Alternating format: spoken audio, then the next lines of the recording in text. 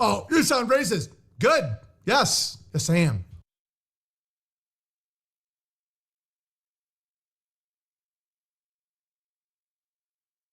So you're just crazy in a retard kind of way then, huh? I'm always sticking my hands in my vagina. Nobody's saying you can't own a gun. Nobody's even saying you can't carry a gun. All we're saying is you can't carry a gun in town.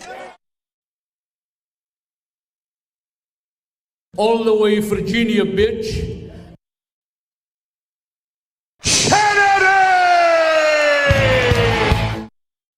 Is very obviously gay. I look at him and I'm like, well, you're gay. Wow. And there will be gorilla shit all over the army. God-awful bunch of malcontents. I hope you all kill each other. Enough. I will hear no more of this Hebrew nonsense. Oh, buddy! What? I'm white, you know? I'm white. I hope you die. The Almighty says, don't change the subject, just answer the fucking question. Well, I can't understand none of it. This one begat that one, and that one begat this one, and begat, and lo and behold, someone says some shit to someone or another. Just how retarded are you? Rest now, brother.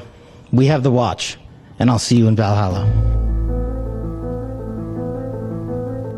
In certain extreme situations, the law is inadequate. In order to shame its inadequacy, it is necessary to act outside the law, to pursue natural justice. This is not vengeance. Revenge is not a valid motive, it's an emotional response. No, not vengeance. Punishment. Tonight we have a chance to say, yeah, you're right. We're too extreme, we're too wild, we're too out of control, we're too full of our own shit. Or we have a chance to say, hey, fuck you, you're wrong. Fuck you, we're right. Because you have all made it to the dance. Because believe me, this is the dance. Start the show.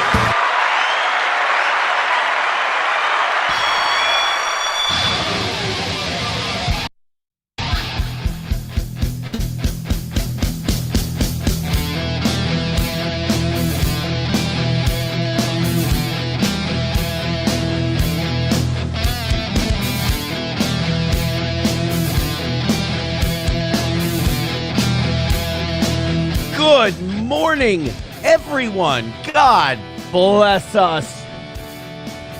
Everyone, every single one of us. Male, female, straight, straighter, white, black, all the other stuff. Welcome to all of you. It's going to be a fun morning today. We've got Johnny coming in at 7. Now, I understand that to Sam's show, those would be contradicting statements. That it's going to be a fun morning, and Johnny's going to be here at 7. I know to Sam's show and to Roots, that's like, those are, contradictions? But to some people, it's not. And if you think that is a contradiction, that we're going to have a fun show today, and Johnny's going to be here at 7. If you think those two things contradict each other, one of the best things about Steel Toe that you can't find with any of the other insecure internet shows is that we don't run from the fact that even if you think I'm the goddamn devil incarnate, we love having you watching the show. Eyeballs are eyeballs. So if we say it's going to be a fun show and Johnny's going to be here at 7 and you think, oh my God, that's terrible, I want you watching for that reason. Now, if you're thinking it's Monday, the week has a lot of purpose. We're in the first full week of Lent. We are on our way to the death and resurrection of the Savior, Jesus Christ. Then you're positive thinking, and that's great too. Stick around. But if you're doom and gloom, we want you to because even whether you know it or not, you're going to feel better just being here. Welcome to the program. We've got a lot to do today, a lot to cover. My personal favorite, now, everybody's got their own favorite segment on the show, and it rarely ever matches up to what mine is. But my favorite today is going to be going over the Tucker Carlson, Mike Huckabee thing. That's going to be my favorite. Someone said I got the date wrong on today's show. You're kidding. I really did. I can edit that. Guys, Mama, I can fix them. Hold on a minute. I got this. I've just got to do some editing. Give me one second. We're going to go into our Rumble studio. And by the way, we're doing this at 6:02. Nobody's even here yet. So the best part is, thank you. I think it was Chevrolet JB. Thank you. Because now no one will ever know that I changed it. 223, save, enter.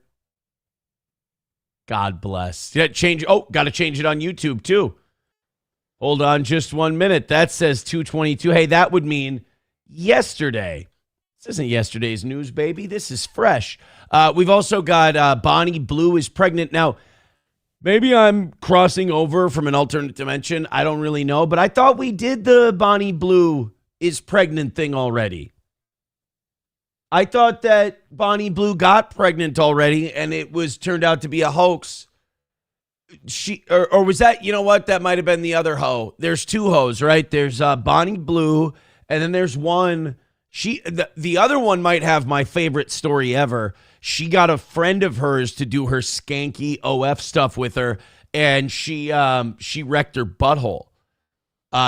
Tina Wisconsin or something. Her last name, she went by Wisconsin, and then she hooked up with is it Lily Adams? I think it's Lily Adams. She brought her friend like Tina Wisconsin or whatever, and then like literally got her butthole wrecked. She had to go to the hospital for butthole injuries. So I think that was the other chick that said she was pregnant before. Now she's not pregnant anymore. I'm pro-life, don't get me wrong, but if something happened, Lily Phillips, thank you. Chips and Diff. Who's Lily Adams? Whoever Lily Adams is, I owe them an apology. I owe Lily Adams a remarkably heartfelt, sincere apology because nobody deserves to be compared to Lily Phillips. I can't. Yeah, like Scousko says, I can't remember these hoes. It's Lent. But Lily Phillips brought this Wisconsin chick to one of her gangbangs. 2026, ladies and gentlemen. And then the Wisconsin girl, she got her butthole destroyed. You know, usually we say that about I ate some bad food. Oh my God, it destroyed my butthole. And it's a metaphor. She literally had her butthole destroyed. Oh, fart nigger. Yes. So anyway, Bonnie Blue, she had unprotected sex with 400 men, and you're not going to believe this. And by the way, I love how that's not the story. She's so disgusting. She's such a gross, degenerate pig hoe that her having unprotected sex with 400 men isn't the story. The story is that she got pregnant. She's knocked up now, and somebody said it on Twitter perfectly. It doesn't matter who the dad is. That kid's coming out Antichrist. All life is precious. All life is beautiful. I think the best we can hope for is that the child is born and that, what do they call that? Delivery mortality rates. How many women die in childbirth now? Are we due? Statistically, are we due with this Bonnie Blue? Could she maybe be maybe something goes wrong? Maybe something ruptures and the baby's totally fine. And it's born holding a blood clot like Temujin was, and he later then would become Genghis Khan. No. Or was Temujin the guy he fought? Genghis. History stump. I think Temujin. Anyway, and then he's got the blood clot in his hand, and then that means he's destined for great things. He's going to be a great conqueror. That would be best. That's the best case scenario for Bonnie Blue's pregnancy. Fauci's Pangolin says it's going to have 800 eyes. Anything's possible. You don't rule anything out with this kid. There are no wrong answers. Joey Caravello starting us off with $2 today. Thank you, Joey. Everybody who contributes to this show is beloved. They are fine, and they get a pass to do just about anything. People who contribute to this show are allowed to get away with murder, figuratively speaking, on this program that other people are not. Joey Caravello with $2 starting us off says J.D. Vance's wife, Poopa Vance. It's Usha. He spelled Usha wrong. It's not Poopa Vance. That's actually a Super Mario character. Has the runs, and J.D. is eating that shit like it's a prized chicken tikka marsala. I forget sometimes that I'm still on the internet and that my shit's way too up here. Like I gotta bring it down. Like I that's why I'm glad we have Joey Caravello, because like I can start the show and I'm witty and clever and silly and likable and just a wonderful guy, and then I can read Joey Caravello's first Rumble rant and I could go, oh, that's right. I live in garbage. I make my living in the most garbage way possible. I'm worse than an IDF soldier. I understand. Riding Dirty Llama says, did you know Joey is a trans woman? No, but I know Riding Dirty Llama doesn't have a membership, and it's screwing up the color scheme of the Rumble chat. So get in there and take care of our boy, Riding Dirty Llama. We have, I just moved over to the other chat, and Dustin Hoffman, know that you got a laugh out of me this morning. Very good. I appreciate that. It's stupid. Dustin says, this is a rerun. Don't tell people that. They'll run for the hills. Don't tell people it's a rerun. Would you says it still says 222. You just have to hit refresh, buddy. You hit refresh, that date's going to change. No, the show is not ending early today. I do not have an appointment. I thought I had an appointment. There's an appointment regarding me that I do not need to be there for. So we're going to have a whole show today, and we're going to have a lot of fun. We got a lot of stuff to cover. Here's one thing that I wish I cared a lot more about, and that's the United States winning hockey gold. I hate whenever anything good happens hockey-wise, because it's like I'm trying really hard. Like, I understand you anti-Super Bowl and anti-football people when I watch hockey. Because, you know, a lot of people, when it comes Super Bowl time, well, there is one thing that they do that I don't. And that's like they actively try to kill the buzz of other people. I think that's like the lamest, loseriest thing you can do. Is where you're like, I don't like Super Bowl, so I'm going to call it sports ball and the stupid football game distraction. Like, I was trying to watch a video yesterday where this guy, I'd never seen his channel before. The video popped up in my algorithm, and he said, it was like the distraction behind the Super Bowl, or what? It was some kind of title that caught my eye, and I'm like, I'll listen to this guy. And like the first minute and a half was him just being a bitter, like, I hate football guy, and I need everybody to know. It's like, you're way more pathetic than a sports fan, because like you're so insecure with your dislike of this sports that you need to like hammer it home. Like, you say it doesn't matter. It's like atheists who say they don't believe in God, God doesn't exist, yet they're angry at God all the time. You know, it's more, they think it's psychotic to be religious or be a believer. Meanwhile, they're sitting there getting mad, railing against something that they don't even think exists, which is really insane. This guy was like, did you watch the Goy distraction football game? I didn't watch the Goy distraction football. And he said Goy distraction like 50 times. And I'm like, bro, we get it. You're too cool for football. The world's too important. You're like, if you're out there like a secret agent, special forces guy, and you're out there righting these wrongs, you're allowed to hate that people don't appreciate what you do, and they're not, and they're watching football instead. If you're just some dickhead who lives his life on a Reddit forum and you're complaining about the Super Bowl game, you don't get to complain about the people who enjoy it. You're way more sad than they are. So it's like, the one thing I'm glad with my dislike of hockey is that I don't hate it and I don't trash other people for like loving their hockey game. I just don't. I can't. If anything, I feel bad that I can't match their energy. So yesterday, America played Canada in the gold medal game, and we won. Some Jewish guy banged home a goal. We're never going to hear the end of that. I saw a lot of tweets about, hey, he's a Jew. How does that make you feel? I'm like, well, he's not caving in the heads of Palestinian children with the butt of his rifle. He's fine. Like, everyone thinks that all of us who acknowledge that Israel is the synagogue of Satan, that like every Jew we see, we're like, that Jewish guy. Oh, good for him. That's great. That's awesome. You know, every Jewish guy that's banging home a goal in the Olympics is a Jewish guy who isn't slaughtering Arab children. So to me, that's a win-win for the United States.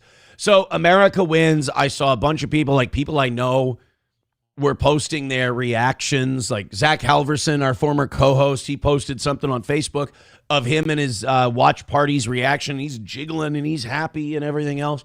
One thing I'm happy about is that I don't like fake it, and I'm not one of those bandwagon jumpers. I feel like that ruins it for the actual hockey fans who watch this stuff and follow it. You're not going to see me going, yeah, I've been with them the whole time. And I have no idea.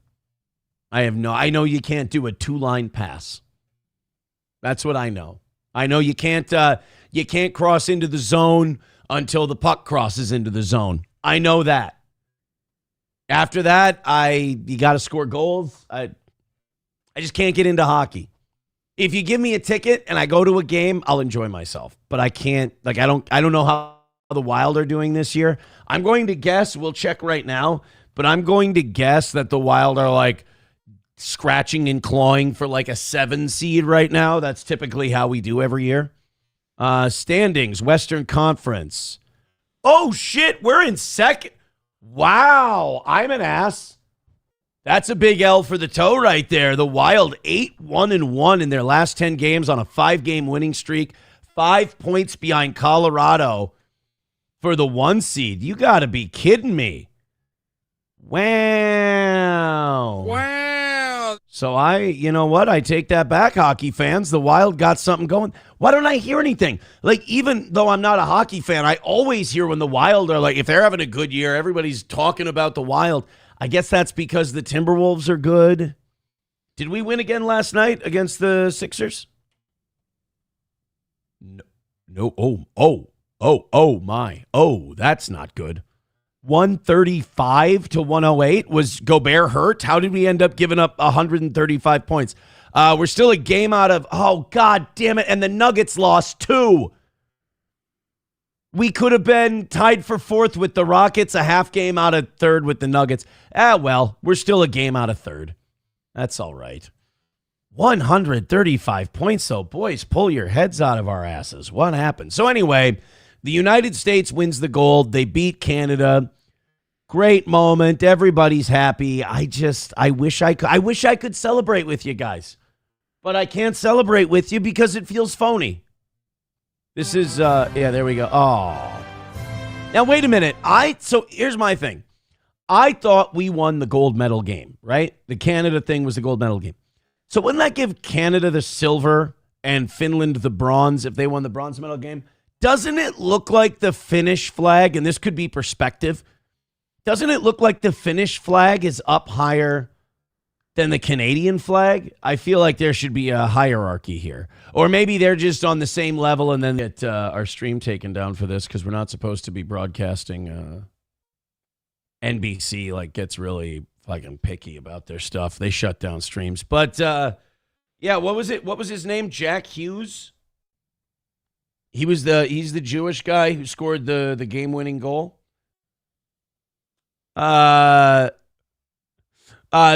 Wawa supervisor sent me a meme. It's me in the studio in Litchfield, and it says hockey, gay, and I would know. Back after this. That's I like that one. Keep that. Keep the back after this meme. Don't stop posting that one. That might be my new favorite. Coltrane says, yep, USA women's won the gold 2 against Canada in overtime. Same score, 2-1. Wow, so we won We won double gold in the Olympics. That's great. So how'd we do in the You know what I saw yesterday? You know who had 0 medals in the Olympics? Winter Olympics medal count. That's what we want. Norway got, those bastards in Norway. God, it's a tiny little country to be racking up so many W's. They won in gold medals. They won in total medals. We came in second at 33, but the Norwegians, god damn, it's like all they do is curl and ski and snowboard. And, well, good for them. Who won the shooting one? Who won gold in the shooting event in the winter? What's the one where you ski and then they're doing cross-country skiing and then you have to stop cross-country skiing so you can go and get a rifle and shoot it? Was it biathlon? Norway's Johannes Dale Svegvaldal won the gold medal in the men's 15-kilometer mass start biathlon, hitting all 20 targets. God damn. And then a French lady won the gold. You know, you would think the United States would win the shooting one. The shit, that's all we do anymore is we shoot people. What we got to do? We got to start getting more trans people involved in the biathlon. We'd win gold every time. That's what we've got to be doing. We got to start teaching angry teenage trans kids how to ski. And then we've got to, once we can teach angry trans kids how to ski, we've got that biathlon thing all wrapped up, baby. Annoyed Wawa Supervisor says it's biathlon, you cunt. How did you miss the buy one? Respectfully. Well, as long as it's respectfully, I appreciate it. Dylan Schmidt says it's not about the height of the flags. Second place is always on the left. Okay. Brianna Gal says, Aaron, did you watch the Jack Hughes interview? Oh, no. Oh, no. Am I going to be mad? Are you setting me up to be angry? Because, I started this whole thing with, hey, Jack Hughes isn't like IDF. He's not killing anybody. He's fine. I don't dislike Jewish people who are just off being Jews. Oh, no. He's not going to say anything about Israel, is he? Don't do this to me. Don't be like, I hate it when you guys go, hey, Aaron, did you see this thing? Because then I automatically assume that you're setting me up to hear some stuff I don't want to hear. All right, let's listen to Jack Hughes. And let's watch NBC demonetize. Oh, this is great. God damn it, don't you guys set me up to get mad. I'm in a good mood today. I had an amazing weekend. I'll tell you all about it in a second. Don't do this because I feel like you're setting up. And by the way, Jewish guy playing hockey, got his teeth knocked out. Hard not to respect the guy. Oh, he took a shot right to the lip. I got one of those. Sparring yesterday. I took a little. I got hit with something. I kind of got myself. That's good. That makes me happy. The way you guys were like, Aaron, did you see his interview? You guys are always trying to get me going on stuff like that. Oh, yeah, look at that. The next clip. This media has been disabled in response to a report by the copyright owner. I'm telling you, dude, NBC is the worst. Are we still even live on YouTube? Yes, we are. Okay, that surprises me a little. NBC is really bad with that. All right. Cool. Yeah, Brianna says, no, it's actually good, not setting you up. Good. Awesome. The Jewish guy's cool. Leave that guy alone. Enough. I will hear no more of this Hebrew nonsense. No. He's one of the good ones. Leave him be. Miss Tay says, get that man some teeth. Hey, look, it's better that they're losing their teeth for American gold than what's going on halfway around the world. Hulkamasha Baby with the dollar says, no, the trans would shoot 3 innocent kids than themselves. We start putting trans people in the biathlon. They stop at the first station and they just turn the gun on the crowd. Bang, bang, bang. Boom. It's just like, oh, shit. You know what? Sorry. Just before they die, they're like, oh, that's on me. Force of habit. They bleed out on the Olympic. Oh, my God. This experiment has failed terribly. Cut to commercial. This is all bad. Annoyed Wawa Supervisor says Andy Carlson got demonetized for covering biathlon and only biathlon. Yeah, dude, no, I'm telling you, you ask me, like, who doesn't play around the most? NBC, WWE, they do not play around with their stuff getting covered. I think you're gonna see fair use in some ways be like really tempered in the future. I think they're gonna I think you're gonna see them be like, nope, you can't even use anybody's copywritten material, because like you could argue that a lot of those like NFL films, the 30 for 30s and those documentaries, you could argue that those are all fair use, yet they have to get the express written consent of the National Football League before they use any of their stuff. So I think that, you know, YouTube's changing a lot anyway as it is. They're going to shorts, like live streamers, long form content creators are seeing their views go way, way down because they're moving to shorts. And it's because people watch shorts. They love shorts. Gen Z and Gen Alpha's attention span is a lot shorter, and YouTube doesn't pay out anything for shorts. Like, you make hardly any money on shorts. So YouTube likes that. They're kind of steering the algorithm towards shorts. I think you're going to see that copyright stuff. They're going to side with the NBCs and the CBSs and the Paramount, you know, that whole gaggle. And the content creator is going to be told to shove off. Dinkelman, yeah, I want to make sure we get to this, at least mention it today. That Rondale Moore story is so sad. The Minnesota Vikings signed a receiver in the offseason last year who I was excited to see if he could do something. He was a young guy. Name's Rondale Moore, played for the Cardinals, and he had a lot of potential, but he'd been injured a lot.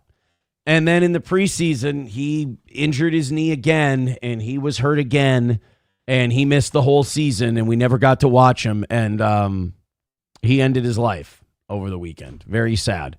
It's just, you know, it's this thing where, and as a parent, it makes you nervous because you're like, okay, I have to make sure I don't let my kid like make his whole life the sport he loves, like going to camps all the time, and we're gonna, you know, we're gonna go pro and all this. Like, just remind them that it's all beer league softball. Don't tell them it's beer league softball, but like that same kind of vibe. It's fun. You're hanging out with your friends. You're trying to win a few games. Maybe take one of those cool plaques or trophies home. But ultimately, you're trying to have fun. Because guys like Rondale Moore, he spent his whole life just trying to get to the NFL. He was the best player in his high school. He was the best player at his college. Always been the best. Gets to the NFL, can't stay healthy, probably doesn't have much of a future in the league anymore. And now what do you do when your whole structure, your whole system collapses? And for him, it was too much to take. So rest in peace to Rondale Moore. That it's such a, like, when I heard about that, it was really sad. Like, it got me, but also the saddest part of it was I wasn't surprised, if that makes sense. Miss Tay gifting a membership. Wow. Thank you very much, Miss K. Riding Dirty Llama got that one. Everybody who contributes to this show, thank you so much. We've got a real shot at going till 11 today, as we are about 30 memberships away from 500. So thank you guys. Again, your support. I mean, dude, that Thursday, all those people just threw, I mean, that was unbelievable. It was another, after we had that struggle on Tuesday, Thursday just went insane. We had a perfect week last week. You guys are unreal. I don't think there's an audience quite like you out there. So hit like, hit subscribe, hit follow, and thank you, Miss Tay, for your contributions. You know, speaking of the YouTube algorithm changing, it's actually forced one of my favorite content creators to stop. He's retiring. He's not making any more new videos. Shut. Can't hold him. The Armchair Historian. He released a video yesterday saying that he's retiring in 2026, and the whole reason for him. And this is, dude. Again, I'm not trying to cock off to people, but like, I see these people get banned on YouTube, and they have to like hurry to promote their Rumble or hurry to, you know, get the Rumble all up and going so they can broadcast their show somewhere. Anyone who's not multi-streaming is just insecure, and they want to, I got to make my YouTube number as big as I can. Bro, it doesn't matter. The number of eyeballs watching you is the number of eyeballs watching you. It doesn't matter what platform it is, you know? Rumble pays just like YouTube does, in some cases more. Rumble pays better. But like, get those other sources going, because YouTube changes like every 5-6 years or so. YouTube changes what they're focusing on. And right now you'll see all these drama channels and everything, they're starting to fall apart because nobody wants to watch a 50-year-old talk about the other guy who lives on Reddit and who's beefing with who. They're going to shorts now. They're going to shorts creators and people who create those little 30-second sketches and shit like that. That's where the YouTube algorithm is. So it's knocking out longer form content creators like my guy, the Armchair Historian. If you don't know who he is, I think Griffin is his name. He's really good, man. His channel's full of awesome stuff. He's going to stop making content, and he said it's because, look, the YouTube landscape is changing. It's not for me anymore. Wasn't like mad about it, wasn't pissed about it. But, yeah, he just said the algorithm and the YouTube deal is just not for him. Scouts Ghost, I don't have that today. That's not for me. That's just for others. I don't have to be present for that, my man. Coltrane with $1 says it was so cool seeing Team USA bring out Johnny Gaudreau's kids after that drunk killed him and his brother a couple years back. Very, very cool. Yeah, I like I said, I missed the whole thing. I'm not into hockey. So what do I do? You know, what do I do? But yeah, I people got to get on Rumble. People got to stream from everywhere. Combine your numbers if it's that big of an ego hit to you. But like, if you stick with just YouTube and you do long form content and podcasts and drama and all that, your views are already going down and your views are going to continue to go down. They don't value you in the algorithm anymore because shorts provide much higher view counts for much lower financial commitment from YouTube. It's just a better business model for them. So again, alternatives are good. 2 years ago when we said, hey, Rumble's our number one platform. They don't strike us. We get to be on every day. I remember there were people who were like, Rumble's so stupid. Why? Now all these people are like scrambling to get to their Rumble to do half the numbers we do because they get their YouTube channel struck because they can't do their own content. So now all of a sudden and I can't take credit because Corey's the one who told us to get on Rumble. And we were like, Corey, Rumble's gay. Come on. And then we did it and we're like, this is fantastic. This is really, really good. So yes, definitely make sure you're multi-streaming for sure. Make sure you're multi-streaming. But yeah, Armchair, I saw that yesterday and I was like, but if you're doing a historian channel, there's only so much you can cover. I mean, what are you going to do? Another thing about Dunkirk, another thing about D-Day, another thing about Napoleon, another thing about Genghis. It's like the shitty thing about history is once you cover it, it's covered and it's done. I hope your weekend was great. Mine was fantastic. Went to Mass on Sunday. Did the old Catholic Church thing, which is always a joy to be able to do that. I went full old man, by the way.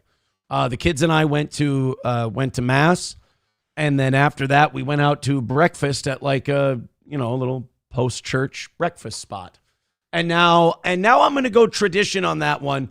I like the place we went to because it had 9 a.m. Mass. The other ones have 10 a.m. That's like 10 a.m. Like I've already got my day going and I'm on the move and, let's go. 9 o'clock, you start getting ready at 7:45, 8 o'clock. It's early enough in the morning where you don't have a routine or a schedule set. I like a good 9 o'clock Mass. Went for breakfast at the Copper Kitchen after. It was fine. I haven't been to Copper Kitchen since it changed from Copper Lantern. It was fine. I think it was breakfast, But I was the thing is, man, I talk to my kids about, because they usually like the non-denominational churches, and I want, cause since it's Lent, I wanted to go to a Catholic church, my church.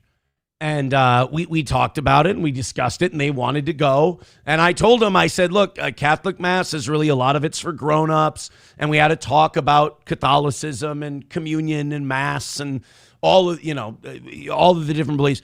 And like, I was raised in the Catholic Church. I was baptized, confessed, First Communion, confirmed in the Catholic Church, the whole deal. And like, I did realize as I was explaining it to my 11, 9, and 6-year-old, as I was explaining it to them, I'm like, wow, you know, Catholicism really is the grown-up church. Like, because Catholicism is, look, man, there's rules to this. You don't get to just do whatever you want and then say, sorry, Jesus, and then move. Like, there's consequences for your actions, and don't, like, it's very much the grown-up church, whereas I think a lot of Protestantism is like, you know, oh, well, you know, take it easy. You know, we don't have to be so serious. And then non-denominational, like, I consider that, all, like, the churches they have in, like, old movie theaters and shit, I consider that to be almost heretical.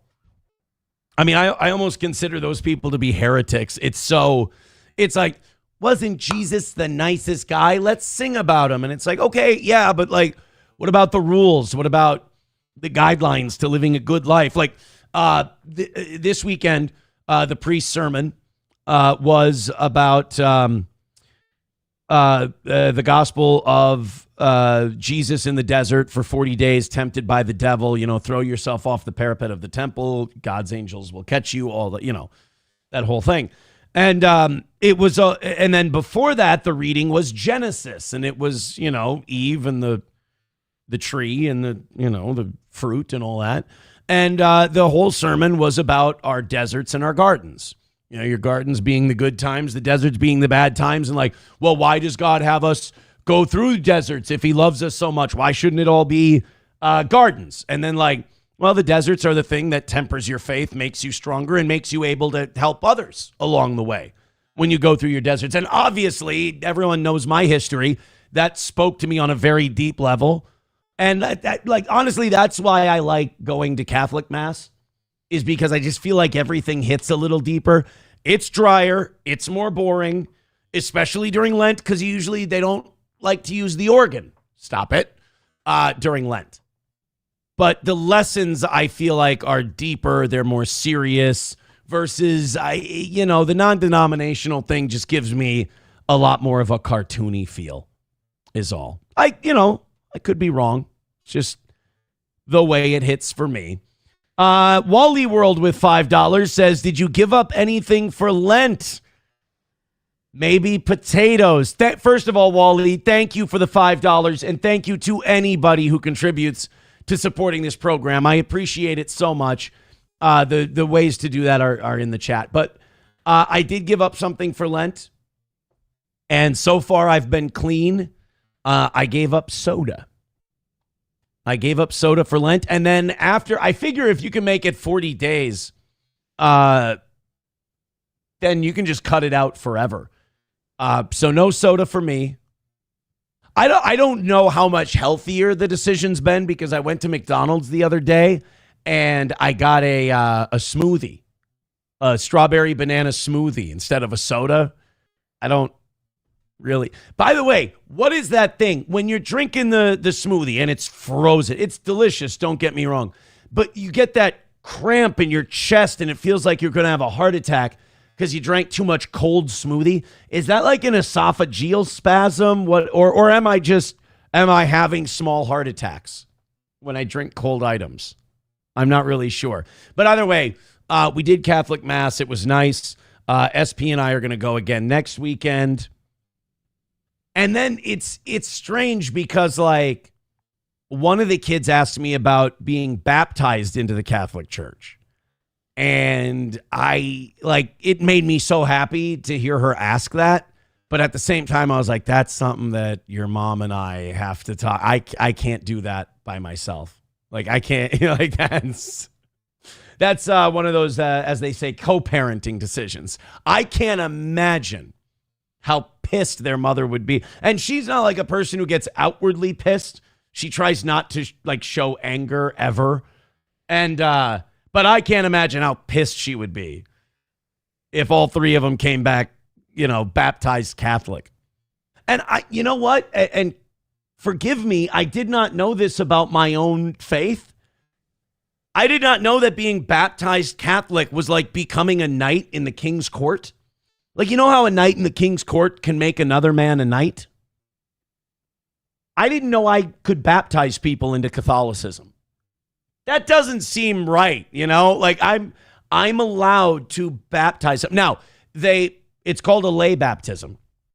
And you're allowed to do it, but they do say that you should get it done by a deacon or a priest, and that, you know, it should only be for like when babies are going to die or somebody who wants to convert is going to die and they need to be baptized so they can enter the kingdom of heaven.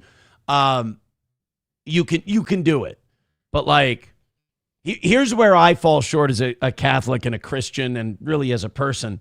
When I heard about that, when I heard that baptized Catholics can baptize people, I almost did the looking at my hands thing and like the immense power that I have. And I'm like, okay, that's not, push that shit down. That's not what it's all about. Stop it. Do the hokey pokey, turn yourself about. But yes, I could be like John the Baptist. I could just be sitting in the river, just dunking people. We don't do it like that, but I could, technically. So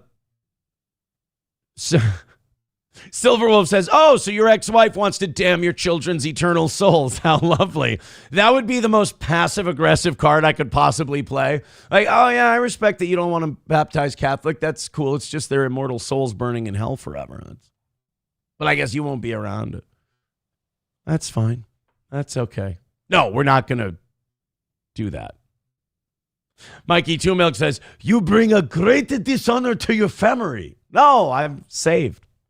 Saved. That's okay. Some of these are just disgusting. Honky says, be like John the Baptist, get beheaded and your head sent to Herod's daughter. Yeah, see, I'm trying to avoid that, to be honest with you. I'm trying to avoid, really throughout my entire life, I'm trying to avoid the whole getting my head cut off thing. That's all. Melania Pump, it's a fantastic name, says Protestants believe we have consequences. Check out Pastor Steven Anderson. He has a good gospel presentation, though I don't agree with him on everything. Who's that pastor you guys had me watch that time? He's like a polygamist and he makes YouTube videos in his living room. And he like preaches like, obviously it's all wrong and it's all unholy and you're going to hell. But like he preaches, and his whole time he's preaching, it's all just like excusing his lifestyle. It's so gross, but it's like so funny because the way he's rolling, he thinks he's got something going. He's like, I'm convincing everybody. I'm rolling. I'm preaching the gospels. And we're like, no, all you're doing is you're just trying to convince us that you can sleep with as many women as you want. Like none of this is used for good purposes. And like, it's just, but that's like his whole ministry. It's just like, his whole ministry is self-soothing. That's it. Joey Caravello says Steven Anderson is a gay F word, a known gay F word. Is that? I don't trust Joey Caravello's diagnosis of other holy figures. All right, let's get a little local news in here. Why not? Hit like, hit subscribe, and hit follow. Let's have ourselves a good time. Oh my God, already pushing the 500, a half hour into today's show. Keep hitting like, keep hitting subscribe. While we love 600, I think we've got 700 in us today. I think we've got 700 in the toe. Just make sure you're hitting like, hitting subscribe, hitting follow. We appreciate it. This next one is Annandale. This guy got a little high strung about footprints in his yard. Now, some people, like, I don't understand living in a residential area and getting weird about people on my property. Like, there are some people, they live like in that suburban setting, like I do, like a lot of people do. And they'll be so weird about property lines. They'll be like, this was over in my property, or that was over in my property. Like, if I mow and I mow a little too far over on my side, one of my neighbors will like leave a small strip, like not even a lawnmower, like half a lawnmower strip of grass because it's not his property. Meanwhile, his edge of the property gets all the benefits from the lawn service that I pay for, as that part of his lawn is completely free of weeds while the rest of it is loaded with them. My other neighbor, he's totally cool. We basically the first person to go out and shovel snow does the sidewalks on our side. Very cool. Hi, how are you? Good to see you. But some people in suburban settings get really weird about like footprints in the snow. This was on my side. It's like, if you're that anal about property and land, and then this isn't the spot for you, dude. Like, there's going to be families and kids, and they're going to stray over every once in a while, and they shouldn't. And if you have a big problem with it, build a goddamn fence. That's the weirdest part about millennial homeowners. Like, we don't believe in fences. Like, obviously, I was raised by boomers. Boomers love fences. Boomers, like, take great stock in their fences, you know? Privacy fences, cedar fences, chain link fences. What kind of fence are they going to do? Millennials, it's like you go to a lot of our neighborhoods, they look like open communes. Like the one person who has a fence is seen as like the rude guy. I built one fence at one of the houses I owned. It's still up now. It looks great. The people are taking care of it. My uncle and I did a damn fine job. My uncle, my dad, and my oldest daughter helped with that one. She was very little. She stirred some of the concrete. But like, if you're going to be weird about property and whose side it's on and this side and that side, move out to the country, man. So this guy in Annandale got really pissed. He was charged with felony domestic assault, Justin Virgil Jorgensen. Felony domestic assault by strangulation. Oh, I think that's the one, the charge Cumia had, wasn't it? When he choked that girl and bit her? And felony domestic assault following an incident reported on February 19th. The charges stem from an altercation at a residence in Annandale where police say children were present. That's great, choking people in front of kids.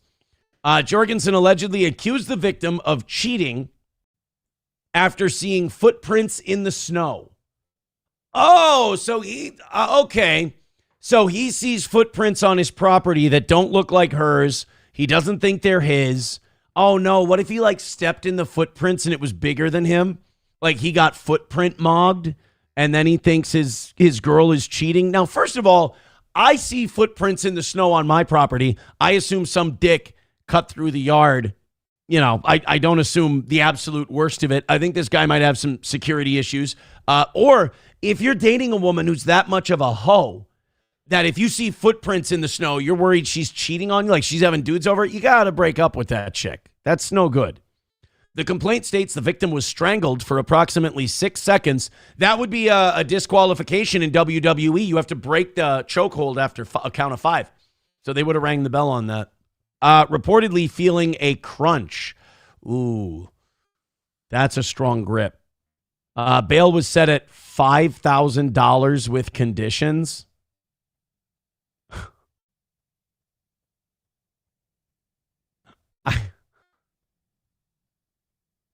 It's just, I try to have my good Christian faith in mind about everything I went through.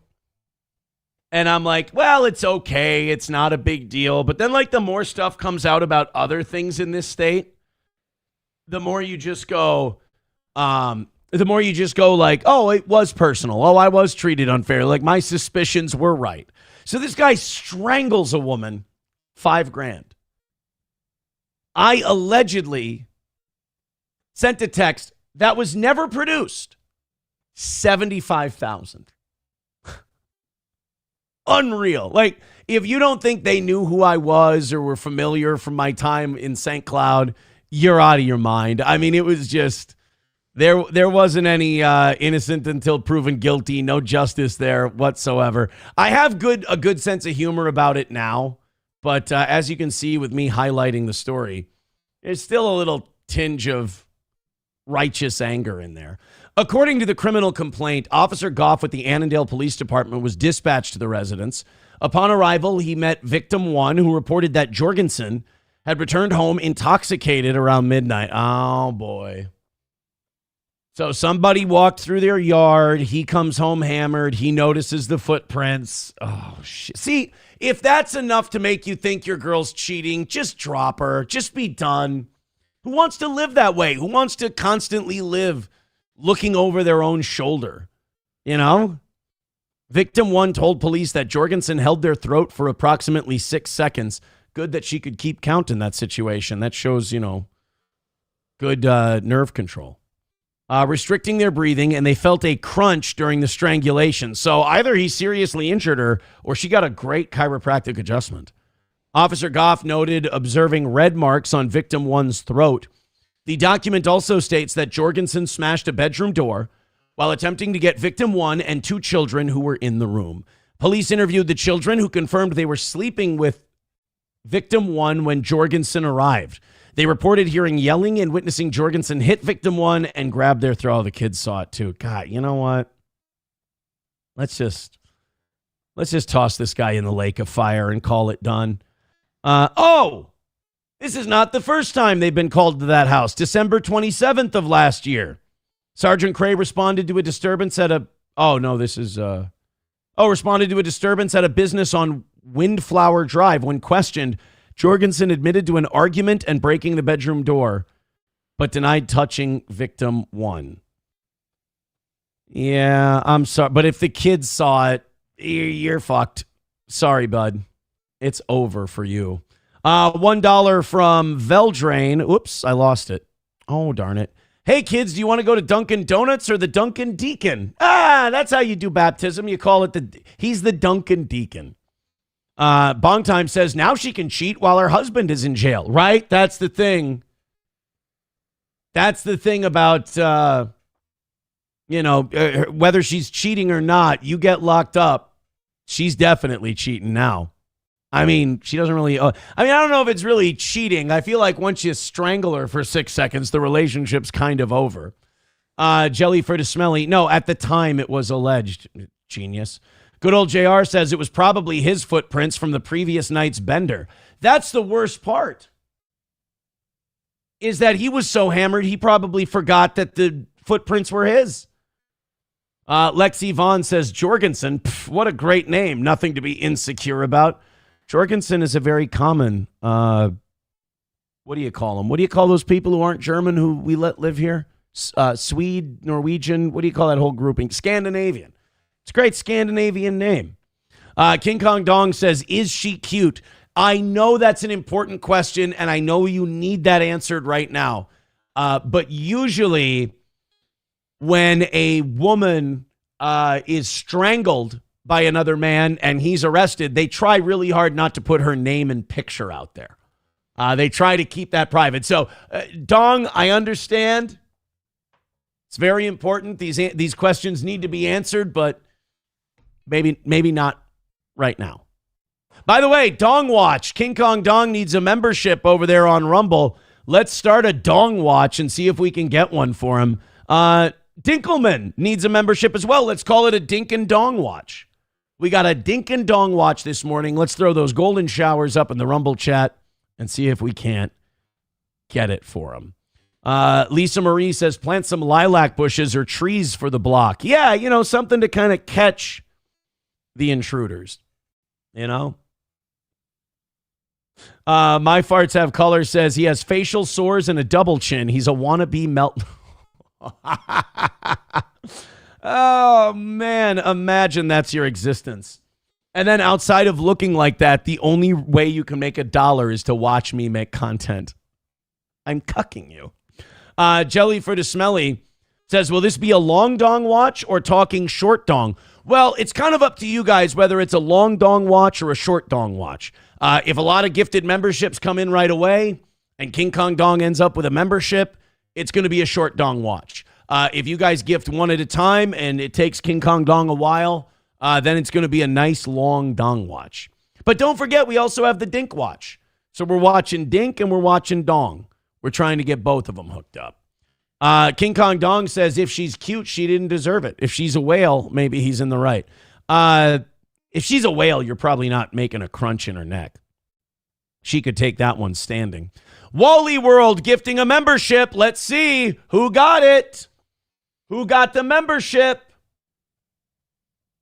Lexi Vaughn got the membership from Wally World. So we are still on Dong Watch here on the toe. And we're on Dink Watch. We're on Dink and Dong Watch. The Dink Watch is over. Silver Wolf gifting a membership. And Dinkelman got it. So Dink Watch is over.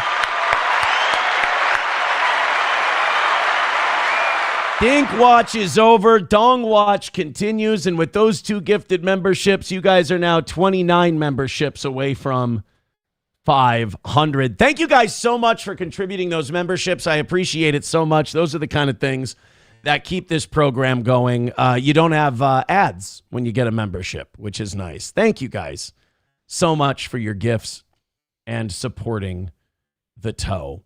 All right, we got one more thing here, and then we'll bring Johnny in. And when Johnny gets here, we're going to do the Tucker Carlson, Mike Huckabee thing, which you're not going to want to miss. Wally World gifting another membership. Dong Watch, we're still on Dong Watch. Good old JR got it. Good old JR got the gifted membership. The Dong Watch is on hold. Technically, the Dong Watch continues. And also, we're getting a little bit of a golden shower. I say 5 total gifted memberships, one at a time. That constitutes a golden shower there in the Rumble chat. So we're on Dong Watch. We're trying to turn golden showers into Dong Watches. We're 28 memberships away from 500. What a great start to today's show. Thank you very much, everyone who is contributing. Even if you're just contributing a thumbs up, that gets us in the algorithm, especially on Rumble. Keep hitting thumbs up. We appreciate it. We're over 500 already for the morning, on our way to 6, and then on our way to 7. All right. We played the Sean Strickland rant, his pre-fight rant that he went on last week's show. And by the way, speaking of which, we clipped that one out. All of our clips did garbage last week. We did not hit on a single clip. We were on like a 3 or 4 show run where we had multiple clips, well into the thousands, one of them into the tens of thousands. We broke that streak last week. The things I picked to clip out did not catch. They all did very low numbers. We're hoping to turn that around this week with the Huckabee Tucker thing, the Bonnie Blue thing, and some other stuff this week. But we played the Sean Strickland thing where he went off on that rant, which basically amounted to everybody's racist uncle at Thanksgiving. Well, Sean Strickland won his fight against Hernandez on Saturday. And, you know, the thing I love about the way Dana White promotes UFC is he doesn't cancel people for things they say. He doesn't suspend them for things they say. He has a very simple philosophy, and I think it's great. He says, if you don't like this guy and you don't like the things he says, tune in, watch him get his ass kicked. Watch him get beat up. I mean, Jesus, Bryce Mitchell was talking about Hitler was a good guy, and then he got on the meth. Hitler was all right. I would have went fishing with Hitler. Right, Hitler? And then he did the meth, and that was, the Jews were gaying up the country, and then Hitler was doing some meth. And, like, it was one of the most retarded rants ever. And Dana White goes, I'm not going to fire him. Tune in. I think what he says is the dumbest shit I've ever heard. Tune in and watch him get his ass kicked. I love that. I wish we had more people who took that philosophy. But the problem here is that Sean Strickland won his fight. So Sean Strickland ends up winning. So how does he decide to celebrate his UFC victory?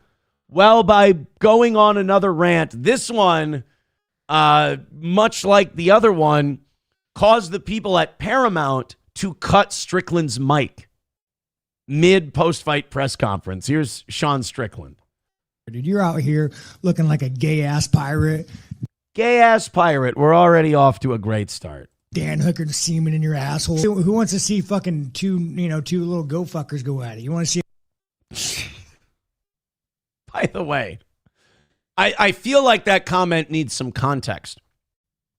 When he says who wants to watch 2 little goat fuckers go at it, he's talking about Dagestani fighters. And now, while I wouldn't use the language publicly that Sean Strickland uses, I will say this. Those Dagestani fighters are going to kill UFC. They are so boring. They just grapple and wrestle and hold people on the ground. I'd like to see the sport of UFC if it's going, because its popularity kind of dipped a little as these Dagestani guys. It's kind of like when Eastern Europeans started running boxing. It was that really amateur, boring style to watch. And UFC's kind of getting that now with these Dagestanis because they just cuddle. It's like the worst stereotypes of UFC. I think MMA is probably going to have to evolve. and they're going to have to break shit up on the ground a lot more than they do now because, look, I get it. You know, people who roll around on mats all day will tell you, oh, that's art, you know, that's skill. But when you're just holding them there, I think, at least every 10 seconds, you should have to throw a punch or you should have to go for a submission. If you're just laying on top of the guy and moving around and not letting him up, but you're also not going for a submission and you're not throwing punches or knees or anything like that, you should have to stand him up. It's just so bad for business to have these fucking Dagestanis cuddle each other for 25 minutes. That's not championship level fighting. You know what that's great for? That's great for like an amateur world championship at a high school gym. It's not great for high level championship fighting. But here's, and by the way, I know I just pissed off every purist with that take. But I kind of agree with him on the Dagestani thing. Who wants to watch two little goat fuckers go at it? I wouldn't call them goat fuckers unless they rip my bottom jaw off. Pirate, Dan Hooker semen in your asshole. Who wants to see fucking two little goat fuckers go at it? You want to see a real fucking American fight this little Chechen fucking whore in American soil? I don't think you're going to get on the White House card. Maybe I got to go hang up with Epstein or some shit. Dude, I guarantee fucking Chimaev would go to a fucking island. That motherfucker's going all day long, that dirty little fucker. Yep. So he's talking about Khamzat Chimaev, who's the middleweight champion, but he wants to move up to light heavyweight. So Alex Pereira is leaving light heavyweight. He's going to heavyweight. So now Chimaev wants to go up and become one of the very few double champs. What do we got for double champs? We got McGregor, Cormier, Nunez. I think that's not it, is it? There's got to be more. Oh, Cejudo, right? He was a double champ. There's only been like 5 of them in all of UFC history. But I will say Chimaev does have a boring-ass style. It is awful. I've watched a few of his fights, and I'm just like, oh, fuck, I could have been doing anything else. One pierced earring, dude. Don't act like you're a classy guy, you dirty fuck. Let me tell you about this little bitch. We're going to ask some stupid questions. Go. Come on, Amy. Let's talk about the gays. Let's talk about the trans. Come on, Amy. Let's get... That's the thing, like, people shit on Sean Strickland because he does have cringe edgelord takes. Like, I'd imagine he and Jake Shields are really good friends. But a lot of these reporters, it's kind of their fault because they asked him about it. Knowing what he's going to say, knowing what his opinion is, they go on there and they ask him these questions and they're like, hey, Sean, gay fighters. And they know they're just winding him up. So I don't think you should be allowed to wind a guy like that up and then like act surprised when he says some offensive shit. Fucking Paramount to call me and bitch at me. Nah, sorry. I'll make fun of gays every chance I get, guys. Don't worry about that. I'm not gonna. I support your lifestyle. Well, I'm not gay. You're not gay, seriously? That's funny. It is funny to watch people be like, I tolerate homosexuality. I think gays are great. I think they're a wonderful addition. Oh, it's great that you're gay. I'm not gay. Fucking gross. You like just like if you want to test someone's gangster on their tolerance of homosexuality, accuse them of being gay. Because I feel like if you're a real one on like LGBTQ rights, your response would be, oh, no, I'm straight. Like, it's fine if you're gay, but like I'm a heterosexual. But when you go like, oh, so you're gay, and you're like, oh, gross. No, I love pussy. It's like, all right, well, you say you support LGBTQ people, but yet you just basically vomited on my shoes when the idea of you being gay was very gut-wrenching to you. No, hey, don't you laugh, dude, you Navy veteran. Hey, you're in the Navy, bro. Relax. We know about you guys. Is there anybody? He really is like a try-hard. Like I said, he's a 4chan Reddit post come to life. It's 35 around here. Anybody know close to 35 years old? Can you picture being 35 years old and meeting a sweet little 14-year-old Aspen lad and saying, I'm going to marry her when she turns 18. That's what fucking Jim West did. Jim West is, I believe, his opponent's trainer. Or a trainer who was on that card. Oh, boy, that's uncomfortable. Who's really, like, entertaining? You got Chimaev, the fucking goat fucker. Oh, that's a wrap? Anyways. They cut his mic. So now this is not me muting this. He had his mic cut off because the Paramount executives were going, dude, you're done.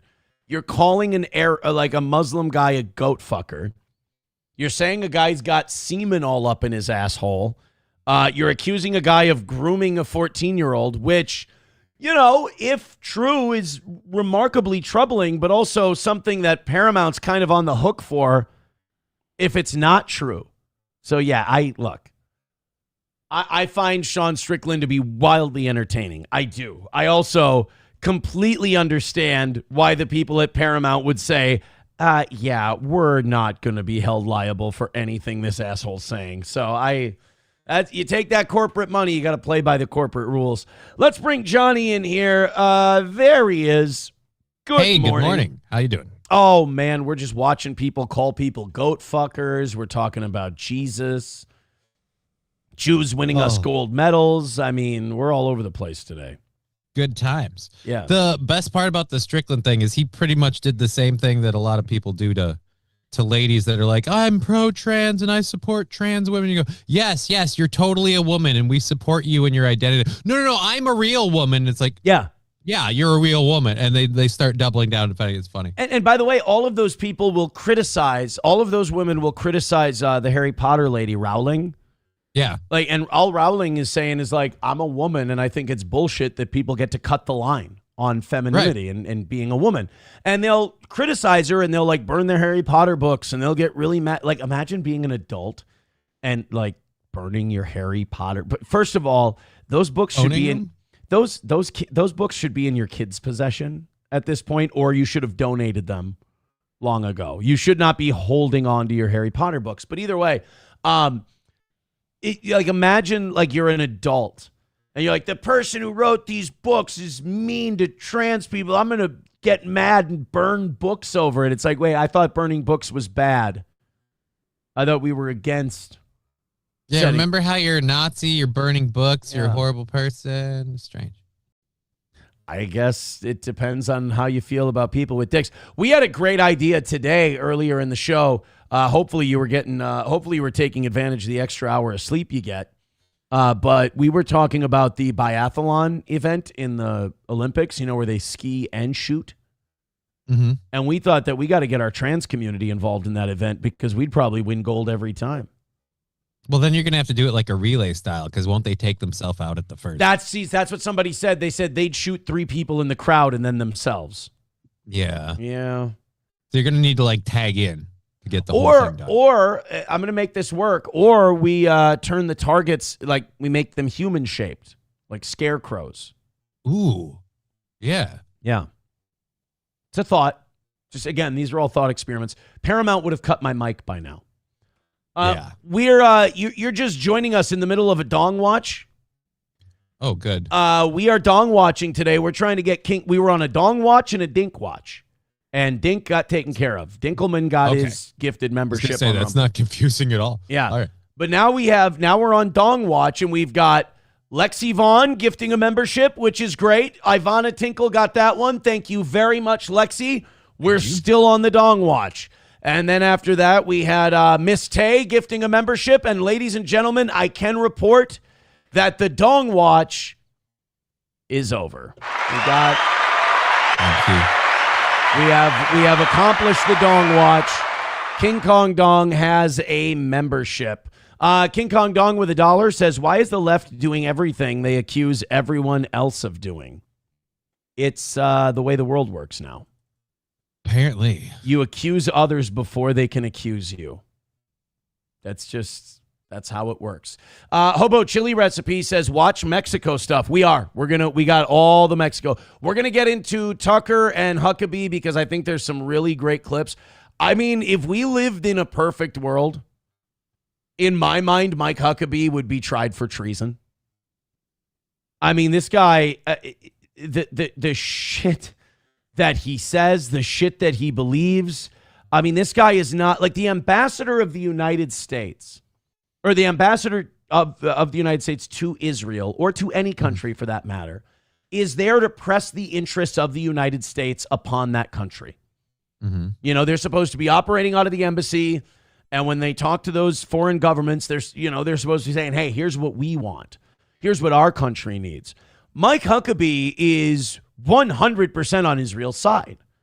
Like he is putting the interests of Israel over the interests of the United States of America. Now, I'm not saying that to say that I'm surprised or that I'm shocked. I'm saying that to all of you so that you understand how messed up that is of a concept. Mike Huckabee is actively, while in a position to push for the interests of the United States, actively pressing the interests of that country, the interests of Israel. So I want to point something out that a lot of people may not know, even if they're Christian. You might say, why does a devout Baptist minister like Mike Huckabee root so hard for a Jewish state and all this? Mike Huckabee believes in a form of Christianity called dispensationalism. Now, I don't believe in this because I don't believe that's what the scriptures are saying. And I've listened to Christians who know better, who are scholars on this, who have convinced me of this argument. So like anything else that's a heady topic, I just repeat the shit from the smart people that said some shit. Mm-hmm. But dispensationalism believes that in 1948, when Israel was created, the government, the state of Israel, that was a sign of Jesus's return, and the state of Israel has to be in place for Christ to come back to. Now, I don't believe that. I believe that the biblical land of Israel, the land from the Nile River to the Euphrates River, I believe that is a geographical location and that it will always exist. It always has existed. And that what the realms of men call that land doesn't matter. When we're talking about God coming back to earth, he's not going to care what nation states are called. Yeah. He's not going to care what governments we have. There was no United States of America in the Bible. So the idea that a nation state existing is going to somehow influence when Jesus comes back is horseshit. Guys, we have to call off the apocalypse. The landing strip doesn't have the right name yet. Right. There's not a proper flag flying above it. So dispensationalists believe that, and Mike Huckabee is one, they believe that Israel, this political country, this ethno-state, has to exist or Jesus can't come back. Now, we could sit here and poke holes in that all day, but I think, number one, that state of Israel does not have anywhere near the same borders that King David's kingdom of Israel had in the Bible. So give it time. Yeah, well, that's a good point, too. It's probably why people like Huckabee are cheerleading the Iran war so much. But I don't think that's needed for Christ to come back. If anything, I would say that Israel, Netanyahu, if you want to give them a role in the apocalypse, I would say that they're the Antichrist that Jesus has to return to defeat. I mean, I think he would belong to what Jesus called the synagogue of Satan when he was referring to particular Jews in the Bible, the synagogue of Satan. I think he belongs to that, and I think he would be the one who needs to be cast into the lake of fire. But again, I'm not a theologist. Well, thank God the state of Israel isn't led by people who are constantly trying to co-opt the largely Christian movement by linking it together with theirs automatically and calling some weird name like Judeo-Christian. Right. I believe the covenant promised to the Jewish people was done away with the new covenant brought in by Jesus Christ. But silly me, I'm a Christian. Right. I believe what that. Are you thinking? Yeah, I apologize. King Kong Dong with $1 says, Johnny, how did you enjoy that performance from Halbuck? Did you watch? You're a hockey guy. Did you watch the gold medal game? I'll be honest, I didn't watch the game. I've kind of got a family thing going on this week. Yeah, you were a little busy. Yeah. I caught the highlights and I was super, super cool. Like, hey, America won. Yeah, and I don't like hockey and I don't like to shit on people who do enjoy it, so I just kind of silently let everybody enjoy their gold medal win. Because that's what I would want. If they don't like the Super Bowl and the Vikings won one, I'd want to shoot people who didn't care. Or who not didn't care, but like were shitting on it. Shit on it? Yeah. So piss off. Enjoy your hockey. I was very happy. Yay, America. We did great in men and women's hockey. And I just, I've had some stuff going on. So it's been. How is all of that stuff going? It'll be mostly wrapped up this week. There's a lot of family members in town, and I'm preparing to do the one performance I never wanted to. So are you a little overstimulated with all the family people in town and touch It's just a lot of people coming to me, talking to me about different stuff, like, ooh, mention this, remember that. So it's just, it's like every time I'm taking a moment to feel better and then I talk to other people make me feel worse. So it's like, ooh, fun. See, like when it's big crowds like that, like I enjoy that for a while. Mm-hmm. And then I'm just like, all right, this is too much. I don't want to be a dick, but like I need some space. I gotta be away. The weird part is for me, like I used to have very little problem with that, but as my my mobility's gotten worse, it's made me more uncomfortable in large crowds just because I can't move. I get it. You don't have to tell me twice. So we got the Tucker Carlson, Mike Huckabee clips here. There's a lot of them. I think there's one I want to add. And we've talked about this before.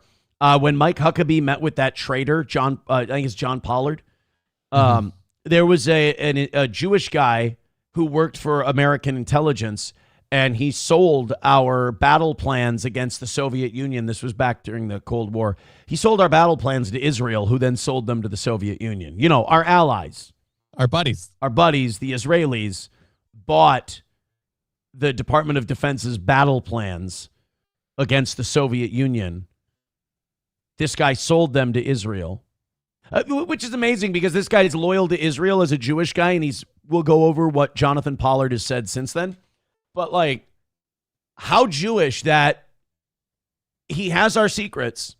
He believes that Israel is his true home, but yet he still sells the plans to them. Well, why leave the money on the table? I did the effort. I should be properly compensated. I believe that you should be thrown in jail if you try to stop people from making a joke or pointing that out.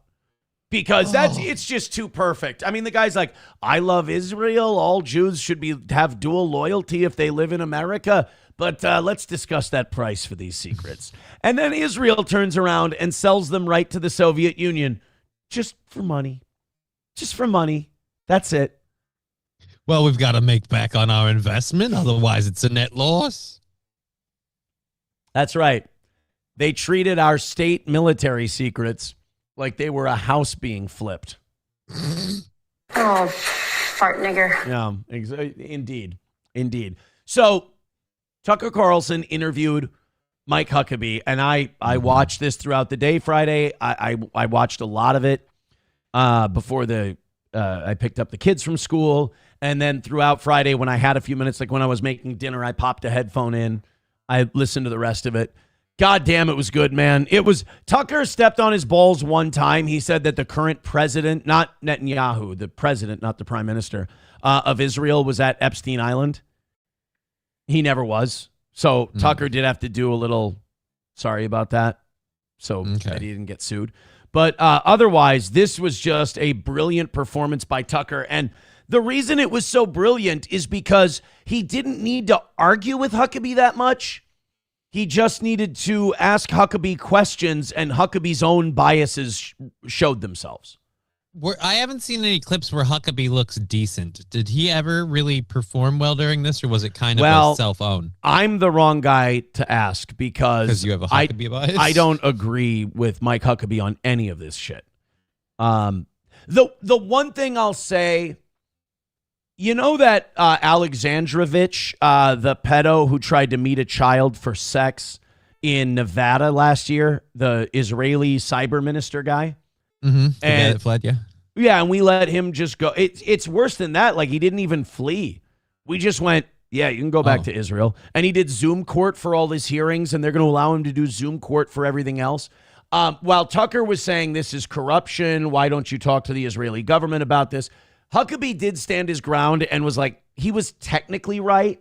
He's like, well, if the courts decided that and it's allowed by the courts, then why wouldn't he do that? And blah, blah, blah. He's technically right, but it's also like, come on, man, can't you at least admit that that's kind of fucked up? And they wouldn't let a guy from Brazil do that. That's all we're pointing out. So this is clip one. These are in no particular order. These were just 3 or 4 of my favorite clips from the Huckabee Tucker interview. Here we go. Entirety of the world, there are about 16 million Jews total, and 8 million of them live here. The rest live mostly in New York or South Florida. Kind of a funny joke there, I got to admit. Huckabee with a funny little Unless that's true. And a few other places. Okay. So this is a small population of people. They have connection to this land. Okay. Everybody who's ever lived there has connection to that land. That's a shit argument, because that argument falls apart the minute you go, yeah, so do the Arabs that lived there for thousands of years while the Jews weren't there. A lot of people in Gaza had connection to that land up until the point that they were starved to death and or shot on it. Right. People in the West Bank, people who were thrown out by the Zionists, the Nakba, all those people who were moved out who were displaced during the Nakba. All those people had ancestral history in that land going back hundreds, if not thousands of years. But what? They aren't bankers, and they aren't in Hollywood, and they aren't Rothschilds, so they don't count? Exactly. Oh, sorry. I was being sarcastic. You figured it out. Congratulations. Oh, I'm sorry. I was being sarcastic to try to bring shame to people. I didn't realize that I was just nailing it right on the head. By the way, now in my algorithm is popping up like Titanic conspiracies and World War I shit and the Napoleonic War and like the Rothschilds being at the center of all that, and like how J.P. Morgan organized the sinking of the Titanic so that they could get a Federal Reserve Bank. Oh, really? I didn't know it went that deep. I thought it went the old like investments aren't quite panning out and we could use the insurance payoff. No, I didn't know J.P. Morgan owned the White Star Line. I did not know that. But John Pierpont Morgan was booked to be on the Titanic, and a few days before said, I can't go. I'm sick. Meanwhile, he was on vacation with his mistress.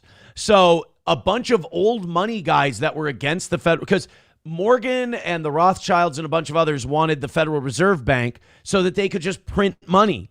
So it didn't have to be backed by gold, so they could control the currency. That was the new game.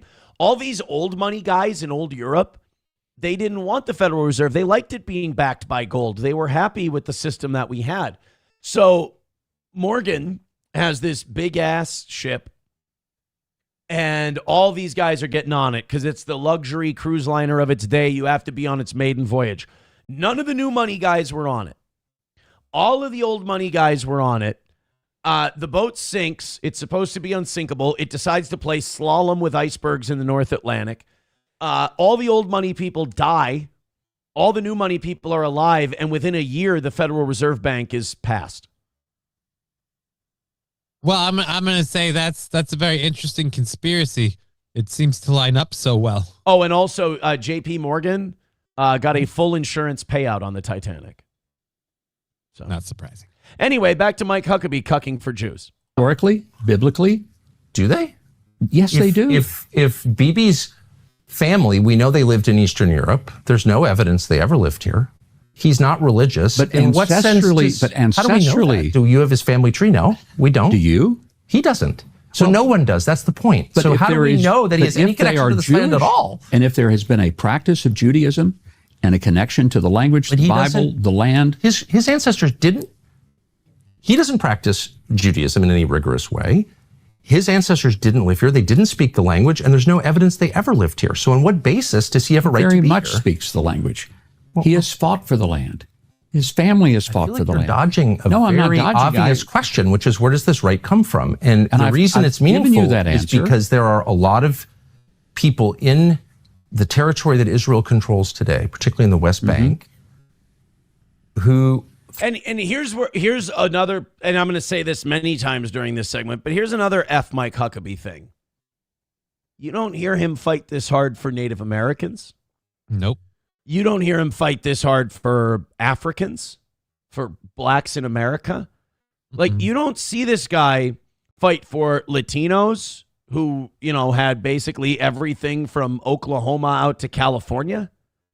You don't see him fight for... Now, I think he would be wrong to do that because I think blood right to land is garbage. I think it's nonsense because everybody came from somewhere.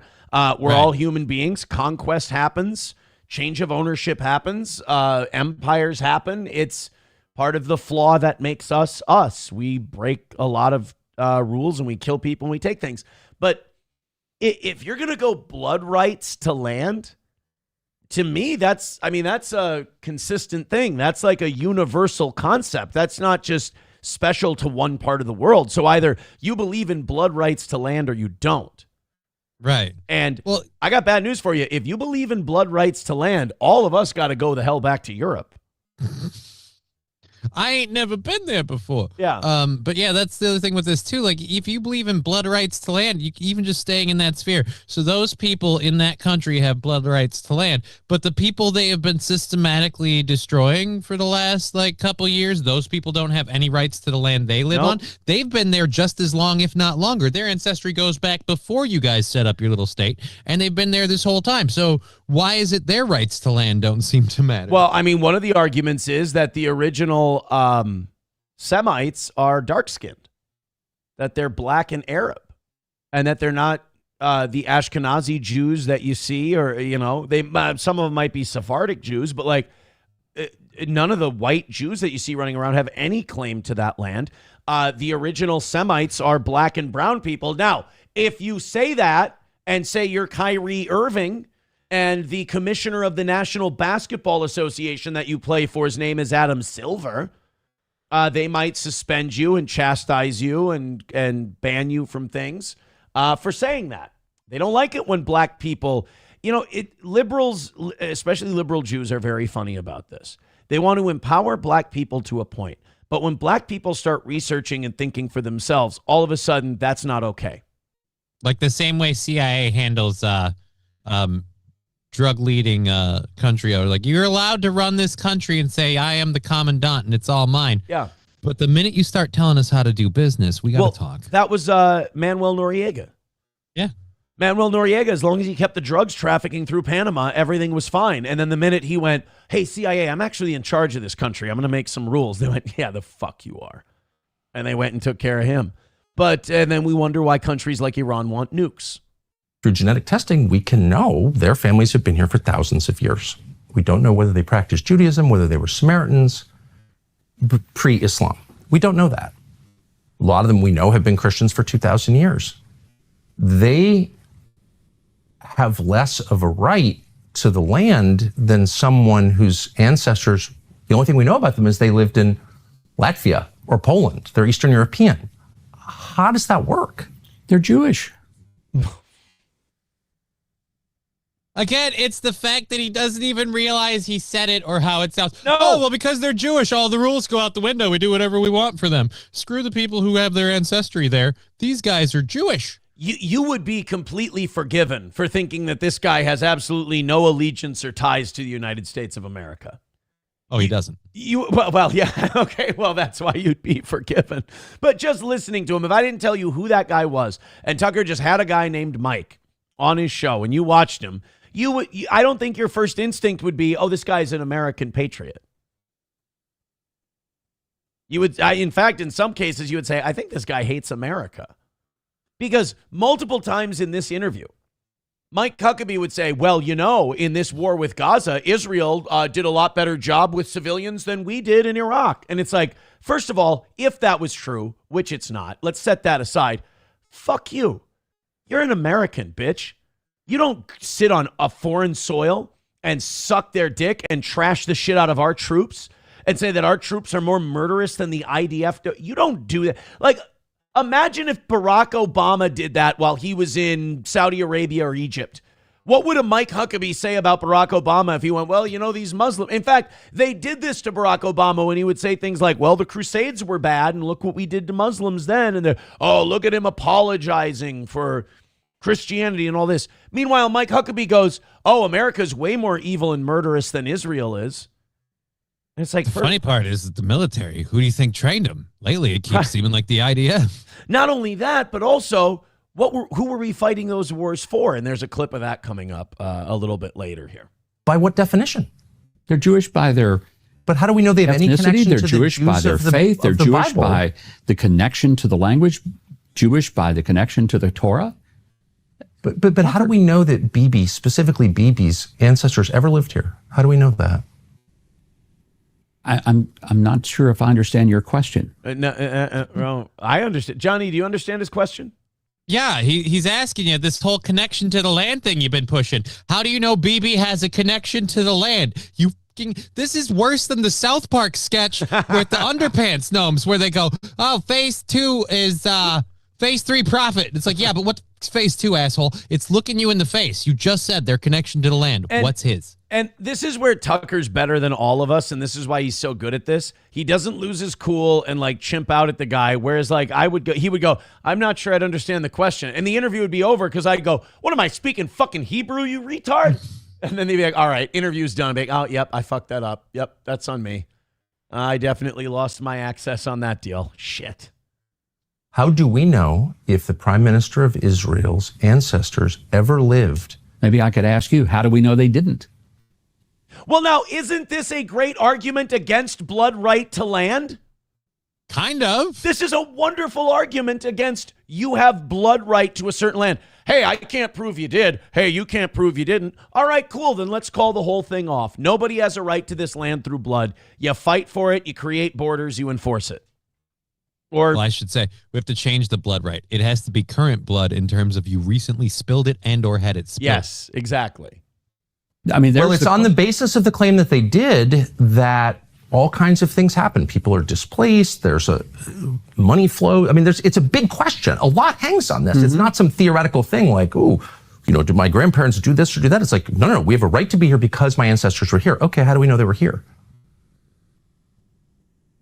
I'm totally unable to process what you're trying to get at. He did great. Huckabee did great. By the way, you cannot separate this guy from Donald Trump. And this is where Donald Trump has completely killed his entire presidency. He's surrounded by these people. Did you see what Howard Lutnick did? We're going to get to this later today, but did you see what Howard Lutnick did with the tariffs?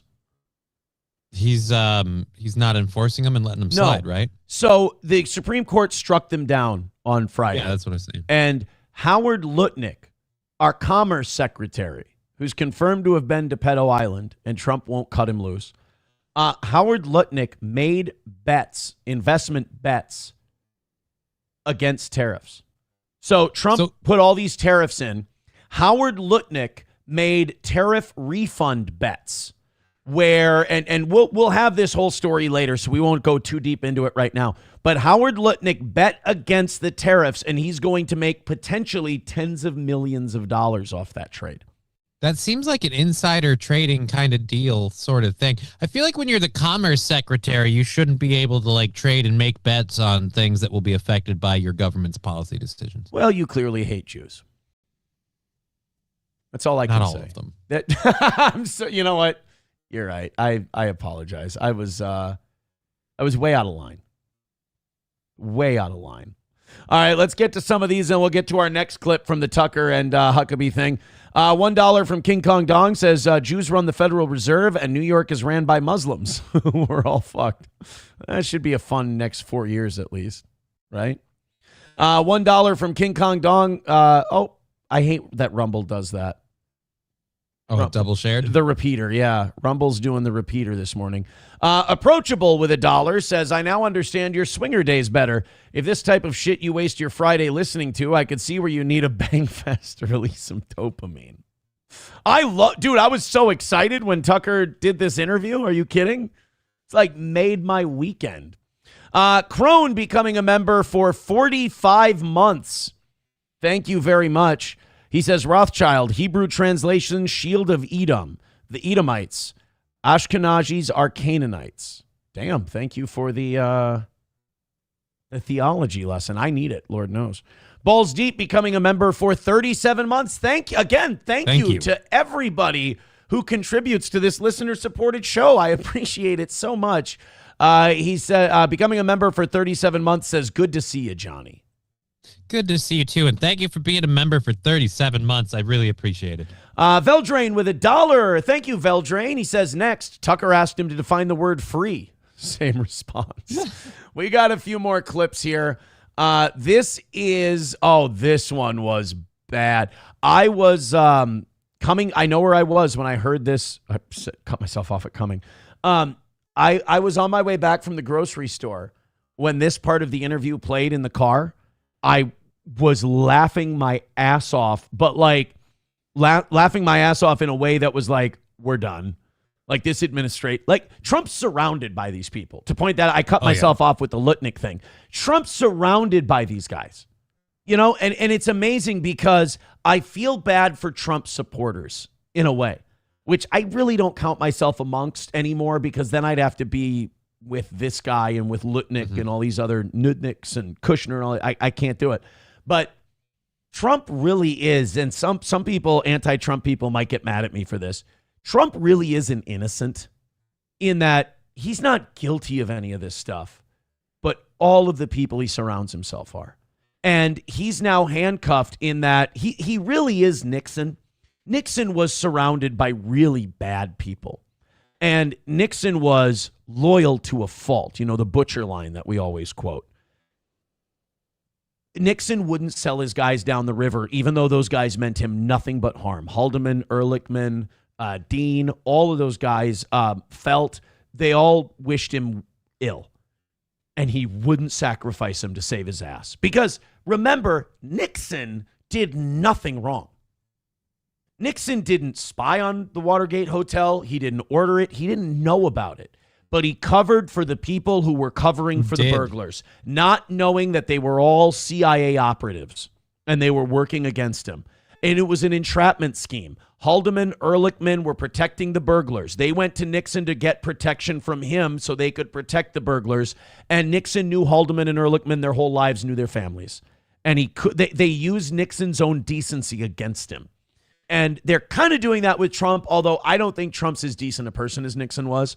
Nixon had like He's been owned, is the way I look at it. Well, we were talking about that the spy that Huckabee met with. Now his name escapes me again. John, whatever. Pollard, Jonathan Pollard. Do you know who picked him up from prison and brought him back to Israel and like rehabbed him and helped him out? Miriam and Sheldon Adelson. Oh, great. Only the largest contributors to the Trump campaign. And the IDF, yes. Yeah. Yeah. Oh.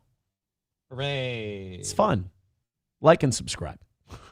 How many boots on the ground has the U.S. placed on behalf of Israel? Go ahead. Johnny, would you like to?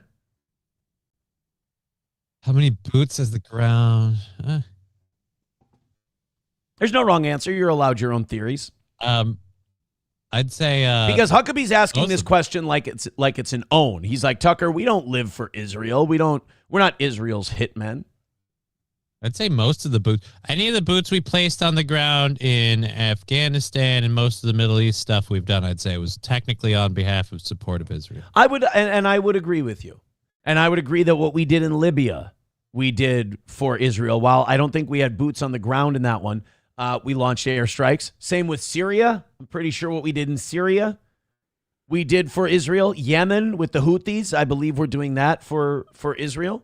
But here we go. So Mike Huckabee, and by the way, this is what happens when you live in a bubble and you don't listen to people who disagree with you. Mike Huckabee thinks this is an own because he hasn't read or researched anything that his opposition has. As the ambassador. The U.S. placed on behalf of Israel. However many went to Iraq. We did that for Israel. No, I don't think we did. He doesn't think we did. I don't think we did. Oh, you mean when we went into Iraq and took it down with the second Bush administration after one of the greatest terrorist attacks on our nation in recent history that was allowed to be perpetuated by a government that knew about it ahead of time, sent 5 guys to watch it happen and celebrated with a dance on a highway? 5 dancing Israelis. But you said we did it because of 9/11? That was the U.S. justification for it. But it wasn't for 9/11. So what was the actual reason? Well, that's the U.S. government told us it was for 9/11. They told us that they were part of it, that they had weapons of mass destruction. But they knew they had nothing to do with 9/11, obviously. There's no evidence. But so what was the actual Israel reason? was not in that component. But Israel had no influence on our decision to invade Iraq. That's not what the people who made the decision say. They say Israel. Well, let me get back to the point. Gave us that information about the fake weapons of mass destruction. Where do you think that came from? It came from Bibi. How many Americans put their boots on the ground for Israel? The answer is zero. Everybody who served in Iraq put their boots on the ground for Israel. Did not. Where did we get the information about the weapons of mass destruction that wasn't real? We didn't get that from... You're saying we got that from Israel? That Israel was... See, this is what I mean. Like, Mike Huckabee has read nothing. Mike Huckabee has researched nothing. I don't know. I don't think Mike Huckabee is part of the hierarchy here. I think the hierarchy chose Mike Huckabee because he's so fucking stupid. And yet loyal. They really, a lot of, some are wolf, some are pugs. Huckabee's a pug. Huckabee is loyal. Huckabee, whoever feeds him treats, he's on the side of, and he will never question them. Huckabee would be like the perfect partner to cheat on because he will believe anything you say. He will trust you infinitely, and he will always make excuses for you. If you're going to be a guy and you're looking for a partner to smack the living shit out of, you want to smack the living shit out of Mike Huckabee because he's going to say, dinner was done late. That is correct. One pushed us into that? Well, absolutely. You really believe that? I know that for a fact. And so does Yes, this has been widely written about and discussed. And I'm not attacking Israel. They thought it was in their interest to take out a government that was paying the families of suicide bombers. I get it. I'm not mad at Israel about that. I never have been. I'm mad at the Bush administration and all the people who went along with this to the detriment of my country. That's who I'm mad at. Not So, yeah, that including you, Mike. That is so hard to get people to understand. That, like, people go, you hate Jews, you hate that. Not at all. I understand why they would want to kill all these people. I get it. I understand it. I'm against it. I don't want my country involved in it. I want Israel to be a non-factor in my life. That's all I want. I want to get to the point where we untangle from Israel. We have nothing to do with them. And if they want to go bomb every fucking brown person from here to the Euphrates River, go bananas. Go ahead. And when they do, I don't want to get called in to help them out. Exactly. I don't want any of my warships there. I don't want any of my tax dollars there. I don't want to be their ally. I don't want to be their friend. I find them to be dishonest and scummy. Like, what country would you be an ally with that's attacked one of your Navy ships, killed your sailors, stolen your war plans, sold them to your enemy?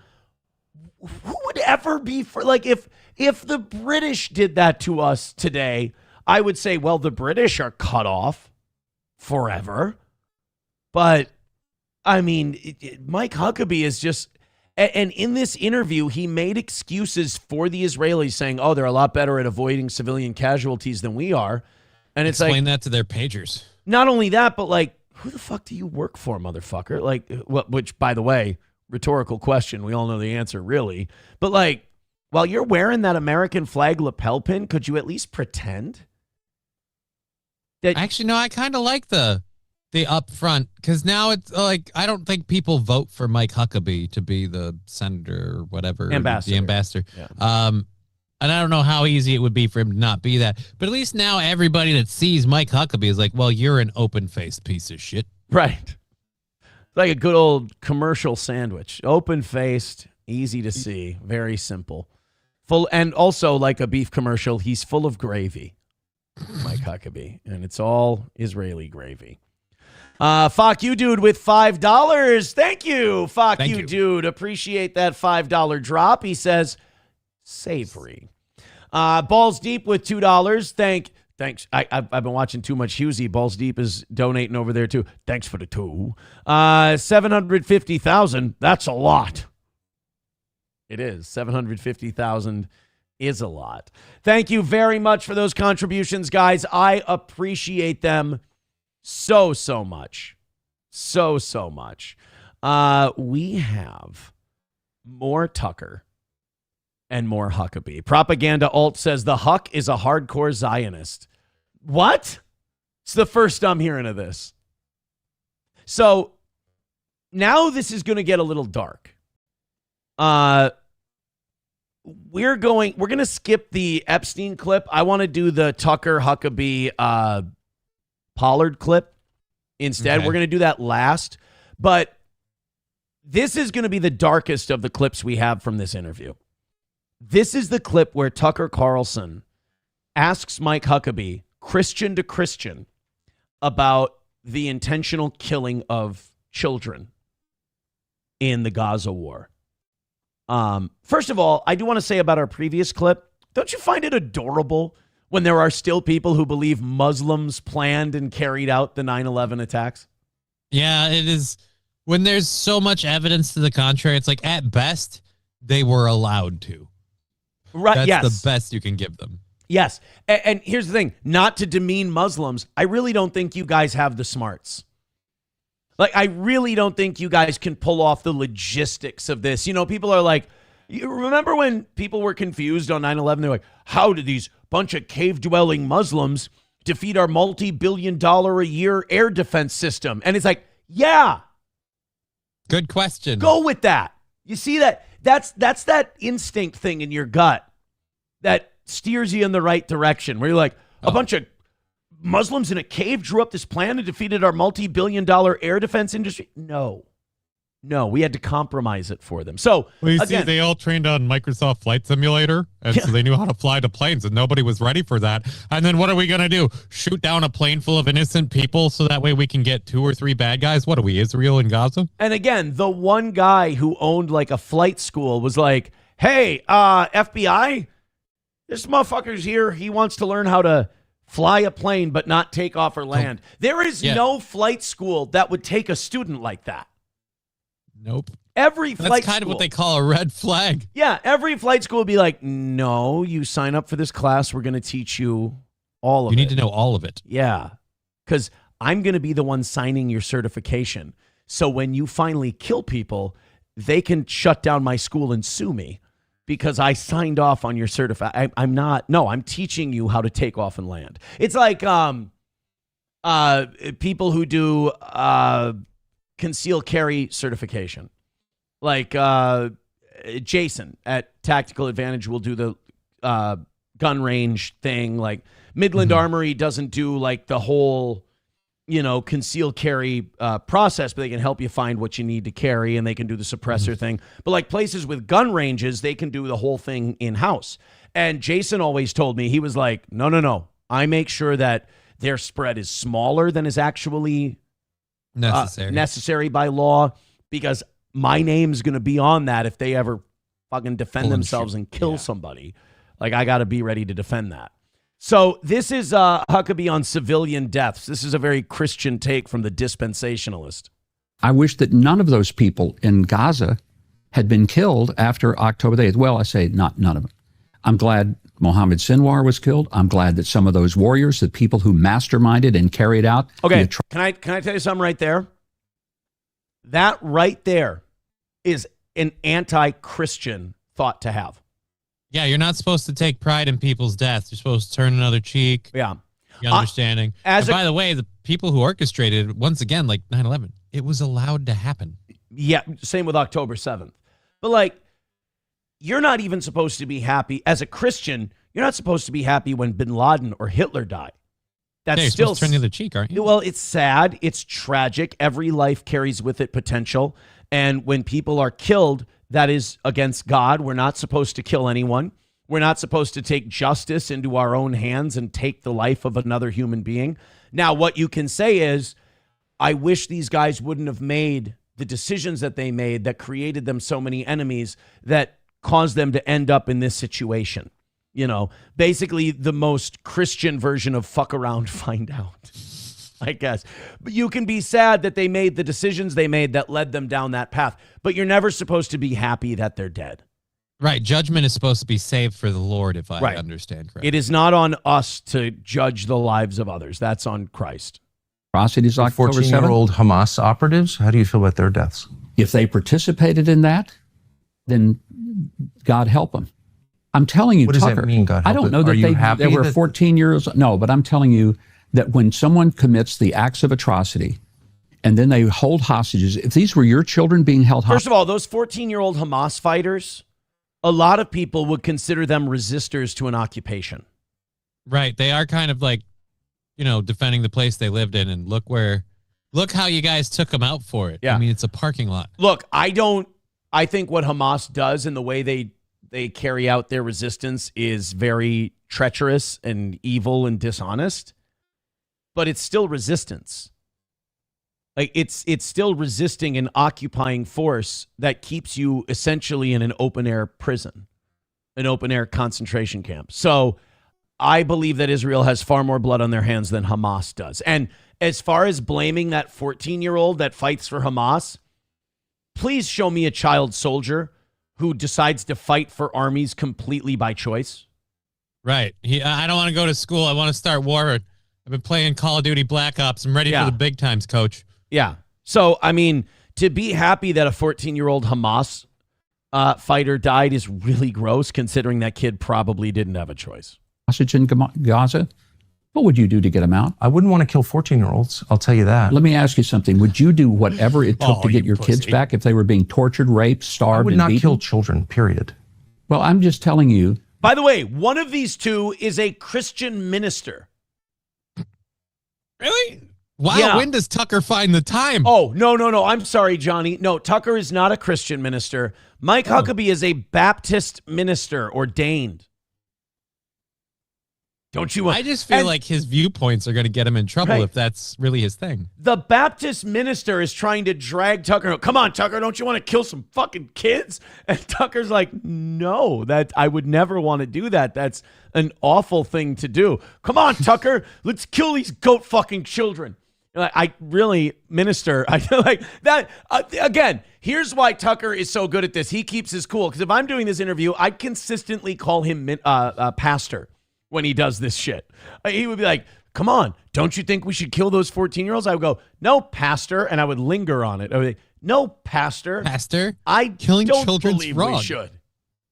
I don't believe we should. Is this Sean Strickland? Yeah, right. But wait a minute. When did Sean Strickland age by 40 years and grow a gay beard? Wait. And I would never make excuses for killing children either. And I'm not talking about targeting children. I'm talking about... Yeah, he's just talking about killing them with no thought or feeling. He's not talking about... I love how Huckabee thinks that's better. He's like, I'm not talking about targeting 14-year-old children. I'm talking about just killing them in mass explosions without thinking. Or at the very least, starving them out for months till they just die. Mike Huckabee, come on, Tucker. I'm not thinking about the 14-year-old, feeling really terrible that one of them might die and then targeting the place they're at anyway. That's what someone with mild empathy would do. I'm thinking about wiping out an entire city block and not even thinking about the 14-year-old whose life I might be snuffing out. That's way better. These people are sick. These people have severe mental illness and not only shouldn't be anywhere near influential positions of power, they should be in a mental institution. Yeah. At the very least, I mean, all this stuff that we're doing, can we go after them like soft power wise? You know what we should do, Hamas? This fighting on the ground doesn't seem to work very well. It's gross. A lot of innocent people. Let's go after their money. Who's backing Hamas, by the way? And you want to know something really gross? He's a puppet. The people above him are way more evil than he is. So, like, the level of evil that Mike Huckabee is, the unconscious evil of Mike Huckabee, is so troubling to me. It makes me believe in God again because I'm like, well, God has to exist if the devil exists, and I'm looking at the devil. So, Mike Huckabee is that bad. And there's people above him that control him that are a million times worse. 14-year-olds deserve to die because they're working for Hamas. I'm telling you. My question is, can you hear yourself? I do hear myself. So do you think a 14-year-old child has agency? Do you think that he deserves to die because he's being used by adults? Isn't his death a crushing tragedy? If he's holding a gun and he's pointing it at someone who's trying to save a hostage, and the only way to save that hostage, Mike, don't. I'm telling you, war is a horrible thing. Mike, don't. It's a horrible thing, and a lot of innocent people I think I'm the one who thinks war is a horrible thing. No. I think what you don't. I'm trying to explain how horrible it is, and you're saying that the 14-year-old deserved to die. Again, that's where I'd go, pastor, minister. I'm trying to get it through your Christian dispensationalist head that no matter what that 14-year-old is doing. It's really, really tragic that he was killed. And we shouldn't be okay with it.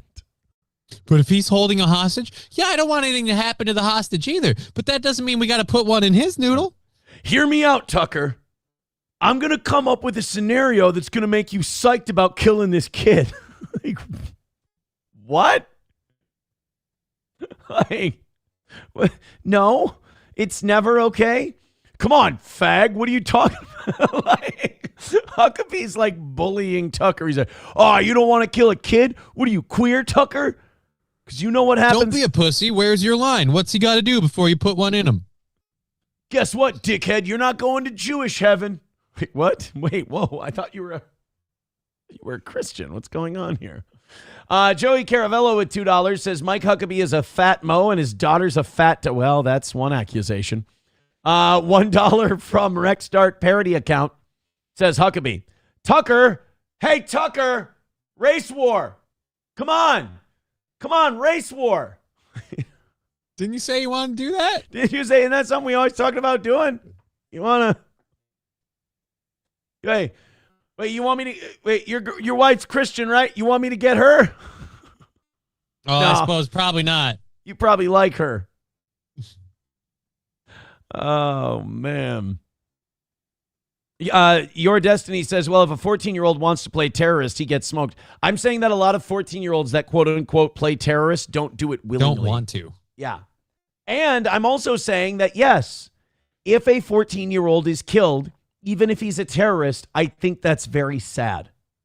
All of the potential he could have had is now relegated and gone. I can understand people be like, well, fuck around, find out. But at the same rate, like you said, where's he supposed to go? We're in his house. Right. And that Mikey Two Milks comes up with a scenario where he goes, so you're telling me if a teenage Somali has one of your kids at knife point and is about to cut their throat and you're holding a pistol, you're not shooting him? Beta. In no clip that we've played today has that scenario ever been laid out. Mm-hmm. It's never been laid out. And second of all, let's say that scenario did play out and I had to shoot that guy. I would not feel good about it.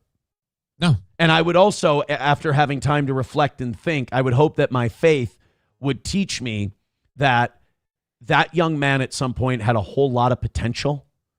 And it's gone. And it failed. And now he's dead. And where there's human life, there's always potential. And now that potential is gone. And that's nothing to celebrate. And it's horrible, the thing that he did. But I think David Morse in The Green Mile, I think that's a great line where he tells Percy, he goes, hey, he's paid what he owed. He's square with the house again. So like if there's a guy, and let's take that really disgusting example you just used of you putting someone holding a knife to my daughter's throat, which I think is a gross way to try and make a point. If I did shoot that man and he was killed, first of all, that would fuck me up. So that's not good. Second of all, whatever sin that man committed against me, he's more than paid for now. And he's square with the house again, in my opinion. But that's my turn the other cheek Christianity talking. Root says, you don't know these little 14-year-olds in Chicago. I'm mag dumping on them little fuckers if they want to play. Again, if people, nobody is saying that you shouldn't defend yourself from someone attacking you. What we're saying is reveling in it or saying they deserve to die or anything like that is kind of gross. But did you see the way they bounced? I mean, it's kind of funny. All right. We got one more Tucker clip here. Kmart Ready, who's not a big Steel Toe fan. This is big in the YouTube chat. Breaking news. Kmart Ready, not a Steel Toe guy at all. Says, I like the new logo. Normally, most things you change end up being crap, but the logo is good.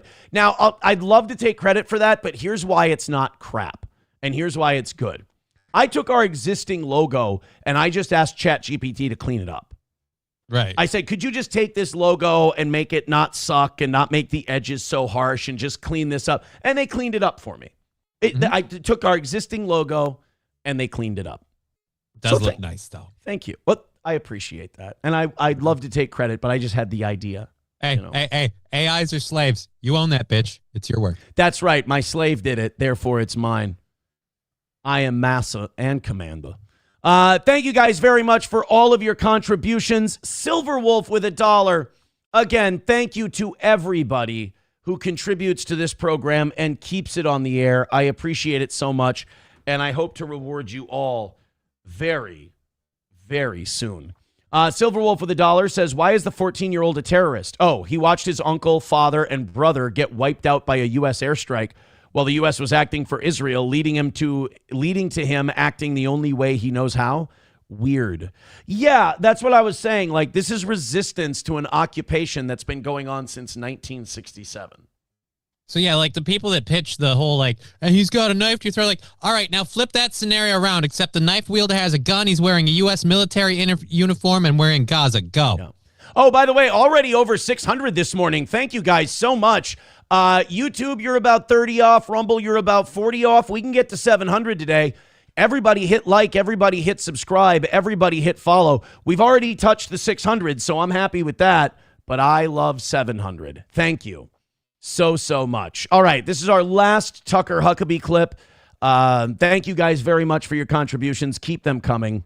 We appreciate it so much. So here's Tucker talking to Huckabee about Jonathan Pollard, who was the biggest traitor in American history, worse than Benedict Arnold. In preparation for this has said the same thing. Jonathan Pollard, I'm just going to throw the name to you and have you explain. No, I'm glad you asked. By the way, because he just threw the name cue, Mike Huckabee, in his official position as ambassador to Israel, met with Jonathan Pollard privately in his office at the embassy. Met with this piece of shit who went to prison for 30 years for selling America's battle plans to Israel, who Israel then sold them to the Soviet Union. And Mike Huckabee met with this guy, again, because I will posit my position, which is Mike Huckabee is more loyal to Israel than he is the United States. And I accuse Mike Huckabee of treason. Of course. Interestingly, there's been a lot of things about it. You're the first person who has asked me about it. Proving once again the bubble that Mike Huckabee lives in. Right. I don't think you're talking to a lot of people who care then. By the way, that's the problem. Are there confirmation hearings for ambassadors? Nobody, I would like to think so. Nobody fucking asked this guy this question as ambassador to Israel? All right. Which I find amazing. So I'm glad you did. Really? I guess the meeting happened after he was, yeah, I'm stupid.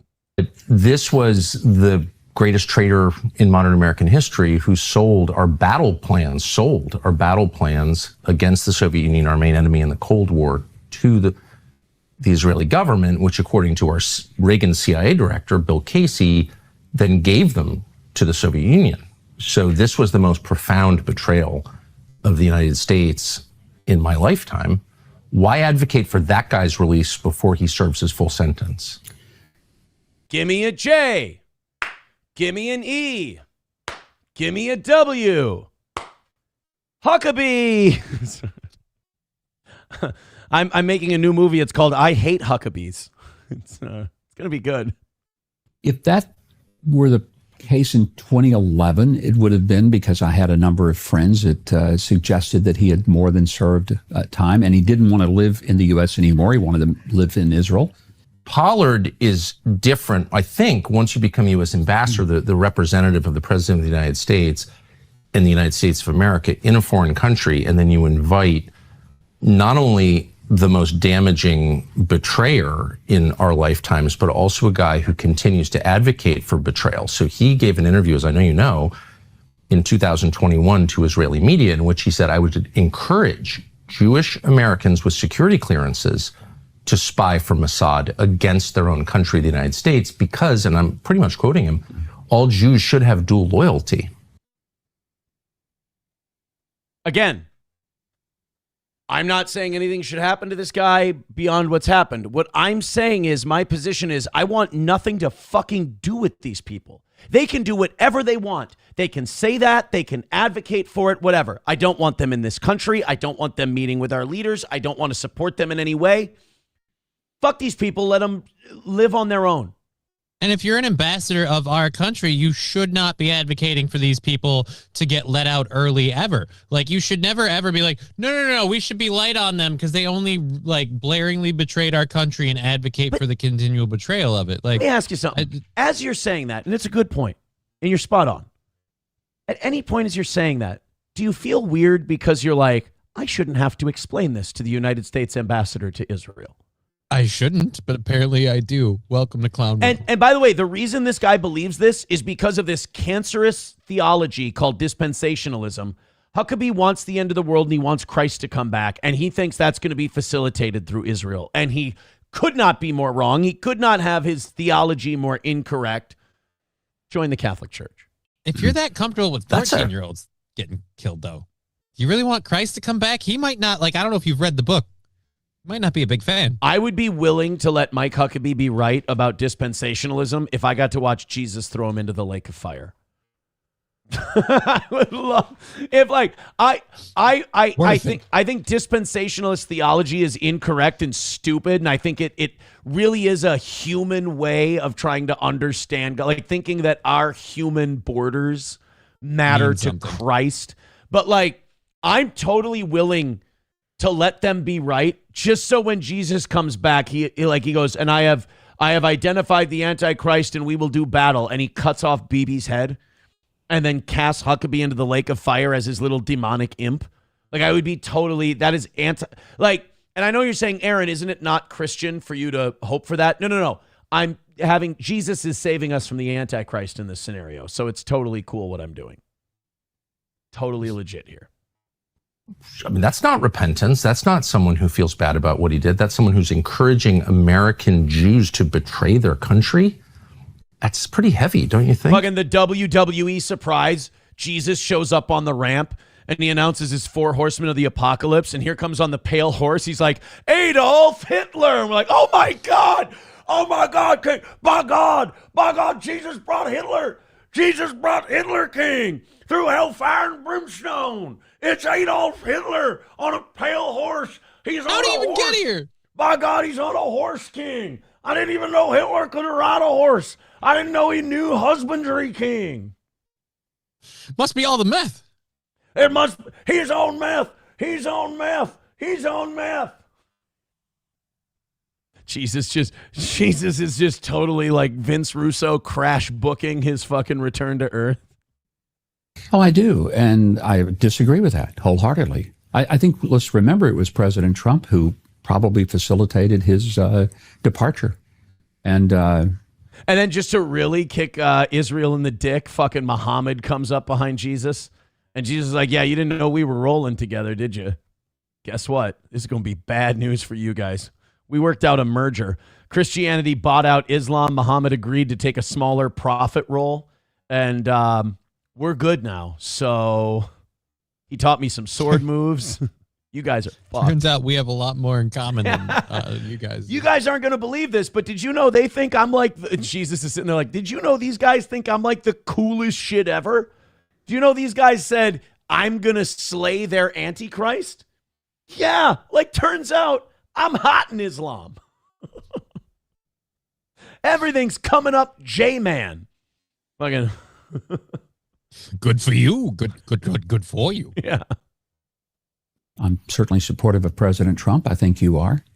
And Pollard's not. He called him a madman after your meeting. That's why I say Pollard is not, for me, the real issue. It was the fact that he did something that was despicable. I'm not denying that. Do you see why the U.S. ambassador hosting a convicted betrayer of his own country who's encouraging Americans to continue to betray their country would seem shocking?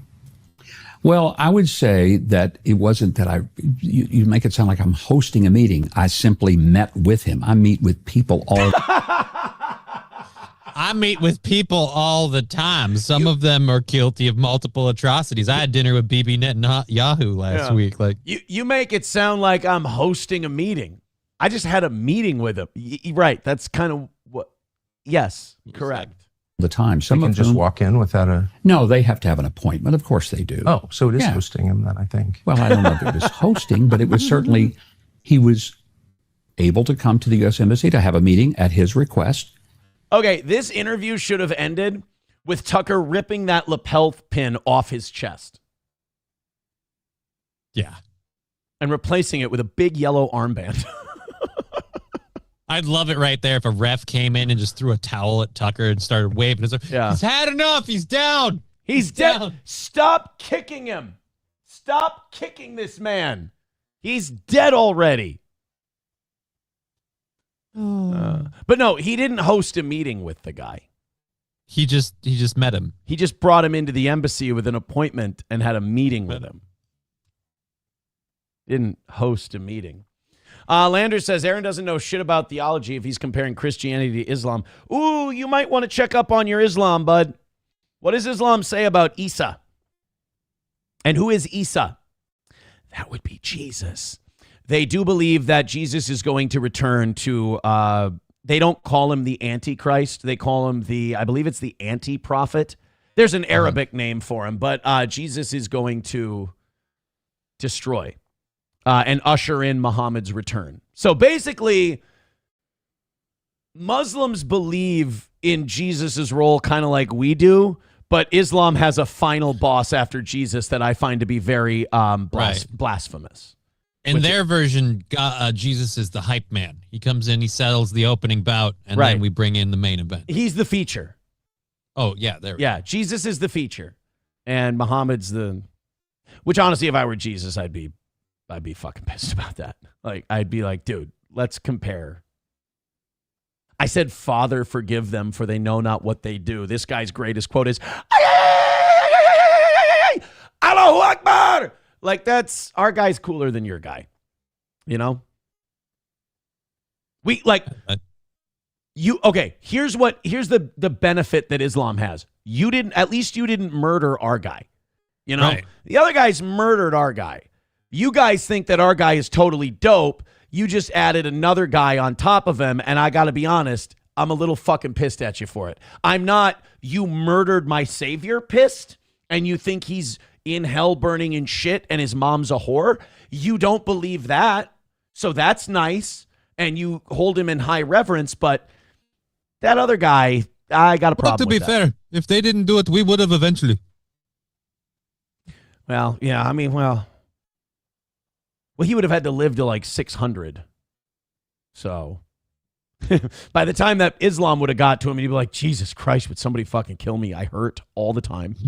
I'm so sore. Just make it end. My fucking joints are aching constantly. King Kong Dong with $5 says, this is for that Hitler being part of Team Jesus. You know what?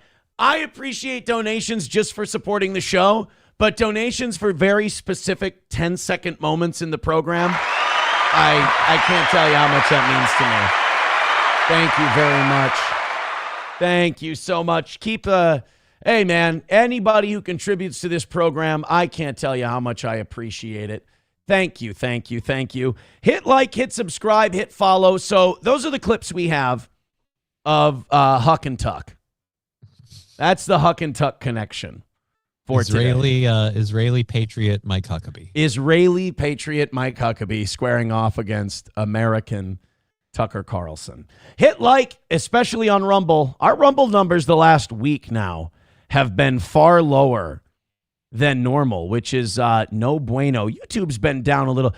Steel Toe numbers in general have been down the last week, but you know what? Shit goes up, shit goes down. We got to 600 today. We'd like to come back up over that. We'd like to get to 7. I'm a little obsessive. What do you do? In the meantime, Midland Armory, downtown Foley, Minnesota, midlandarmory.com. Our friends at Midland Armory have an amazing selection of what you need for, I don't know, self-defense, hunting, home defense, carry. They also handle the suppressor process from start to finish at Midland Armory in downtown Foley, Minnesota. That's Midland Armory. Contact Greg and Stacy today at Midland Armory, or go online to midlandarmory.com. Also, All Care Towing, 320-253-5203. For All Care Towing of St. Cloud. Of course, our pals at All Care can come and get you when you go in the ditch, you get in an accident, your vehicle won't start.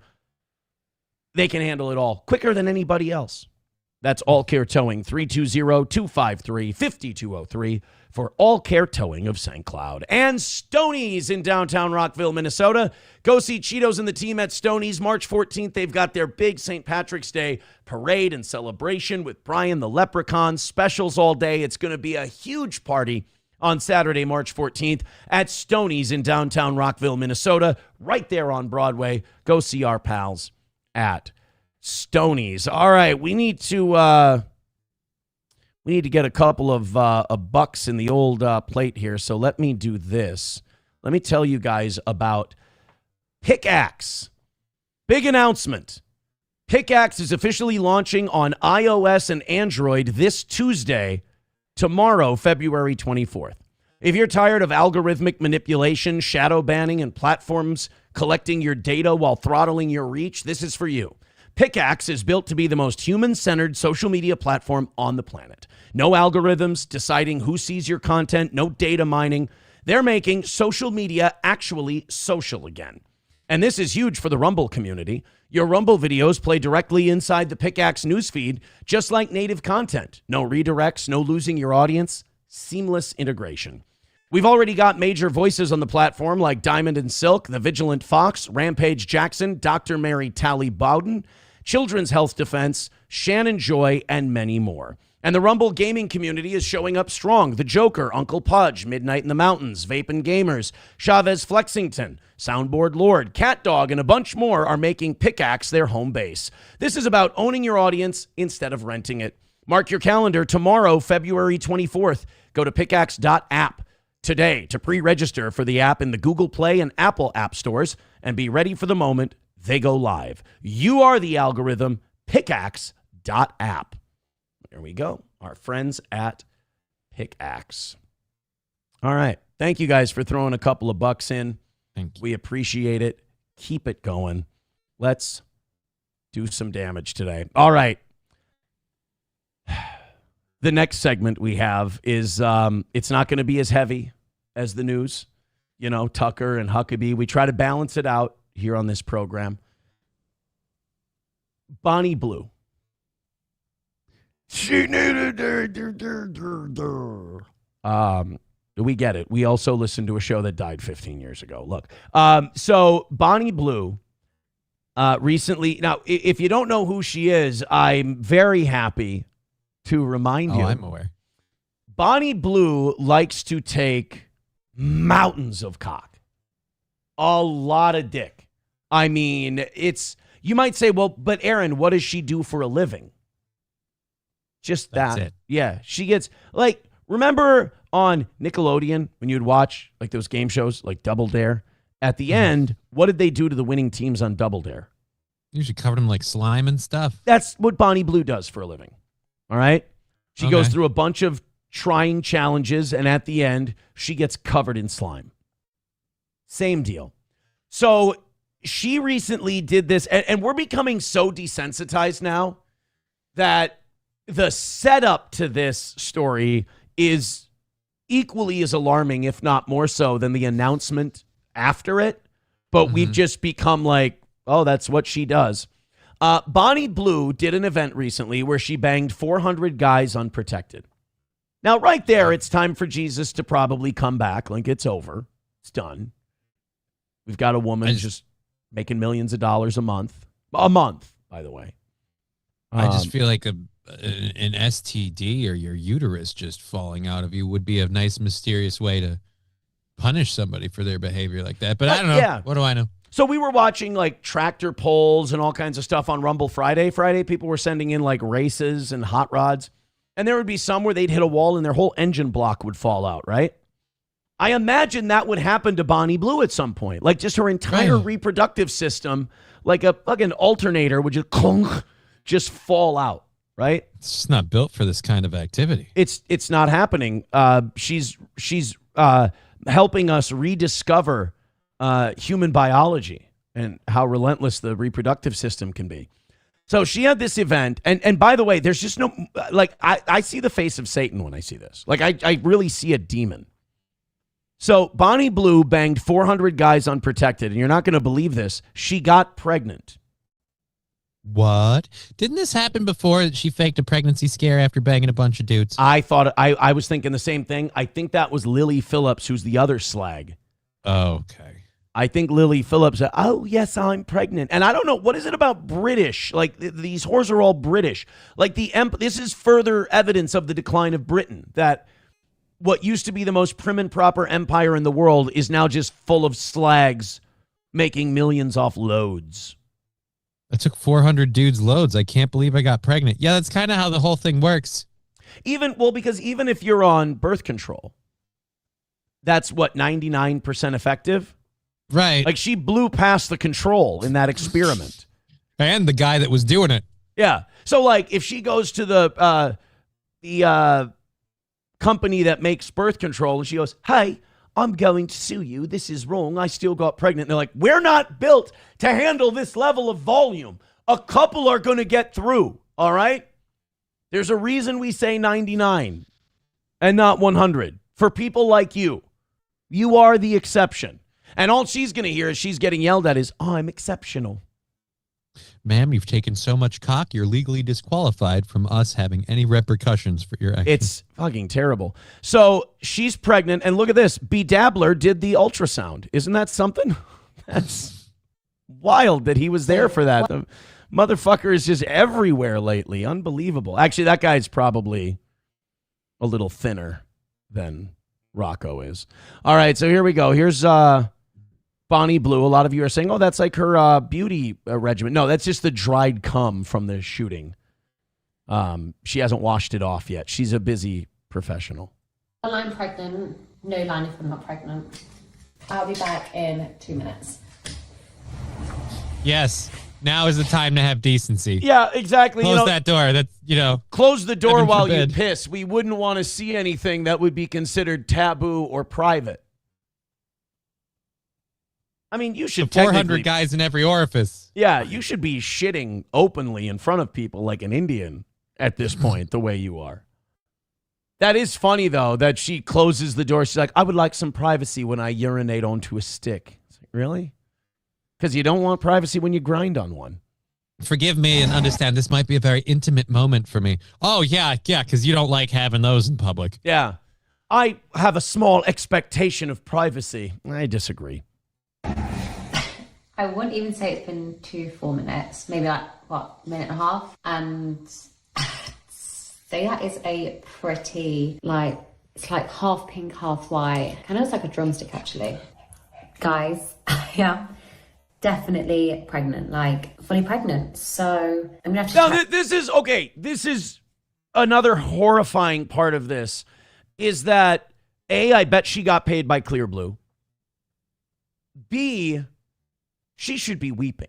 She should be terrified. This should be like, oh my God, what have I done? How can I bring a child into this hellish, demon-like existence that I live, this imp-like life of sin that I've built for myself? I could never bring, she should be on the floor in the fetal position crying. This further proves that this woman is a shameless demon sent from hell. And that she would even think that this is content. This is horrific. All of us. And you're also making the rest of us have to sit here with our discomfort and feeling horrified that this is happening.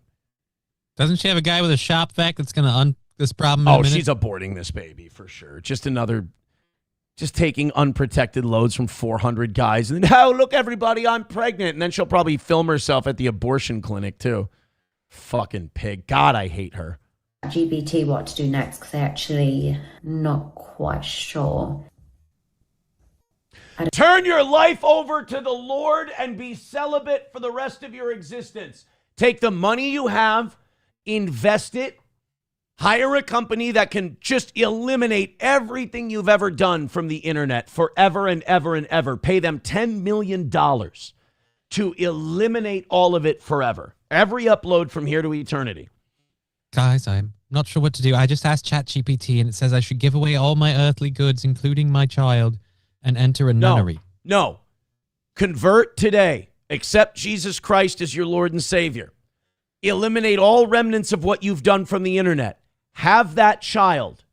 Don't get married. Don't find a man. I know that goes against what you're supposed to do. Don't ever subject anyone else to anything that's you related at all. You and that kid live off the interest that your money produces, and then never, ever do anything public ever again. This baby might be a good sign for her that it's time to stop all the satanic nonsense. That there might be a shelf life on this whole thing? And Yes. it can't last forever? But she won't. She's too stupid. She is the most vapid, evil thing on the planet. She's shameless. I mean, the fact that she has no shame, she thinks it's cute. She thinks it's like, I don't care, I'm a hoa. It's like, no, that's called just devaluing yourself to the point of you're barely human at this point. So I want to figure out who my dad is, but in order to do all the DNA tests, I have to rent a stadium for the seating. Yeah, right. I want a DNA test. I can't afford to rent an auditorium. The doctor's like, what? I'll explain later. I know. Had a sausage sandwich this morning, Pepsi Max. Felt a bit sick, and now I'm off for a scan. So all in all, not a terrible morning. And got a full bladder. That's quite uncomfortable, so a bit annoying. Okay, so I tested positive Yeah, I mean, that'd be, all of these things sound so terrible. a few days ago. I'm off to get a private scan because I'm not stepping foot in an NHS building. So I thought I'd wear a cute outfit. She has standards. She's not stepping foot in an NHS building. But NHS workers can step inside of her. Yeah, I was going to say, aren't all the people in the waiting room at the NHS? Oh, she can't go there because she knows everybody in the waiting room. They've all been inside of her. That's why she can't go there. Ready to have... Bonnie, you never called me back. Scan. Sorry, my eyes were so glazed shut I couldn't see you, darling. So come with me. I don't really know what to expect. Who knows? Ew. I think this is quite expensive face cream. Why are we lubing our legs? Because she's a vapid whore. And she has no earthly value. Okay, so guys, I'm at the clinic. I'm not gonna lie, it's quite hard. I don't really know what I'm looking for. I think I might be missing a few organs. So that might be from the 1,057 men I took last year, so that's a problem. Oh, God, she's just so easily hateable. Missing a few organs, probably from all the cocks I have in me. Oh, such a hollow existence. Can't wait for this lady to be a mom. Oh, right. I think there's a baby in there. This is my front scan. I don't know why it says BBL though. Oh, in Certainly fact, enough batter. Doctors agreed to wear blue ski masks. Hello. So, looking No, at that was for him. He's like, I don't want anyone to know who I am. and I can't quite find anything, but I'll let you know if that changes. Can you see anything? 1 second. What, is that the baby? That is a baby. That's actually crazy. What, can we hear the heartbeat or? It's too early to hear the heartbeat. No, guys, I am actually pregnant, so body breathe. Mike Huckabee is not as evil as she is. That's difficult for me to say. For me, the weird part is the willingness both of them have to be that way. Right. That both of you. No one feels bad about it. Nobody feels bad. Everybody's okay with it. $1 from Veldrain says, for a second, I imagined Jiminy Glick doing an interview with Bonnie Blue. I'd just like to ask, why are you such a whore? By the way, have you ever seen the Matan Even interview he did with her? No. It is. I mean, it just shows how shameless she is. Let's go ahead and play this one. I've already watched this like a million times. To you in person. So it's already like in progress. Here we go. Here's the beginning of it. Blue, welcome in. So he's got a guy in a hazmat suit. For today's co-host, welcome Mike. He's behind glass. Mike, come take your seat to the left. This guy's wearing a gas mask. He spit. Did you notice that? He spit as she comes in the room and he spits on the ground. I never noticed that before. Hold on. God damn it. I hate that. There we go. Please hold the mic close to you and then introduce yourself in case anybody doesn't know you. Okay. Hi, I'm Bonnie Blue. Yeah, but you just said your name, which I already said. I'm saying introduce yourself, please, in case anybody doesn't know you. Okay, no problem. I'm the girl that slept with 1,057 men in just 12 hours, and I take anyone from to barely breathing. Okay, so essentially what she's trying to say, she's a disgusting but maybe tell them a little bit about yourself and not just your career. Yeah, so alongside being a disgusting right. I love sleeping with strangers. I love sharing my location online and letting anyone enter my holes. And I love it, and I have really good fun making the content. Yeah, that's disgusting, but that's exactly what you just said. You know, that's kind of your career. I'm saying maybe tell them a little bit about yourself. Myself? Well, I mean, me having sex with strangers is something I do all the time, and it is my... Okay, see, like, this is like this... She doesn't see it. We don't have a code in humanity or morality to deal with someone like this. Like, because even if you were to, like, split her scalp with an axe, it would still be hollow. Like, it would still be like, okay, but all we did was eliminate her being this problem. We didn't eliminate the problem. Right. There's no way to deal with what this is, other than just constant public shaming, which doesn't seem to work. Life. But aside from that, I have 3 pets. I love traveling. And so your entire life is just degeneracy? You don't have any hobbies? It's just all going around being a disgusting imbecile? Yeah, aside from that, I enjoy shopping, free diving, anything outdoorsy. So you enjoy having pets and shopping besides when you're doing, you know what? Very interesting. How did you get such interesting hobbies? Well, pets. You buy pets. I adore my pets. I know, but most people don't like pets or shopping. You know, what made you interested in something like that? Such a niche thing. I mean, it's not really niche. It's very common. Oh, wow. Oh. Okay, aside from that, I did mention free diving, but you just skipped over that. I don't know if you know what that means. Say again? Snorkeling, being in the water, free diving. You like shopping, swimming, and owning pets? Yeah, that basically sums me up. Extremely interesting. What initially made you such a horrible, shameless, depraved, and wicked individual? I wanted to do this originally just for money and to get freedom. And then I realized I actually enjoyed it, and I had a lot of fun from filming content and meeting new people. If you could try to keep it to, obviously give real answers, try to keep it to a low with all the weird, disgusting innuendos. So you originally did this for money. How much money are you making? And then, yeah, it just goes into that. It's really just like 40 minutes of just showing how completely shameless she is. Because, like, if you have any dignity, at some point during that interview, you stand up and get out of there. Right. Or maybe get a little annoyed with the guy who keeps, again, just going, all right, so you're a disgusting whore. What do you do for hobbies? Yeah. Like, at some point you go, oh, you're just mocking me this entire time. I'm going to leave. Rexstart parody account with $1 said, so this is like twins, except instead of the combined genes of exceptional men, it's 400 retarded degenerates and the world's biggest whore. Yeah, so it's like twins if the Sci-Fi Network made it. With a little help from Cinemax. Yeah, exactly. You've got it. You've nailed it. $1 from Veldrain says, Doctor, can you explain why there is a goalie here? Yes, we fear when you push, the baby is going to shoot right out of you. Dude, her goddamn transmission's going to fall out when she has this kid. This kid's going to be coming down a water slide.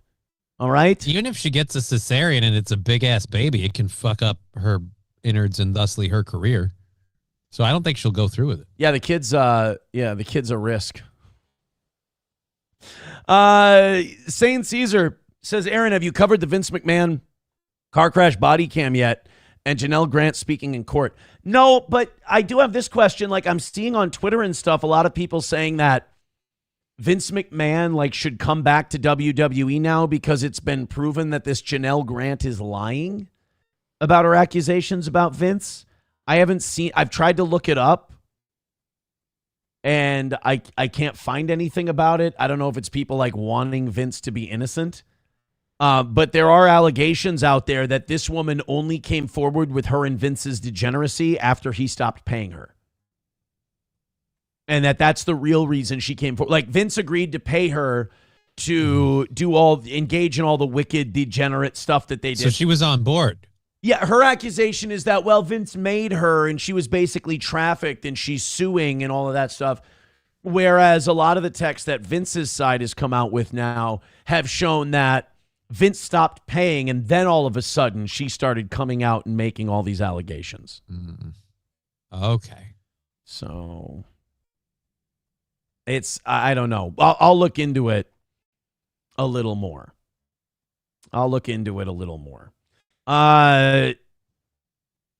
Let's go ahead and hit like, hit subscribe, hit follow.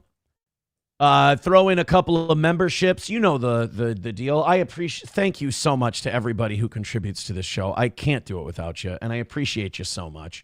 Streamlabs, PayPal, Venmo, Super Chats, and Rumble Rants. Our show, if you don't know this, our show can only exist with listener contributions. And unlike other shows, we have a set number every day, and that's the number that keeps us on the air. So please and thank you. I appreciate everybody who throws in even a little bit. God damn, man, you guys are so, I was touched by how generous you guys were on Thursday and, making it a perfect week and everything else. I can't tell you how much I thank you, and it means a lot to me when you do. I had to do this. I saw it on TMZ, and I had to include it in today's show. Just because he's been such a historical part of our program from our Twitch ban and everything else. We've got Corey Feldman clips today. Oh boy. Yeah. The Feldog? What's he been up to? We haven't touched on him in a while. Terrible choice of words. The Feldog is back, and he was performing in Las Vegas, and people were filming. The older I get and the more just secure in myself I get, the more I'm proud of people who go up on a stage and perform and do stuff. And I just don't good for them, and I find that a lot of the people who mock them or want to tease them or whatever are people who would never do it themselves. But they want to secretly. So they project that onto everyone else. Now me, I've proven over my 20-year career that I will go up on stage and I will do stuff and I will put myself out there. So I have no problem making fun of other people who do it. By the way, like Bonnie Blue, you will not be shamed about your performance. Right. No, I'm still going to shame the bitch. Thank you so much to Jasper, who gifted 5 memberships on Rumble. Jasper, thank you so much for that generosity. Wanna fuck? Let's fuck! Thank you so much, buddy. All of you guys who do shit like that is incredible. It's amazing. You guys are so nice. Thank you, Jasper, for the 5 gifted memberships. Unbelievable. Shuli Madoff, thank you for the 5. He says, was great seeing Cash celebrate with the U.S. men's hockey team yesterday. It almost made me forget he's one of the worst FBI directors of my lifetime. Yeah, if you want to know whether or not Cash Patel is serious about his job, just watch him celebrating and downing beers with the men's U.S. hockey team. I mean, he's fucking awful. Does he have something else he's supposed to be doing right now? You know what? Good point. Yeah, go ahead and drink beers. Job well done. I'm happier Cash. with him there than actually doing his job, as it turns out. Oh, when's he going to do that? See, that's my point. Yeah. At least now we know. Okay, cool. Just, I was just wondering, it seemed like you maybe had some insider information that Cash Patel was doing his job. No. Oh, no. Okay. That's fascinating because, yeah, I'd not heard that he was doing his... I have to laugh or I'll cry, I swear. 600 of you checking out the toe right now. Please hit like, please hit subscribe, please hit follow. I do appreciate it. Again, any active thing you do to promote or support this show just means the world to us. Thank you. So Corey Feldman was performing at Caesar's Palace. Now, I'm not he wasn't performing at the Coliseum. It wasn't Corey Feldman in front of it. He was at one of those sidebars where you'll have the cover bands playing and stuff. He got up there and started doing cover songs. He was playing at the Caspian's Rock and Row. It's a speakeasy style rock lounge inside Caesar's Palace. And he decided to jump on stage and surprise everybody with a performance of Rick Springfield's Jesse's Girl. Uh-oh. And, what's amazing about this is that I know in Corey Feldman's head, Felddog is like, these people are getting such a great surprise. They're going to get to see Corey Feldman perform live on stage. When they took a trip to Vegas, they didn't expect to see the Felddog. And meanwhile, everybody, when they see him get on stage, go, who's this guy up here doing karaoke? Oh, God, no, it's Corey Feldman. Why? What have I done wrong in my life? I don't even know if they say that. Really? I think they just go, here's a stranger doing karaoke. Like, how many people know who Corey Feldman is anymore? Oh, I want to hope. I just love that he has the confidence to go up there and just like, you know, like it's still licensed to drive, you know, and it's still Corey Feldman Day. I love this about him. By the way, no angels anymore. Oh. Yeah. That was the best part of his whole shtick was the angels. They must have all reconciled with their parents and went home, I'm guessing. How did I get talked into this? How did I get talked into? Dude, nobody asked. You just did it. How did I get talked into this? Actually, you were begging us. Yeah. No, Corey, you were literally unplugging amps from the band we had until we asked you to do a song. And also, I'm pretty sure all of these emails are alt accounts of yours. So, nobody was asking, Corey. This is a friend of mine, Rick Springfield. Oh, we're name dropping right at the Felddog's name dropping. Not only that, he's like, oh, come on, I'm totally he's so old school famous guy. He's like, oh, I'm so unprepared. How did they talk me into doing this? All right, hit the B chord. Let's go. No. All right, I got my song ready to go. Oh, man, it's crazy how this happens. Can't believe you haven't rehearsed at all. I can't believe you guys talked me into this. 2, 3, 4. Oh, my God, wouldn't you know he's done vocal warm-ups already? Unreal. Weird.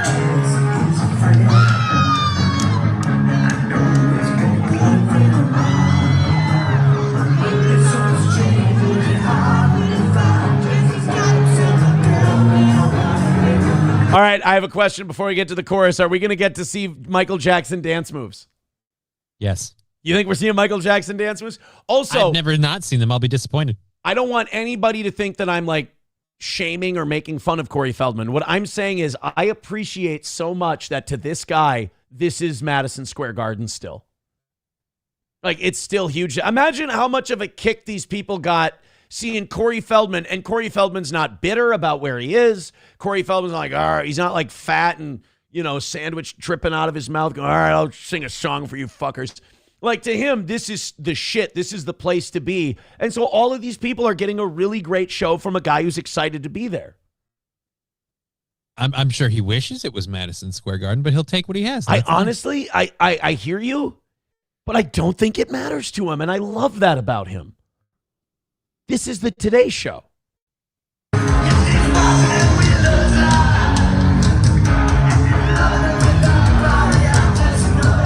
even jamming out with the band.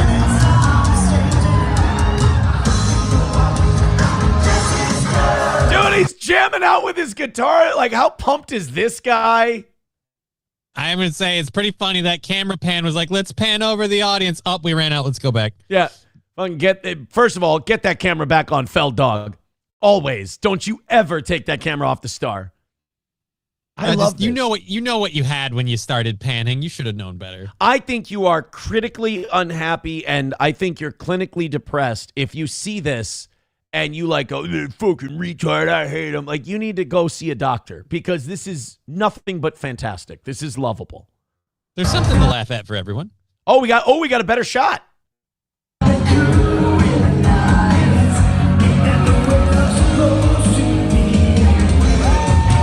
Oh, he's moved. The Felddog's moving. Is it just me, or is Felddog growing into like, is he Jason Bateman maxing? There's like a little Bateman in him. I kind of can see that, but I really love Jason Bateman, so I don't want to. I got a controversial take for you. What? I don't. I always thought I did until I started watching Ozark, and I'm like, it's the same fucking guy every show. In a lot of what he does, yeah. No, I can understand. It's kind of like Ryan Reynolds, where I'm like, I love Ryan Reynolds, but people are like, I don't like Ryan Reynolds. And like, why? He's like the Ryan Reynolds character and everything he does. Like, yeah, I get you. Well, yeah, I mean, like, I enjoy the character, but that's fine. Deadpool is Van Wilder. Yeah. It's like, but I would be way cooler with that if, like, they just said that it's the same universe and Wade Wilson is Van Wilder. And, like, this, the whole continuing storyline. Well, that's the best part about him being Deadpool is he literally rips on himself and the stuff he's done. Yeah. So it's like it fits. But yeah, the whole reason he fits as Deadpool and the whole thing is because it's a very typecast. He's the most successful typecast actor I've ever seen. All right. I'm going to ask you to apologize to Matthew McConaughey, but that's cool. Oh, dude, Matthew McConaughey is not. That's true. Dude, no, you're right. telling me Lincoln Lawyer and you're other right. stuff are the same thing? You're right. In his later career, Matthew McConaughey has branched out a bit. Right. Magic Mike, Matthew McConaughey is the same as... Kind of. Okay. God damn it. Yeah, I mean, now, I was ready to be on your side, and then I'm like, no, the Lincoln Lawyer is the Magic Mike guy, just a little toned down. Yeah, and then I thought about We Are Marshall. Right, shit. Yeah. Fuck. I've always felt that way about Matt Damon, that he's kind of... But Matt Damon's done a few roles where, you know who does a good job of getting Matt Damon to do, like, step outside his comfort zone is the Coen brothers. Okay. Anytime they have Damon doing anything, it's like LaBeef and True Grit and shit like that. It's like, oh, good. I think the anti plays himself in everything, in my opinion. The, like, if you were to find the polar opposite of that, Edward Norton. Actually, yeah, I completely agree with that. Because, like, again, Kingdom of Heaven, I didn't even know it was him till, like, the 10th time I watched the movie. I mean, The Mask, but... Yeah. He's playing guitar with the mic stand. Come on. Get him, Feld Dog. Like, is there any way you can hate on this at all? I mean, you can laugh at it, but I feel like we have to come back to he's having a good time. The audience is having a good time. Whoever booked him is probably, making a little buckage, so they're having a happy time. Who the fuck's mad? And he's not singing poorly. He's doing a good job. He's into it. He's putting on a performance.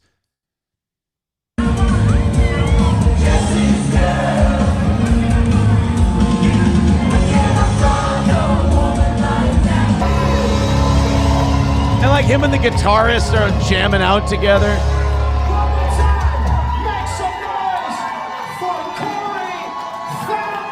All right, so whoever...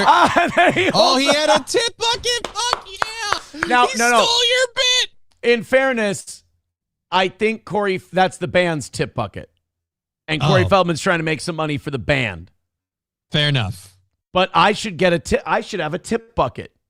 There you go. Should absolutely have a tip bucket. Good for Feldman. Like, I saw something on Twitter this weekend. Like that guy Karmic? Yeah. He posted a video this weekend of himself doing karaoke. Okay. And then, like, all these, like, people who live on Reddit and the internet and, like, have no life unironically started making fun of him. They're like, what a loser. It's like, that guy is doing something more social than you'll do all year. And he's having a great time. He's singing a song. He's doing... Like, if you do karaoke to be, like, a really amazing, awesome singer, you're an asshole. Like, you really are. Never been to a good karaoke. It's for fun. That's what it is. It's for having a good time. Everybody's got a little performance in them, and you can get it out. You can have a few drinks, and if you sound like shit, who cares? We're here to have fun. Everybody's got their one song that they feel like they fucking nailed, and the rest of us hearing you are going to go, God, that's bad. Am I up next? And it was like the people making fun of him. It's like, do you guys not understand, like, how much you're projecting insecurity to anybody with half a brain right now? No.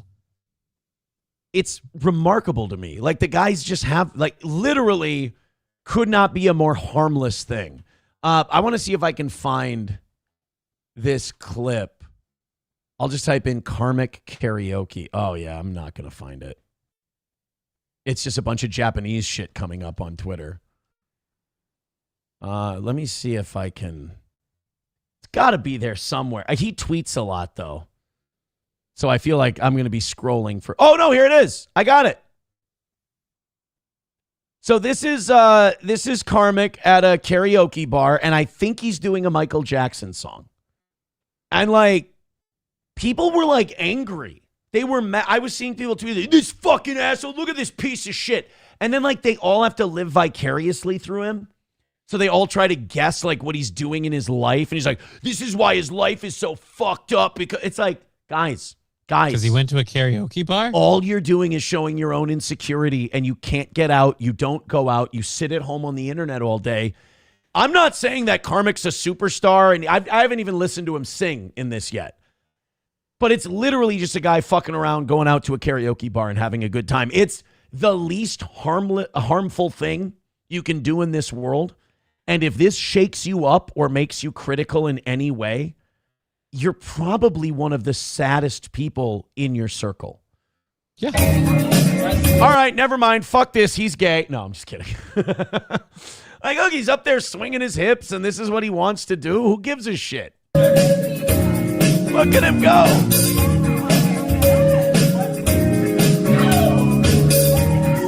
Look at him go. First of all, he wore that jacket out. Good for him. He's having a good time. There's nothing, if you can find anything wrong with this, I think you need to be checked on, like medically. Jacket, Close your eyes, let the rhythm get into you. He's a better singer than I am. I mean, it's really overmodulated for me. So, I mean, it's on par with Matchbox 20. Right. Like, yeah, there's video of me out there doing Bent. Was it Bent or 3 a.m.? I think it's Bent. Okay. Yeah. Gino and I did Bent. I'd love to see you do Smooth, too. Oh, hey. Can you do Smooth at one of the shows? Ask and you shall receive. Don't try to fight it. There ain't nothing that you can do. Yeah, this is fine. Relax your mind. Lay back and groove with mine. You gotta feel that heat. And we can ride the boogie. Feel that beat. It's literally, I don't understand what everyone's all bitchy and cunty about. It's literally just a guy going out in Minnesota to sing some karaoke and have a good time. He's the emperor of his own world right now. If you hate it, it's on you. Yeah, it is. It's like the Corey Feldman thing. It's just, he's out there, he's having fun, he's doing it. I don't really see what the problem is. Apparently the problem is people aren't getting out and they're jealous. They got to take it out. I think it is. I think there's too much insecurity in this world. And if you need to make fun of a karmic to make yourself feel better, why don't you go out and do the things you want to do? Yeah, like, there's no bar to entry for karaoke. You can do it too. You can change your reality. You don't have to live this way if you don't want to. Don't blame karmic because he's going out singing and having a good time. Go out and do the things you want to do. Making fun of that in anything other than just good-natured, ribbing instead of like angry. Like, these people are angry about him doing this. And it's just like, well, that just means that you're unhappy with what you're doing, but nobody is stopping you from changing that. $1 from Veldrain says, my Yelp review of karaoke night, they let anyone on stage. I mean, anyone. I mean, I know that's the point, but there should be limits. No, not at all. That's what makes karaoke night wonderful, is everyone who embarrasses themselves on stage can watch someone else and go, well, I didn't do that. Right? Yeah. There's always someone you can point to and feel like you're better than them. So always. It's like you always get a victory for yourself. Two things. Always high five fat people at the gym and encourage them. And always encourage shitty singers at karaoke nights. Because, I disagree with that second part. No, really? They have the right to exist, but I'm not going to give them motivation. My thing is, so your feeling on bad karaoke singers is like my feeling on Israel. Right. Yeah, fair enough. Veldrain with $1 says, a young woman asked Corey Feldman, you aren't half bad. Have you sung on stage before? Yeah. Oh, well, no, I've been in a lot of movies. I've been doing lots of things. You didn't know? No, there's nothing wrong with going out to a karaoke bar. Why not? Just do it. Dub says, I dare Aaron to do Jim Morrison on stage when he flashed the audience. What could go wrong? People would see. Nobody will see it. My wiener, and I don't want them to. Lisa Marie says there's video of Aaron doing Deterty Point Buck. No, there's not. No, there's Now, not. that's one we need to get this time. This anniversary show. Just get him nice and... 209 says after the show, Feldman wanted 50% of the tips. Oh, come on, Corey. We were all having fun. You rat bastard, Feldman. 600 of you checking out the toe right now. Please hit like, hit subscribe, and hit follow. Let's do one of these. Make our... Uh-oh. Uh-oh. Hold on a minute. I thought we did a read not too long ago. Apparently it's too soon. Huh. Let's see. Started. Oh. Well, fuck me running. Let's see if this one works. Sorry, guys. Oh, there we go. Still haven't tried 1775 coffee? Now's your shot. The 1775 starter kit just dropped. Only 1,000 units. You're getting the bold dark roast that hits hard, the smooth medium roast, and the Vitality Mushroom Coffee for clean energy and laser focus, no crash. All single origin, small batch, toxin-free, and mold-free. Plus, you're also getting a gold spoon clip because freedom isn't scooped with plastic. A frother strong enough to stir up your coffee and your mother-in-law's opinions. And a black 1775 tumbler. $170 worth of coffee and gear, yours for $99. This is for the ones who've been watching 1775 blow up on Rumble, wondering if it's actually worth it. Spoiler, it is. Go to 1775coffee.com/studio and grab your starter kit before they're gone. Bold beans, clean fuel, and a morning routine that stands for something, just like Rumble does. 1775 coffee. Thanks, guys. Keep hitting like, keep hitting subscribe, keep hitting follow, and keep supporting this wildly mediocre program. $1 from Hulkamash. Thank you so much, buddy. I appreciate that a ton, and all of you who do this. He says, when you used to say you made Karmic, I thought you meant his career. Now I know you meant made him being gay. Now, in fairness, I never misled people on that. They jumped to their own conclusions. Right. That's your fault. Yeah. I did nothing wrong.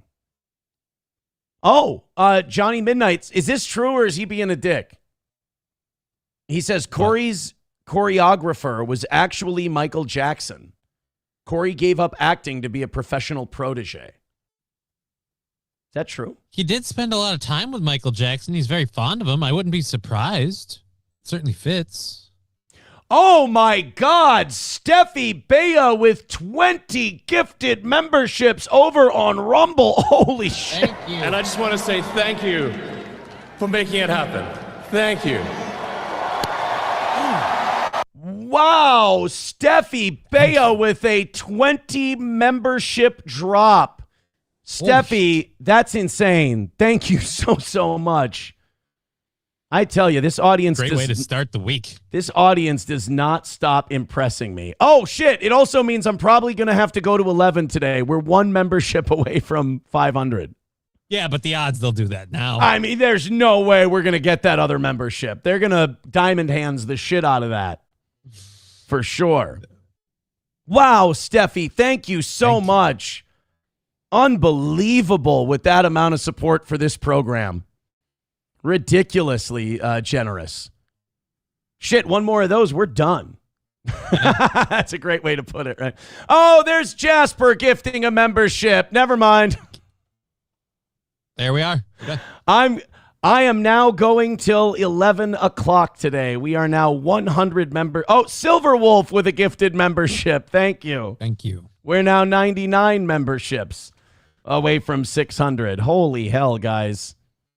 Thank you. Thank you so much. Blues de Villman on Rumble writes, hey, Johnny, good show. He wanted to make sure just you got the credit for that. Thank you guys so much. You're starting to make a rainbow in the Rumble chat. Keep that going. Oh my God. Thank you so much. Okay, let's. God, we had so much fun with the Karmic and Corey Feldman stuff. It's weird to transition now. Now we're transitioning into what's going on in Mexico, and holy shit. Oh, you mean the shit show? Oh, by the way, more people sending in DMs. I usually hate change, but I don't mind the new logo at all. Good work. Very fun. Thank you. Oh, also, what's his name? Evan Van Sciver, I think. Evan couldn't resist. Dude, I was pretty sure I had taken an L on the whole ComicsGate thing. You know how I was baiting the ComicsGate people? They don't know that I don't give a shit about comic books because I'm not 10. And so I was just making fun of them because they promise people they're going to make comics, and then people give them money to make comics, and then they don't make the comics. And then they're like really racist and mad at this black guy who makes a lot of money doing comics. Then that guy got a shout out on Joe Rogan, the black guy that they all hate and can't stand. So you got to remember, a lot of these guys left like Marvel and DC because they didn't want lesbians in comic books or whatever. Mm-hmm. Like imagine being 50 and that being important to you. So I made fun of them on all that. I wouldn't even say criticize them. I just made fun of them because they were showing up. My Alyssa Clips was showing up in my algorithm with these people ripping on this Evan Van Sciver guy in ComicsGate. And okay, Johnny, I've always said that the only way to defeat me is to ignore me because that drives me nuts. Yep. And so this Evan Van Sciver, he was like, I'm not going to talk about him. I'm not going to take the bait. We're just going to keep drawing our comics. And then I made fun of him for canceling his show. He wasn't going to do his show anymore because he just wanted to draw. And it was after I made fun of him, so I took credit for it, which is obviously me just being retarded. I don't actually think that he did that. But he then brought the show back after people online started telling him that the toe was beating the shit out of him. But then he stopped talking about the toe. And I'm like, I think this Evan Van Sciver is going to pull the victory from the jaws of defeat. He's just going to ignore me and I'm going to look like an obsessive cunt, right? Yeah. Well, he went on a long tirade, about 5 minutes long, and I would love to play it for you, but you may not know this, Johnny, but there's certain things I'm not allowed to discuss for about another 6 to 10 months. Okay. So he goes on and he starts ranting about my past. He's angry that I did all this degeneracy and all this other stuff, which I don't understand why he would attack me on that, because I agree with him 100%. That was all vile and immoral and degenerate and disgusting and sinful, right? Mm-hmm. Like I am 100% on is it Evan? God damn it, I'm getting it wrong. Evan Van Sciver.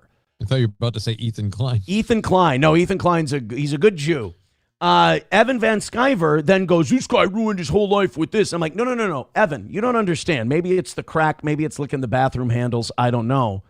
But I saved my life by not doing that. I would have ruined my life if I would have stayed in these horrible, sinful situations. And that's, as the kids say, that's church.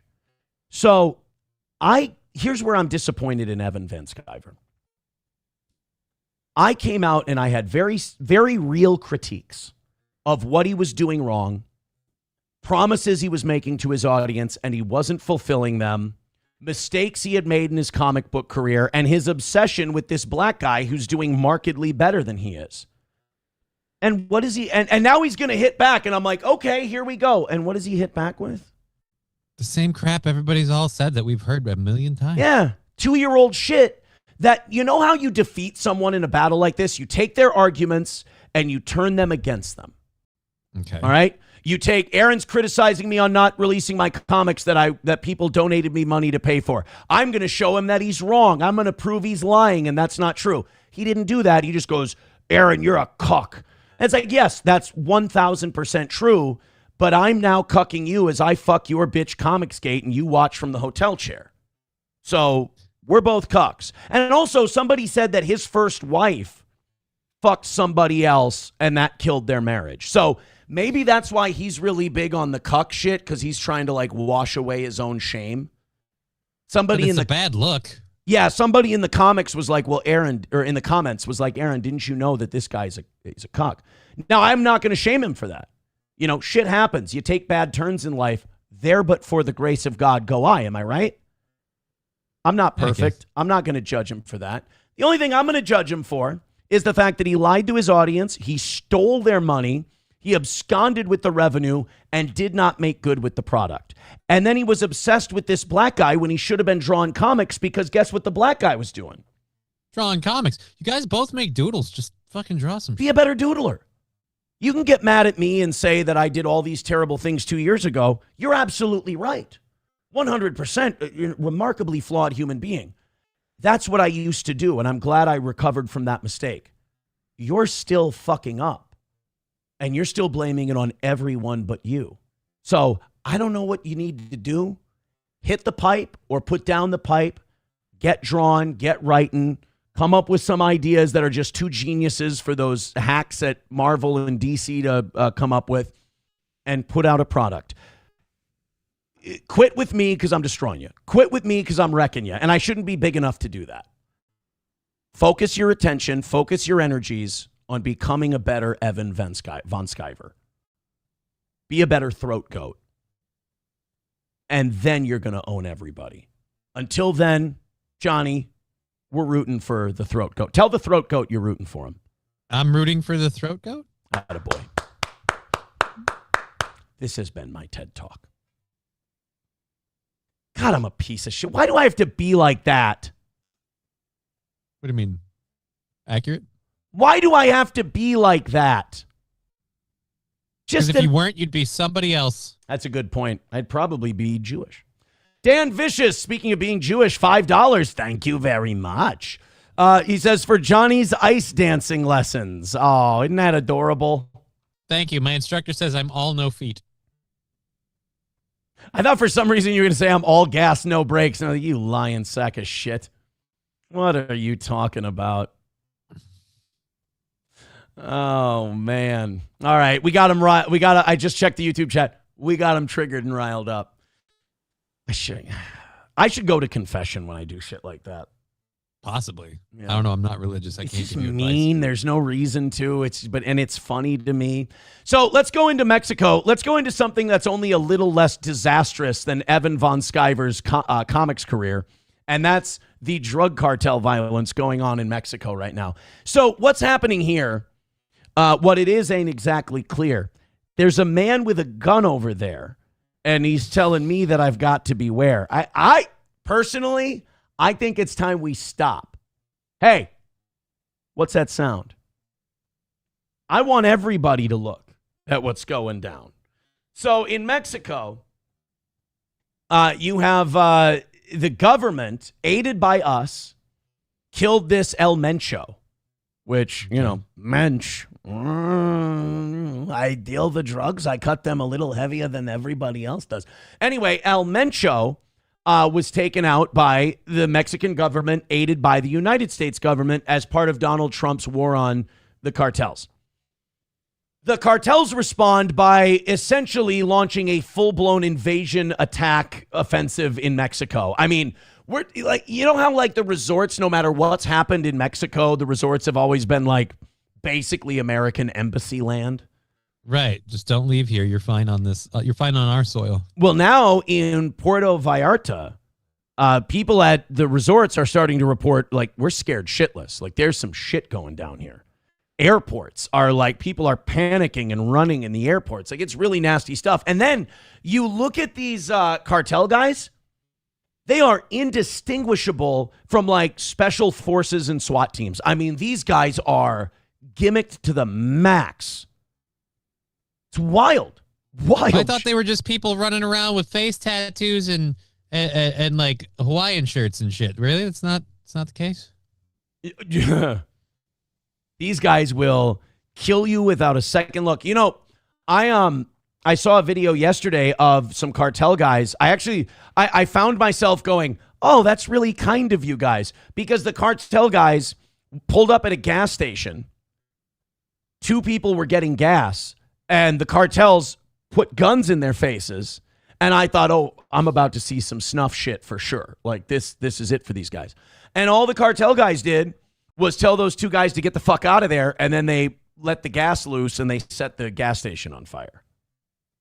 Well, that's nice. Well, right? Like my standards are so low for the cartels that I'm like, wow, that's like the nicest thing I've ever seen a cartel guy do. No innocent victim there. All right, cool. And I was wondering as I was watching all of this stuff, could these cartels like the Zetas or whatever, and the guys who are run by El Mencho, could they all team up? Like if they formed an alliance, could they take over the government of Mexico?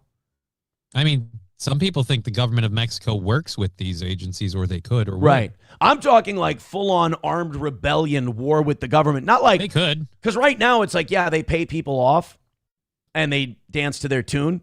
I'm talking like full-on cut out the money middleman and just take over the thing. They totally could. I think they liked having the middleman as kind of like a stopgap, so that way they wouldn't be held responsible for all of Mexico's political and criminal policies. Yeah, well, good point. They had somebody to throw off. And I also think it's funny that Claudia Sheinbaum is the president of Mexico, and right now we just took out El Mensch. That's not okay. You can't kill a mensch if you're Claudia Sheinbaum. That's a good point. Right? Against the rules. How dare you take we were playing a game here. Dude, actually, Mike Huckabee didn't even know who El Mencho was. He just heard that a mensch had been killed, and he goes, well, that's a sin. The United States should go to war. He doesn't want mensches dying. He's okay with them. If you're Meshuggah, Huckabee wants you gone. Yeah. So they start. By the way, somebody did point out, Aaron, the cartels weren't that nice to those people. Their cards still got charged for the gas they used. It's a fair point. But they didn't kill them. So Mexico, just in complete chaos. I think the United States Embassy should send a Chinook helicopter to Merida and pick up Ethan Ralph and get him the fuck out of there. I think we need to take all the distinguished Americans that are still in Mexico and we need to airlift them back home. And Ralph should be near the top of the list. Okay. For people to rescue. El Mencho, leader of Mexico's CJNG cartel, killed in an operation by the Mexican army. So then that led to all hell breaking loose. The passengers and staff were seen fleeing from reported gunfire inside the Guadalajara National Airport. This is footage from inside the airport that somebody released.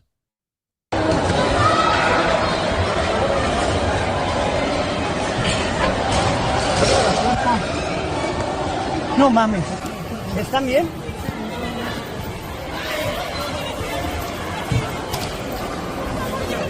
You would never see that many people in America running like that through an airport because we're just so fat. And we have this weird thing in this country where when stuff starts going crazy, people start pairing off and start a punching party. It's weird. Yeah. Yeah. Okay. If there's gunfire by the Mexican drug cartel in the Atlanta airport, do all the black people stop brawling? I mean, it's going to be a tidal wave of people running from the initial scene of the gunfire. Yeah. But if they're far enough down the terminal where you didn't quite hear what was going on, you just heard loud noises, and now you see an army. Yeah, it's pair up and start punching. It also kind of depends how far from the spirit gates they are. And you know who was looking forward to this. That's the person. I've been looking for a reason to punch this asshole. Well, let me put it this way. I believe Spirit is in Terminal 2 in the Minneapolis airport. Please correct me if I'm wrong. So if the gunshots broke out in Terminal 1, then then the fights will keep going because those terminals, you can only get there through a tram. So it's just all bets are off. Yeah. So that was some of the violence this weekend in Mexico, but it was just like, it was all over the place. Cartel, I mean, they were pulling up with like windowless vans and they're just like a clown car, all these special forces decked out looking guys. And you're thinking, oh, the Mexican police are on the, nope, those are cartel guys. The army's here. No, those are just, those are a bunch of Manchurian candidates. Yeah. Meanwhile, once the Mexican army gets there, you see them affix their bayonets to their muskets and they're ready to do battle with the cartel. No, this El Mencho guy, apparently, he would show up to crime scenes and he would tell the police to stand down and they would. Great. Yeah. That's power you can't buy with a gun, kid. This world you don't understand. And you always fear what you don't understand.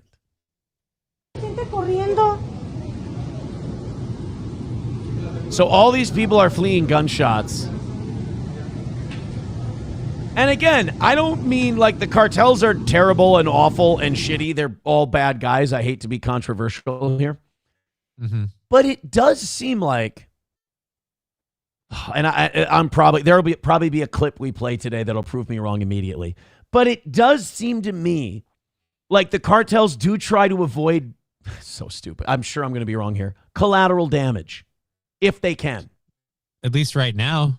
I don't know if that's always the case. Right, because they're not gunning down these people that are running out. They weren't gunning down those people. It seems like what they want to do is like the bad guy in a Western movie. They want to fire the gun in the air, take over the actual thing. Mm-hmm. They don't want to go popping a shitload of people. Well, then you're going to have the people against you, too. Now you got a war on two fronts. We already got to get rid of the government, so. Right. I do kind of feel like oh, man, how do I put this? I feel like with the cartels, there's no reason to, waste innocent people if you can avoid it. Right, like the payoff is not worth it. It doesn't help them accomplish what they're trying to accomplish. The cartel is Mexico's ICE, making sure the gringos return to their country. Sam Show says, dumbass. Yeah, it's just like a Western movie. Sure, why not? Hey, if you got something you want to add to the cartel conversation, I'm openly encouraging you. Why? Because I have said numerous times now, I'm not quite sure exactly how their approach works. Jasper says, this is why I wear Canada shirts when I go to Mexico on vacation. It might not be a bad idea. That's not working as well anymore, and Canada's pissed. Like, their whole, we're good tourists thing has been sullied through the mud by Americans hiding behind a maple leaf because they're afraid of our foreign policy. That's true. Yeah, we get to drag Canada down with us. That's kind of nice. Videos have emerged online showing people running for their lives out of Guadalajara Airport in Mexico as alleged members of the Jalisco New Generation Cartel have reportedly entered with guns. Reports indicate members of the cartel entered the airport just hours after their leader, El Mencho, was killed by military, with members now retaliating following news of the killing. And, this really kind of seems like they had a kill switch for this El Mencho guy. Because, to mobilize like that within hours is really difficult to do unless you've planned and trained for it already. This was going to happen at some point. It's just the trigger event occurred. This is kind of like that level in the old Call of Duty game, isn't it? Like the level where they go through the airport and just start wasting people. No Russian. That's the name of the level. No Russian. Okay. And they just go through and just start wiping people out at the airport. Throughout Sunday, there were additional reports of cars being set on fire and sightings of gunmen on the streets in Jalisco and everywhere. So, what is that? It doesn't seem like we're hearing about a lot of civilians being killed. Then they went to a Costco. It's so weird seeing a Costco in Mexico, because when you think of Mexico, you think of dirt streets and mariachi bands. Yeah. And then that just looks like Maple Grove, Minnesota. Well, the palm trees are a bit out of place, but I get what you're saying. Yeah. In the summertime. I don't see a lot of those in Maple Grove. No, you're right. Maple Grove is, you know what they do have in Maple Grove? Maple trees? Oak. No. So they're at Costco, and this smoke that you're seeing is they were just setting cars on fire in the parking lot. Like the cartel I thought it was the building. No. They set you can see one of them right there on fire. But they just showed up to the Costco and they just started setting cars on fire. So, you think of cartels and you think they're just running into these places wasting people. Really, it's more like mild vandalism, like their team just won the Stanley Cup. God, if those were Teslas, I'd swear it was a couple of months ago or a year ago when we elected a president and someone was pissed at Elon Musk. I can't tell the difference between cartel violence and a Doge protest. Very strange. Then somebody got some views of Puerto Vallarta. This was obviously from, maybe where the cartels aren't going right now. This is a panoramic view of the city. And by the way, that is not smog. That is smoke. In several areas. In several areas where cartel violence is broken out.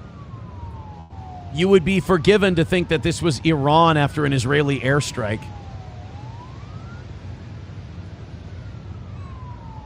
Yeah, there's Puerto Vallarta. Is that a cruise ship? Is that just some rich guy? That's a rich guy's yacht. Okay. Might have been a cruise ship. Looked more like it might be a dude's I was yacht. appreciating the sailboat. You don't see people doing that anymore. Not a lot of schooners anymore, right? Yeah. It's good to see rich people being old money for once. You know? Oh, I'm going to get a yacht with a helicopter pad on. And it's like, come on. Whatever happened to a little sailboat and doing a little like old money rowing shit and things like that? Whatever happened to the classy wealthy? I ask you. Let's go in and, some thank yous to be thrown around here real quick. Redbird with $1 says, nope, the cartel recently decapitated a cop in front of his son, then skinned the kid alive. They are monsters. All right. I'm wrong. Poobah with $2 says, fun fact, Aaron, the Mexican army uses a new rifle based loosely off an FN or H&K design that is very modern and made exclusive by and for the Mexican government. Huh. I wonder how the cartels got their hands on that. Yeah, what next? You're going to tell me that they got friends in the government and they're each like washing each other's hands with money and just kind of doing each other favors? This is not a conspiracy show. All right? Okay. This isn't a conspiracy show. I'm just trying to, that's the best way I can figure it. I can't, all this conspiracy talk is just, I mean, what are we, fucking Candace Owens over here? Somebody with $1 says, didn't the cartel come forward when those Americans got killed and say, we didn't tell them to do this? You don't have to worry about the guys that did this anymore. That is true. And then they reprimanded them, if you will. No, yeah, right. Didn't they cut their heads off and show video of it? Like they sent the bodies. They're like, hey, here are the people responsible. And like the ringleaders or whatever, it's like they sent the head. And then everybody else like turned themselves in. Beat to shit. Yeah. I mean, okay, let me ask. This is a question that's going to sound crazy to some people. Who has more morals and standards in battle? The Mexican drug cartels or the IDF? Mexican drug cartel. I believe that wholeheartedly. Could you see the IDF ever beheading 2 soldiers who killed some kids? And then, but here's what's gross about the cartels. When they killed those Americans, the cartels called up the American consulate and said, do you want their heads? We'll give them to you. And we're like, Jesus, no, it's not the medieval times. We don't want their heads. And we have 2 heads just going to waste. You're putting us in a weird spot because our guys killed some of your people and we didn't tell them to do that. And we're really sorry. We punished them. We chopped their heads off for you. And now we're offering you the heads and you're being a dick. Because kind of disrespectful to turn down a gift. I'm going to be honest. And this is going to smell. And you're kind of sticking us with the bill here when we killed them for you. So it's fine. Whatever. We made good. But I just want you to know before we leave, you're being kind of a dick right now. $1 from Veldrain says, so I take it the Mexican cartels aren't trained by the IDF. No. Nope. No, I don't think so. They let civilians go. So no, I don't think they're trained by the Israeli Defense Force. By the way, for a defense force, they sure are an offensive bunch, aren't they? Yeah, interesting. Not a lot of defending going on there. All right, thank you to everybody who's dropping in Rumble rants and donations and contributions to this show. It means the world to us. Thank you so, so much. You're almost done for today, and I can't tell you how much I appreciate it. So now the U.S. had previously offered a $15 million reward for information leading to El Mencho's capture. So you didn't even have to take them yourself. If you said to give some info. Dude, this is what a scumbag and how quick I would be murdered in the cartels. The minute I got wind of that, I'm giving the coordinates and I'm negotiating with the United States. You can get me out of here. Give me new identities, paperwork, American citizenship, plastic surgery, the whole deal, and I can live somewhere nice on the beach, right? You got it. All right, he's here, and here. You know, I'd Nacho Varga the shit out of El Mencho if it meant that, I'd have them storm his compound. I'd open the gate for him and everything. Wait a minute. The money's in the account. Done and done. That's where he is. Let's have some fun. Exactly. And now I have an appointment in Beverly Hills with the face surgeon when? Because you're going to need to Lincoln Osiris me in Tropic Thunder because they're going to find my ass. Telling you. Johnny Midnight says, yeah, but they have a mariachi band outside of their Costco's there. Oh, see, I wasn't aware of that. Well, now I'd go just for that. Yeah. It's entertaining. That sounds nice. That sounds way better than our Costco's. Yeah. We just have a guy stand there and go, Costco, welcome to Costco. I love you. I love you. And they have mariachi bands, which seems way more welcoming. All right, hit like, hit subscribe, and hit follow. Up over 600 for today, and we appreciate that. If you feel like gifting memberships, we're already over 500. Oh, shit. I just was thinking we have an hour left. We don't. I have to go till 11 today. That's right. Hit like, hit subscribe, hit follow, and throw a membership if you'd like. We appreciate it. Let me as I open up these 7 o'clock hour stories. We're going to get to the Mar-a-Lago thing today. We've got to get to that story. We're going to update you on the Howard Lutnick thing that we mentioned earlier. That one's probably going to upset you. We got, hey, you know how Uber says that they screen their drivers? Yeah. And they're like, well, we want to make sure you have a safe ride and everything else. Well, apparently, Uber announced this weekend that starting now, they're going to ban violent felons, like people convicted of assault and child abuse, from being Uber drivers. Which, on one hand, is great. That's awesome. I think that's wonderful. On the other hand, you were letting people convicted of assault drive strangers around? Yeah, I'm kind of with you. I was like, so wait a minute. So you guys, you stopped doing that good. Why was it allowed to happen in the first place? I kind of thought that you already did. You know, it's like finding out a celebrity's dead that you didn't know was still alive. You're just like, well, okay, thanks for telling me. I appreciate this. Wait a minute, what? Yeah, people who abuse children and commit assault are not allowed to be Uber drivers anymore. Okay, not mad about the policy. It's the word anymore that I have a problem with in this particular scenario. Yeah, that's not okay.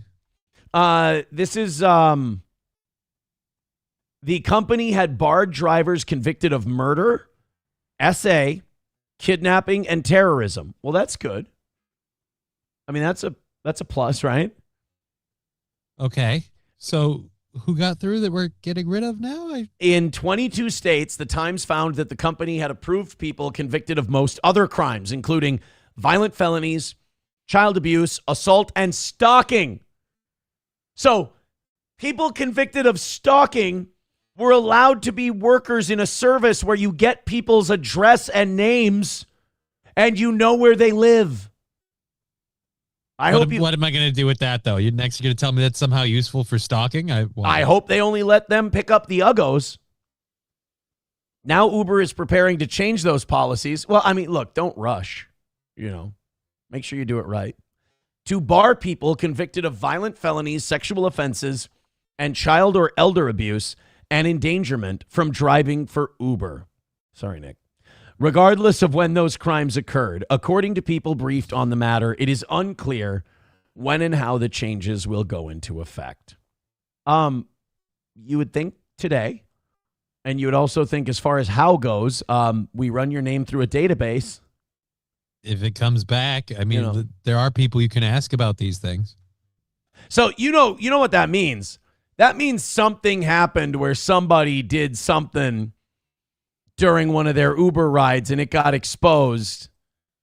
I'm going to guess, personally, off of what you said, I'm going to guess a stalker met a new victim or whatever through Uber, ended up being their Uber driver a couple of times and was taking it too far, too personal, and now it's a whole big thing. And then this person, went to the cops and found out, no, this guy does this all the time. You're not even the first bitch he won't let up on. And it's like, oh, so he shouldn't have been an Uber driver.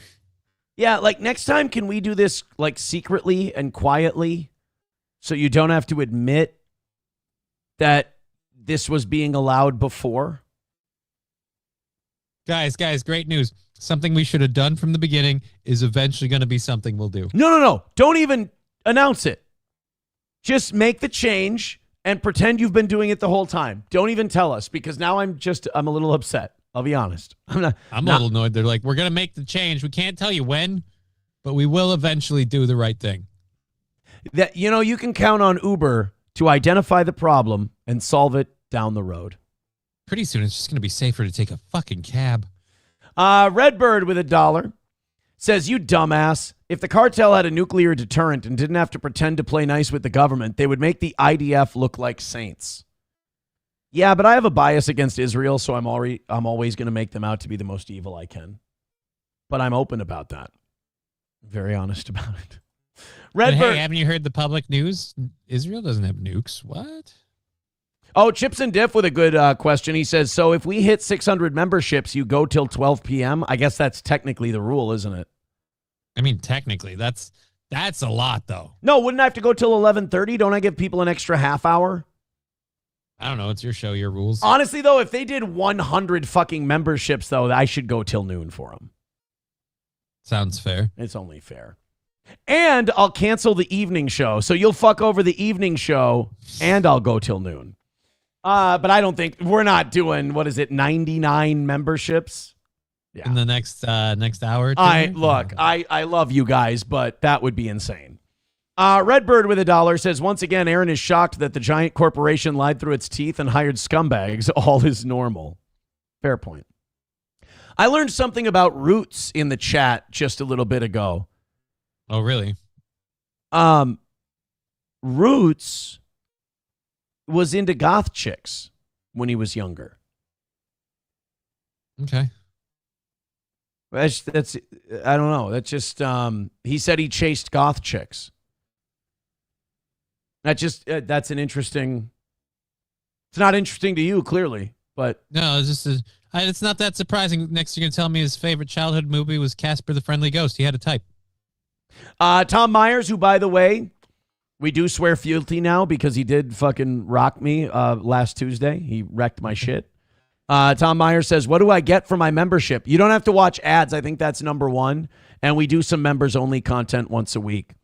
So you get a little fun show, and you don't have to watch any ads, which you lucky fucker. You lucky devil. All right, about 600, still checking out the toe. Hit like, hit subscribe, and hit follow. We've got a lot to do today. I've got one more of these I want to do for you. It's for our friends at Emerald Med. I want to tell you about something that's not well known but is incredibly powerful. It's called Ace-Mannan. It's a compound from aloe vera that massively supports your body's stem cell production and cell health and immune system function. That matters because your body replaces 1% of its cells every day. As we age or have health issues, we produce cells less efficiently. The thing is, almost no aloe products have Ace-Mannan because it breaks down after harvest. And you can't get enough from eating raw aloe because of aloe's laxative compound. So, you'll... However, Emerald Med created a stabilized Ace-Mannan supplement with the laxative compound removed. So you're not going to leak it all out. It's called Aloe RX. They made it for pharmacies, and now it's available to the public. I want to explain the value of Aloe RX. Stem cell injections have amazing results, but they cost $10,000 to $40,000 a treatment. Aloe RX isn't the same thing as stem cell injections, but it massively supports your own body's stem health production for less than $100. You could literally give your body this for 16 years for the same price as one stem cell treatment. For people who don't need something extreme like a stem cell injection but want to help their body significantly, this is arguably the best value on the market. The longer you take it, the more compounding support you have. That's Emerald Med. If you want to support a company that supports our channel and free speech with ads, check out Emerald Med's Aloe RX. Click the link below to learn more and get 30% off Aloe RX today. That's Emerald Med. Thank you guys, and thank you guys as well for being so fantastic. Veldrain with $1. Thank you so much to everybody who's throwing money at us today. It's like we don't even have to ask. You guys are so great. Veldrain with $1 says, I just started doing Uber because they fired me from a senior assisted living center. I don't think I want the story. I don't want to know, yeah. Now where am I going to work? I guess I will host a morning show. New boot goofing. It can be, when you have a great, generous community and amazing audience, Can be an awesome job. Yeah. Matt Crotz says, Aaron's on the side of the Egyptians after they chopped Pompey. He was a consul of Rome, Aaron. But wasn't Pompey the one who turned on Caesar? I think Pompey turned on Caesar. Fuck him. Or am I thinking of somebody else? Or was Pompey the one who, tutored Caesar? I think tutor. Did Pompey betray? Pompey betrayed Caesar by shifting his allegiance to the Roman Senate. Oh, no, they fought the Civil War against each other after Caesar crossed the Rubicon. That's what it was. Following the collapse of their alliance, Pompey supported legal efforts to undermine Caesar, leading to the Civil War. That's who Pompey was. Good. Yeah, Brutus is the one I always gave. Chop him up and feed him to the fucking Nile crocodiles for betraying Caesar like that. Actually, we talk nice about Caesar historically, like, oh, what an amazing leader he was. He's kind of a cunt dictator who seized power for himself. And then just kept holding on to it with every Caesar after. I don't know if we really want to celebrate that guy too much. Approachable says, no, Pompeii was the volcano that exploded and killed everybody. That's different thing. Different Pompeii. On a wall with $1. Oh, I think I found why. I think we found out why Uber changed their policy. Uh-oh. Yep. I think we found out. Thank you, On a Wall, for the $1. Uber found liable for SA by driver and ordered to pay victim $8.5 million. When was this? I don't have a date on this story. Oh, there we go. Oh, Thursday, February 5th. Well, that explains it. That explains why Uber's making all these changes. I was going to say, it's not like somebody was looking through the rule book one day and said, ooh, we missed something. No. It's somebody had to write a check for a couple of million, and they went, all right, how do we make sure we never write this check again? Yeah. A federal jury in Phoenix ordered Uber a couple Thursdays ago to pay $8.5 million after finding the company liable in a lawsuit brought by a woman who said she was SA'd by a driver. The verdict could influence thousands of similar cases against the ride-hauling company. Oh, so they're still screwed. They're just doing this as an olive branch, like, hey, you don't have to sue us anymore. We're going to stop hiring drivers with a history of SAing people. Great news, guys. We're going to stop hiring sex offenders. Wait, you started? That really? It's now when your driver SAs you, you can take pride in knowing, don't worry, you're his first victim that we know of. Right. Now when you're SA'd by your Uber driver, we had no idea he was capable of it. Thank you very much for the $5 Veldrain. Uh-oh, they're trying to make Roots horny with goth girls. This isn't good. Veldrain says, did someone say goth girl? Uh-oh. Guys, don't make Roots horny. What's up, handsome? Oh, it's just, I'm alone. You're all alone. Oh, hey. You're alone. What's this? That's my pretzel. Your pretzel. You don't want to share? No, it was just, oh. No. Yeah, this is why there's something wrong. Oh, no, thank you. Okay. Dude, Roots is just like, his pants are full of semen right now. It's the same color she is. Roots likes them for this reason. You're watching this and you're going, oh yeah, this is the red flag we should avoid. No. Roots wants him tearing at his pretzel. What's this for? That's what are you eating? What? What are you eating? Why are you talking like that? What the heck? Stop. That's my cinnamon twist. I didn't do that to you. No, thank you. Okay. Please. Can you leave? Now, of course, that's all scripted and shit, but like, right? Have you? I think old Roots would like her. I think that's Maybe. his kind of girl. Silverwolf with $1 says, Aaron, I just saw a Chinook over St. Cloud heading your way. Glad to see your shipment of daily queso and bread are on their way. When I go to mass, I always say, give us this day our daily bread and queso and forgive us our trespasses as we forgive those who trespass against us. You're the only person I know that does communion and routinely asks, "Where's the dip cup?" I do, and I figure if I go a little more, maybe they'll adjust. Eventually, they'll. I keep asking; they're gonna know I want it. Yeah. Right? The only reason it's not there is they have no demand. They're gonna be cool about it eventually. They'll figure it out. Zen Man with $1 says, "I guess you'll get more money out of me since you skipped my first rant. But you Minnesota people are some dirty sailors. Uh-oh, what did we do?" Thank you, Zen Man, for the $1. You guys are in the double digits today, and I cannot tell you how much I appreciate your generosity. And I think it's been all through Rumble. I think it's 100% been the Rumble audience. Yeah, Venmo, no. PayPal, no. Unbelievable, guys. Thank you so much. And what did I throw out there? Noon, if we go to 600 if you memberships. Get the other 100. Jesus. And you cannot expect me to do an evening show if we do that. Well, I mean, I don't know about them. But it's on the table. We're going till 11 already because you guys are so goddamn generous. Root says, "I used to take skanks like that back to my apartment all the time. I'd pick them up at Sub T and only have to walk like 3 blocks. Dude, he had an approach. That means he's like either he's got his shit together and he's totally cool or he's a complete sexual predator. I don't know him well enough I don't want to cast aspersions. It'd be rude.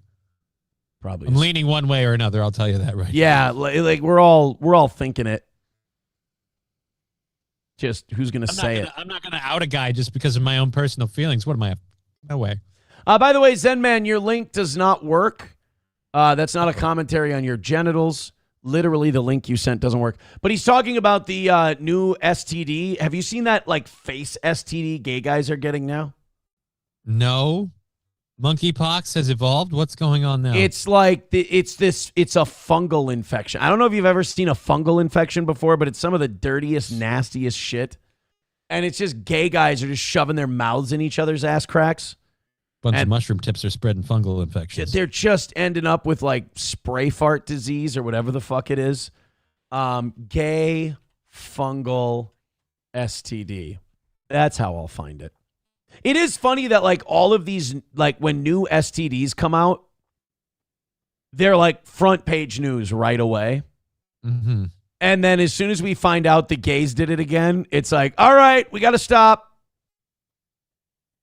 We got to knock it off. We're done with we're not going to talk about this anymore. This is not news. Because that was monkeypox.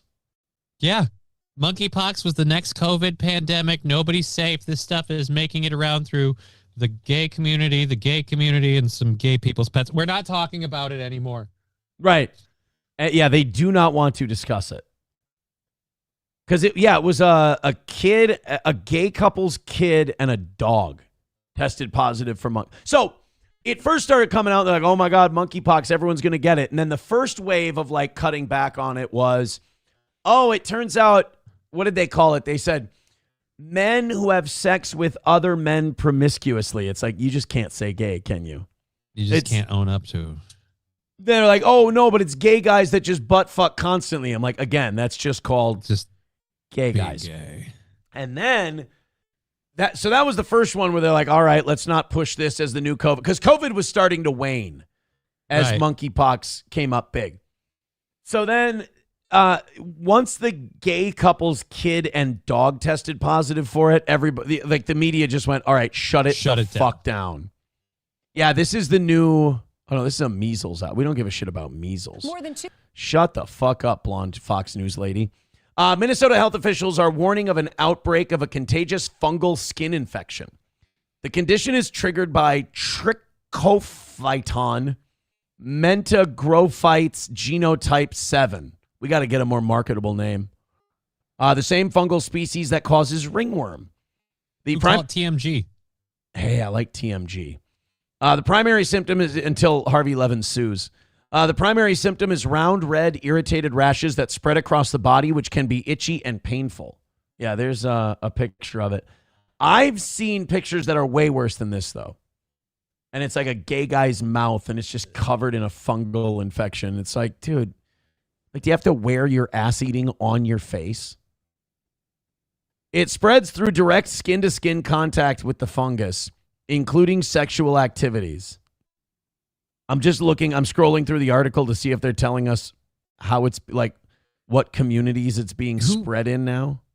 Who cuddles a rash-ridden person like this? Like, no offense, even if you love them, like, hey, look, I think the world of you, but whatever that is, I ain't touching it.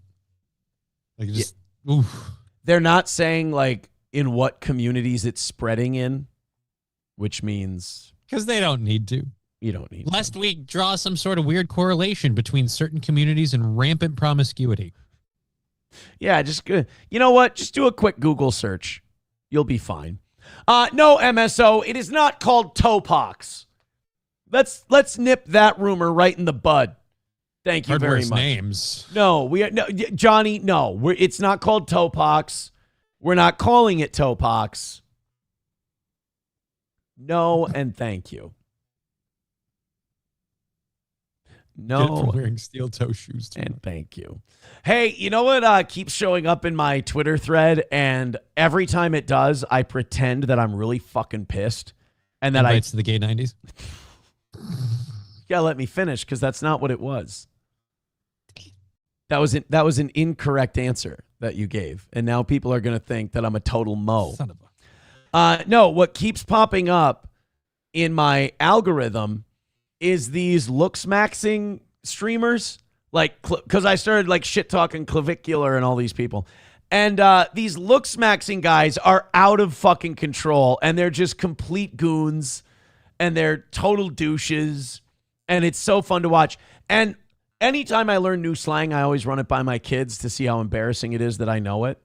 So I told my son that I was looking in the rearview mirror, and something about like, I think it was, he said that some girl said that my shirt looked cute today. And I'm like, nice, bud, but you know something? And I looked in the rearview mirror and I go, your dad mogs you. And they cringed. So they're like, no, Dad, no. And like their thing was, they're like, mogged isn't a thing anymore. Nobody mogs anymore. I'm like, that's just not what I'm seeing online. I'm seeing a lot of people mogging. Like, no, Dad, nobody mogs. And I'm like, all right, well, I must be jester maxing. Like, Dad, stop it. Because you enjoy this so much, don't you? I do. It's one of the, I was born to be a parent. This is so much fun. The thing about, like, I'm learning all these terms now. Jester maxing is when you're like totally just looking like a clown asshole. And apparently in the Looksmaxxing community, jester maxing is terrible. That's bad. So I did not know this, but they have fucking rankings. Like this Looksmaxxing community, and we've talked about Clavicular with the meth use and smashing your face with a hammer and everything else. There's now these guys who go find Clavicular on his stream.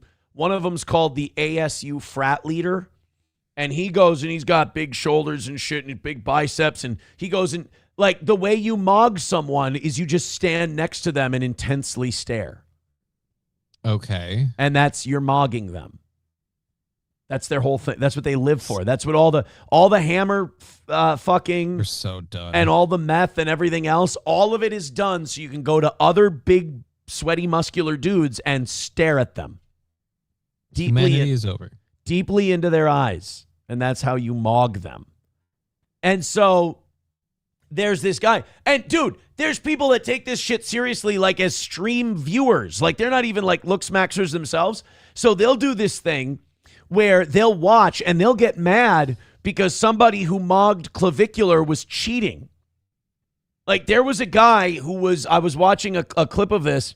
A guy was sitting on his computer angry that the ASU frat leader mogged Clavicular, but he was wearing a tank top.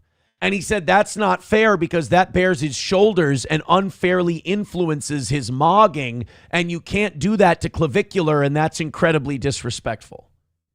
I'm actually more offended that there's rules to this than the fact that it's happening in general. Yeah, you're not allowed to mog people a certain way. That's fine. This is gay. Why are we doing? Then there's this guy who was like, he was second place in the mogging Looksmaxxing rankings, and his name is Androgenic. All right? And Androgenic is this guy who, he takes his steroids, he gets in the gym, he's trying to look as perfect as he can.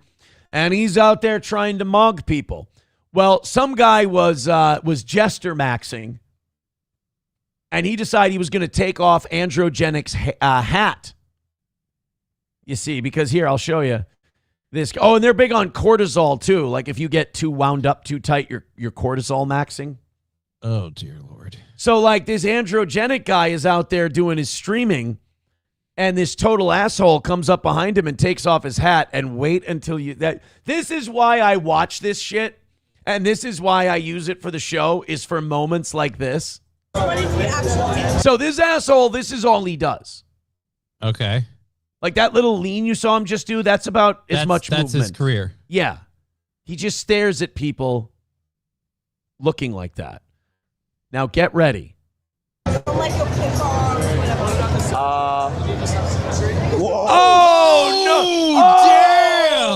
damn! Androgenic looks like a Neanderthal asshole. And look, he's letting his belly out now. He's not sucking in anymore. Yeah. So now he's got a little bit of pouch. Now he's dad side profile. That's not Mog. That's dad bod. Yeah, you're dad maxing right now, bro. Androgenic is dad maxing while that guy runs off with his hair. So this is like, in the Looksmaxxing community, he might as well have pulled like an Oswald and just blew this guy's head off. God. Like, this is it. You're dead in the water in the Looksmaxxing world if it's revealed you're Norwooding like I am.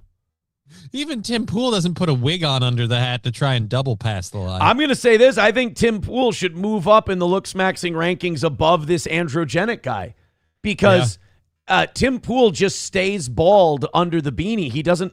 Like, that means that this cunt sewed a wig to his hat. Well, not necessarily sewed it to his hat because the dude pulled on the wig.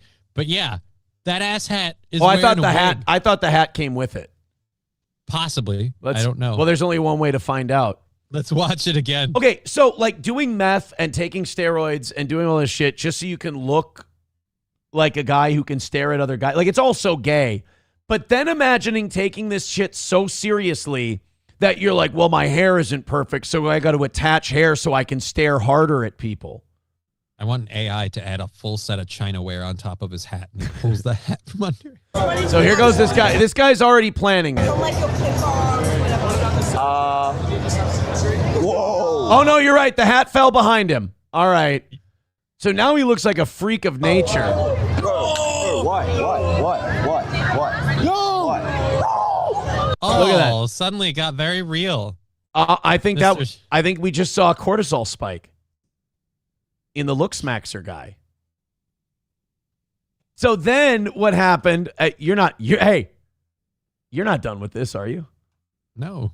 So this androgenic guy, this happens to him, and he dropped down the Looksmaxxing rankings because of this. And then he had to respond to himself. So he was like the number 2 ranked guy. Okay. In Looksmaxxing. And then this hat thing happens. I got to find it. I think I retweeted it somewhere. Oh, yeah, the Tourette's guy yelling the N-word at the BAFTAs. We got to get that, too. I thought I retweeted this. I'm going to be so sad if I didn't.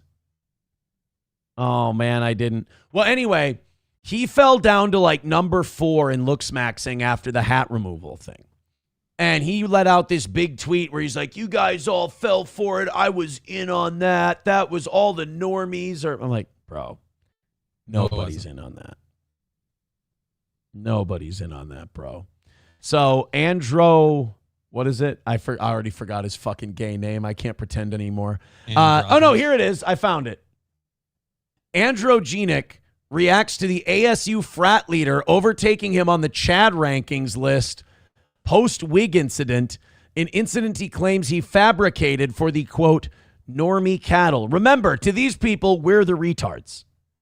Right. ASU frat leader Varys G celebrating after seeing he's overtaken Androgenic in the official Chad rankings after his wig gooning incident. And so Androgenic wrote, this subhuman microscopic dog hasn't overtaken shit. I'm the one getting 100 million views for a narrative I fabricated, and the normie cattle are eating it up as usual. I don't know, man. You got caught wearing a wig, bro. Like, that's embarrassing if you're a chick. And when did you start wearing this wig? Was it just for this video, or have you been wearing a wig this whole time and now it's come out? So this was like, what, the long game own? Like, eventually you're going to find out it's a wig, dude? Like, no, I don't think so. I don't think so. Dude, this is how retarded this shit is. So I got to find the ASU frat leader thing where he stood next to Clavicular and everyone went, oh, he mogged him and he beat him. And then, like, that caused a big thing. And then this ASU frat leader guy apparently found... Oh, yeah, here we go. This was... This is what they do. This is what they consider frame mogging. And, like, Clavicular is triggered as fuck because this guy, he knows he's being frame mogged by the ASU frat leader.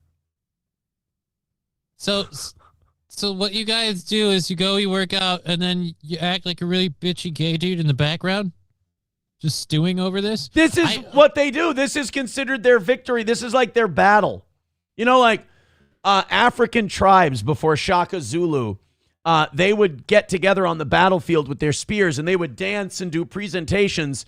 And then once Quincy Orchard, I saw the movie. Yeah, once the other tribe felt like the other tribe had outdanced them, they'd all go home. It's just, he looks like he's trying to hold in his shit. Yeah. Like he really has to take a deuce, and we're waiting for this clip to be over. Well, and then Clavicular fans were mad because they thought it was unfair that this guy wore a tank top. I'm telling you, I follow this shit because it's so funny to me. I love this shit. They just stare like retards, and then everyone goes, oh! And meanwhile, us normal people go, nothing, guys, nothing happened. The only thing that's more lame than these assholes doing this is those of you that super duper care. Shut up, bitch. He's Looksmaxxing. So then here's the ASU frat leader. Okay. You know who loves this shit, by the way? Who? Benjamin Netanyahu. He's like, oh, I don't have to work so hard to trick these retards anymore. The Americans are fully stupid. I'm going to see this. Why hasn't Dana White started a group of fighters with these guys? You guys want to beat your faces to rearrange its shape? Do it and make some money. You know? I'm starting to think these guys might be a little gay. Well, that's the best part. You can throw punches to rearrange your face, or you can shoot the legs if you just really want to get your face in some dude's junk. I mean, whatever you're looking for, it's there for you. Aaron, oh yeah, somebody just wrote me. They said, look up the guy at the BAFTAs who... Yeah, let's do that because I forgot about this story and I wanted to do that today. Continue on. You guys are doing so well today. I appreciate it so much. You've already gotten us up over 500 memberships today, which is amazing. Continue on with the generosity. You guys are killing it. Kevin Soundboard says, Aaron, you cortisol max every show when the goal isn't hit as you try to jester max us while we mog you. That's kind of, that works. I still don't get this lingo. I'm getting old. You know what we need to do right now? What? Goal maxing. There you go. I think we need to goal and membership max right now. Shuli Madoff with $2 says the toe loves the Zio slop. No. I love it because I know what it is. Yeah. Yeah, Mike Huckabee. That's what we're saying. No, Pastor. That's my point. No, what I'm saying is I love it because it's so stupid and I enjoy it. I enjoy how dumb it is. That's cope, isn't it? I'm coping, aren't I? This is cope. Yeah, you are, because he didn't say why. He just said you love it. And then you went, no, I love it because. And it's like, yeah, the because is irrelevant. The part is you love it. Yeah, that I read it and I follow. Like when it... Now, in fairness, I don't search it out, which is probably even worse. It already pops up. It finds you? Yeah, it finds It's made me. a home. The internet picked right. It's like, here you go, queer. We figure you'd like this. Here's a bunch of big muscular men just staring at each other like retards. And I got to be consistent. Who's more retarded, the retard staring at each other or the retard watching them? Now, I have a question about the video with the hair yanking. When the wig came off, yeah, was there like an inside voice in your head is like, see, Aaron, this is why we never entertained the thought? I'd be lying if I said I didn't learn a lesson from the video. Where I was like, man, you're right. You're doing the right thing. Just let it go gracefully, brother. Let it go.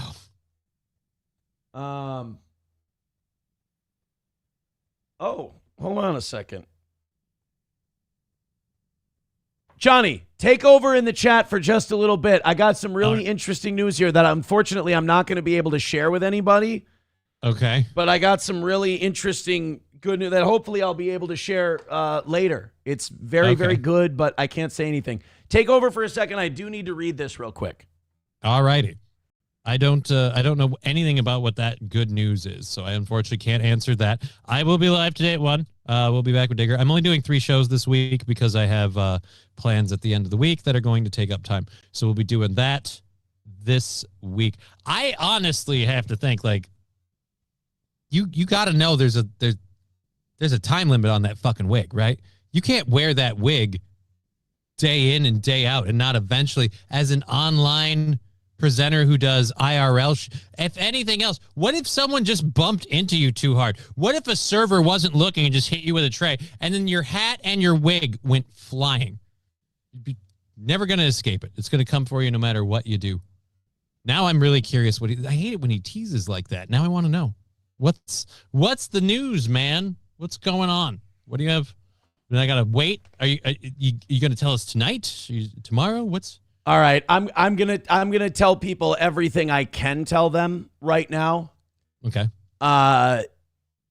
There was a settlement or not settlement conference, a scheduling conference about an issue that I have against 2 people that is successful so far. And things went very well for us today.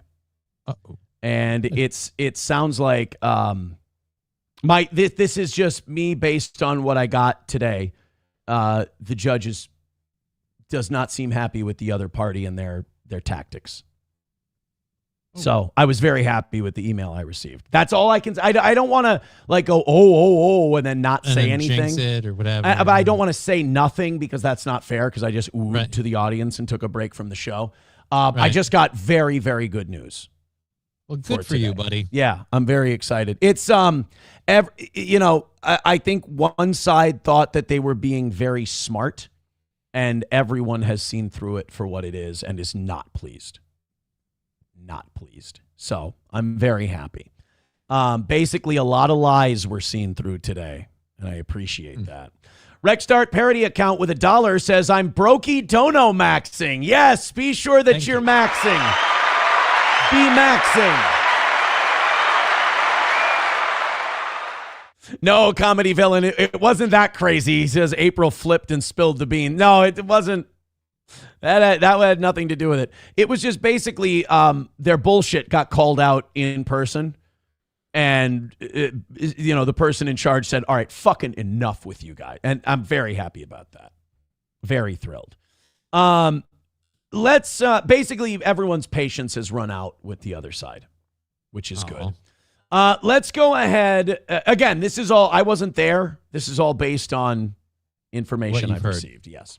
Let's go ahead and talk about this BAFTA thing. So the BAFTAs are like the British Oscars. Yeah. I'm sorry if I'm stammering. I'm very excited. You know what? Knock out the goal. Let's celebrate. Let's call it a win for the toe. So, the Tourette's thing. Somebody in the chat said you've already said too much. No, I didn't say too much, but I should stop now. I wasn't there, so I can talk about what I've heard all day long, but I'm not going to. Let's just say aces. Michael B. Jordan and Delroy Lindo. Now, Delroy Lindo, I think I've said this on the show, low-key one of my favorite actors of all time. Malcolm X, Ransom, bunch of other stuff. Delroy Lindo is a really, really good actor. He was on stage with Michael B. Jordan presenting at the BAFTAs. And this will be your, I'm sorry, I just realized we're keeping you past 10 here. This will be the last one. Michael B. Jordan and Delroy Lindo were on stage. I'm extremely skeptical of this story. A Tourette's, what would you say, like spokesman or like one of the face of like the Tourette's movements. Okay. Organizations, claims that he had like a spasm or a Tourette's attack while these two guys were on stage. And he did this. I don't understand enough about Tourette's to call bullshit. But if what I understand about Tourette's is correct, I'm calling bullshit on this completely. But these were Delroy Lindo and Michael B. Jordan, both black actors, presenting at the BAFTAs. Delroy and I are delighted to be presenting the first BAFTA of the night for a vital part of movie making. We're here to celebrate. So the Tourette's guy yelled out the N-word twice. Yeah. I'm going to go on Twitter and see if we can find I haven't been able to find an uncensored version of it yet, because I'm sure when it aired in the UK, they were able to catch it with the delay. But like, does that happen with Tourette's where you see black people and that then becomes a tick? I don't know enough about it. Like, it reminds me of the 2 Tourette's people in the Uber that went viral, where they just did a bunch of tick. It just seemed like anything that was happening around them became a tick. So I could believe it. But then again, I'm not a medical expert. They're saying that this guy... I don't want to lean in and say, yeah, and then no, it's not. You're just racist. Like, oh. Oh, by the way, his name is Johnny. Oh, shit. John Really? Davidson. They call him Johnny. Shouted the N-word while Michael B. Jordan and Delroy Lindo were on stage. This person wrote, "I'm sorry, this is wildly unacceptable on so many levels. We can all understand he has a condition, but this is subjecting Jordan and Lindo to racial trauma, which everyone needs to understand is unacceptable on any level." It puts everybody at the BAFTAs in a weird spot because you have to disregard the concerns of one community. Mm-hmm. You either have to disregard the understanding of Tourette's tics, or you have to disregard black people being offended by the N-word. Yeah, you're pissing somebody off no matter I'm what. going to piss, honestly, PR-wise, I'd rather piss off the Tourette's people. Yeah, what are they going to do? They're just going to flip out and start spazzing right there. They're going to swear at me either way. Like, whether I'm on their side or I'm not on their side, they're going to yell, "Cunt, fucker, piss." You know? So I'll side with the blacks on this one. Here, I think we have an uncensored version of this now. Delroy and I are delighted to be presenting the first BAFTA of the night for a vital part of movie making.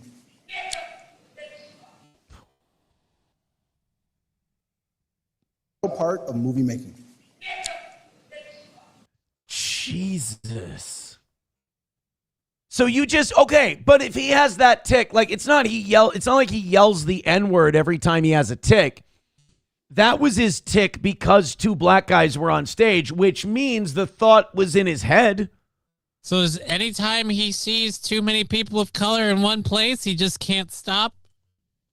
Like, he goes down to the Million Man March and he's just a machine gun. No. Like the... Yeah, like it seems a little... It seems a little PR stunt to get awareness for Tourette's syndrome. Yeah, it does. But there's other, like, I feel like, no, that seems too perfect of a tick. It's hard to gauge because, like I said, I don't have Tourette's. I don't understand. I thought tics were specific to each Tourette's person. That's like, exactly. My tics are X, Y, and Z. These things happen, and then boom. Like if a baby starts crying, I start going Wapner, Wapner, Wapner. Like nobody knows why. Like it, but so you know what? It seems like Eric Cartman in real life. That's what I was just gonna say. It's the Cartman South Park episode where he just gets to yell, "Piece of shit, bitch," like right at people and go, "Oh, forgive me. I'm sorry. I apologize." Oh. Deeply suspect to me. All right, Johnny, that's it for you. Strong from start to finish. You came in hot. You left making fun of a guy with Tourette's yelling the N-word. I mean, I don't think you can really ask much more out of a guy. Best start to the week. Great start to the week. We're going to finish strong. I got another hour here, but I'm hoping for a strong, we got to finish it up. We're in the double digits. We got to finish it up, but they've been amazing so far today, so hopefully that continues. Johnny, take it easy, and we will see you again tomorrow. Oh, and you're on at 1 o'clock this afternoon. Yes, sir. All right. Bye-bye. Johnny's gone. All right, now you can all give us lots of money because Johnny's gone. I'm kidding. Anybody who throws in is fantastic to this program. Comedy Villain says, best fucking PR stunt ever if that's the case, right? Last Dabbler Standing says they hear a word and it just comes out. Okay. I've got enough people telling me that it's basically what I'm hearing is it's plausible that that's this guy's tick, but it's weird that we live in a society where I'm willing to believe this guy was just being a piece of shit for attention. Zen Man gifting a membership. Thank you so much. Oh, Zen Man, thank you for your generosity. That's incredible. 98 memberships away from 600, and you guys are double digits away from a successful start to the week. Thank you so much for being incredible. You know, I've often wondered, Jesse Ventura has so many opinions, so many thoughts, so many things he wants to get off his chest. Why doesn't Jesse do like a once-a-week news show, a once-a-week news podcast? He could get great guests, and he would get a lot of people to watch him. And, Jesse stumbles on some gems every once in a while. And then he could kind of take over where a lot of people have found Alex Jones lacking in the conspiracy department. But I guess Jesse's just enjoying his time in the Baja. Not snowboarding. What is it? Surfing with Laird Hamilton. He goes on shows. He's a guest every once in a while. You stick a microphone in front of his face, he'll tell you what he thinks. But he doesn't have his own podcast, which always struck me as odd. Maybe he doesn't need as much attention as the rest of us. But this was Jesse on the Paul Rykoff show. And I know that Jesse has like very simplistic takes, but I think that's kind of what people like about him. Where even though you go, oh, Jess, that's so cringe in its simplicity, it's also like, yeah, but what if we did do that? That would actually work out really nice. I also love that Jesse has his 80s action figure right behind him. I own this same action figure that Jesse has. All right. This is Jesse Ventura on the Paul Rykoff show saying that if politicians are going to vote to go to war, which, by the way, the United States does not vote to go to war anymore. The president just gets to do it and nobody impeaches him or questions him. But the idea here is if you're going to send people to war, you should have some kind of stake in it. Said, you know how you got to vote to go to war, supposedly? I've always said we should pass a law that when Congress votes to go to war, someone in their immediate family has to begin immediate military service. If they vote yes to go to war, then someone in their family, because I'm sick and tired of the Vietnam stuff. It's a great point. It'll never happen, but it's an awesome point, and Jesse's right, and I don't think we should ridicule him just because it's impossible and silly. But the greater point is war has always been wealthy people benefiting using the blood of the poor.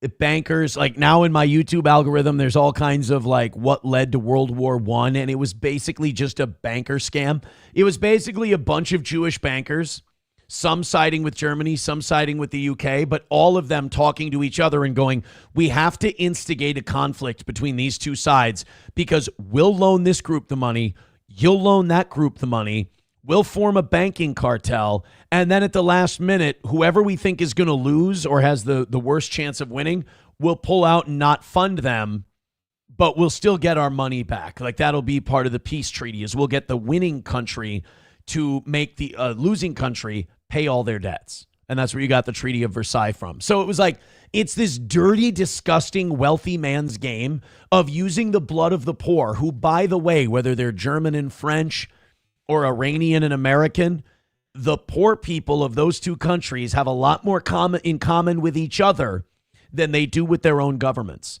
And yet they're going to fight each other. And the people who are going to make all the money are the people borrowing these countries' monies for the bombs, the tanks, the planes, and everything else.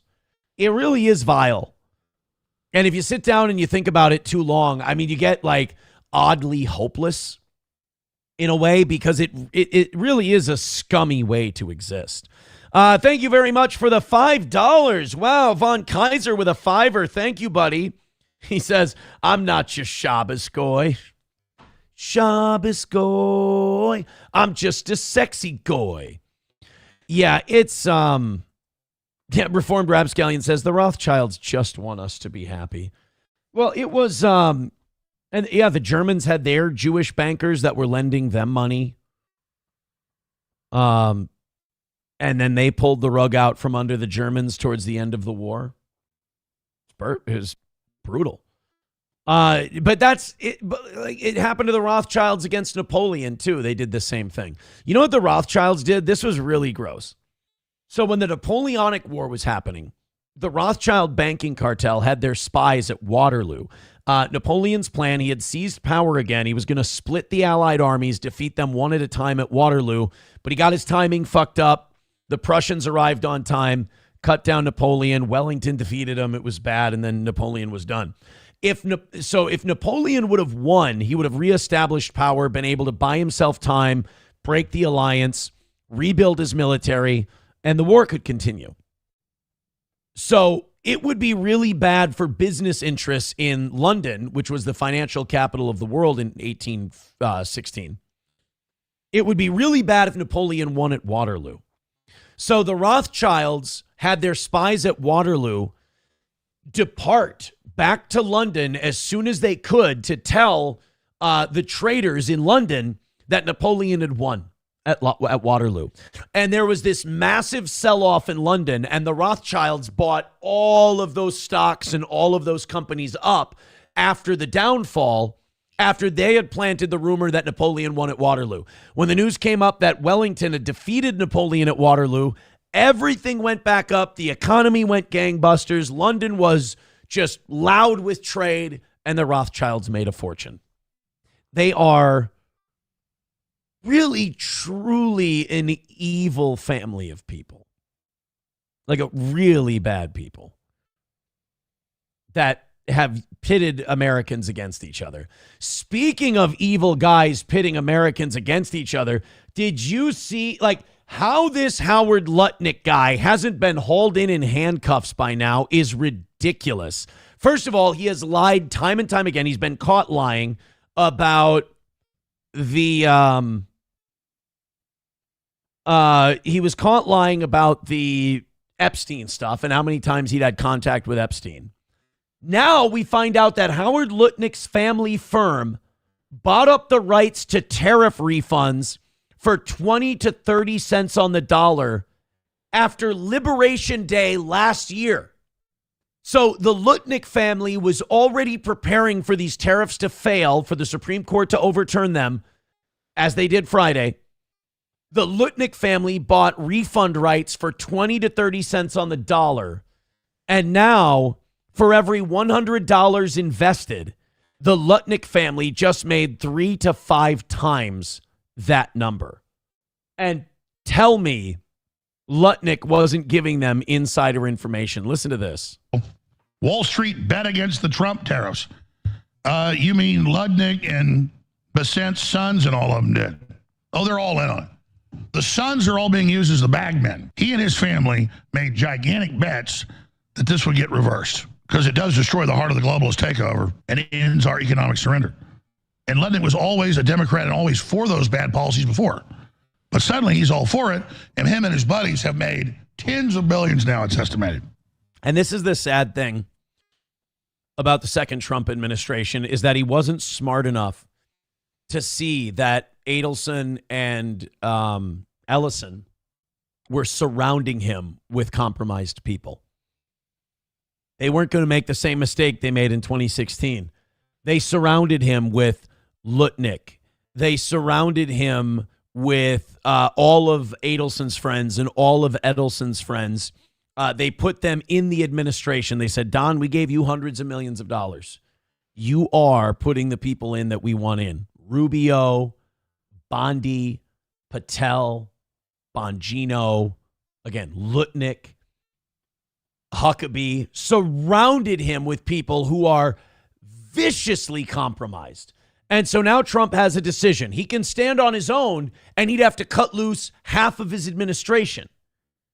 Or he's got to roll with these people and be loyal because they all kiss his ass. There's a reason they go, you're the greatest, Mr. President. You're amazing. We're MAGA. All these other people are just anti-Semitic racists. And Trump goes, well, these people kiss my ass, so I'm going to defend them. Howard Lutnick's one of those people. Well, let me see. You got to pay back $175 billion at least. You got to pay it back with a whole bunch of penalty and interest. And then these are the guys that bought all that up for people that wanted to sell their insurance in it. So now the Ludnigs and others go and they collect on it. And you're the one that set the policy because you knew the Supreme Court insiders were going to deep six it. You knew what would stand, what wouldn't. Insiders and experts predicted all this on my show. And you did it, Ludnig. And they used Trump. That's the other thing. Like, Trump just did it, and he thought these guys were all telling him, you're the strongest leader.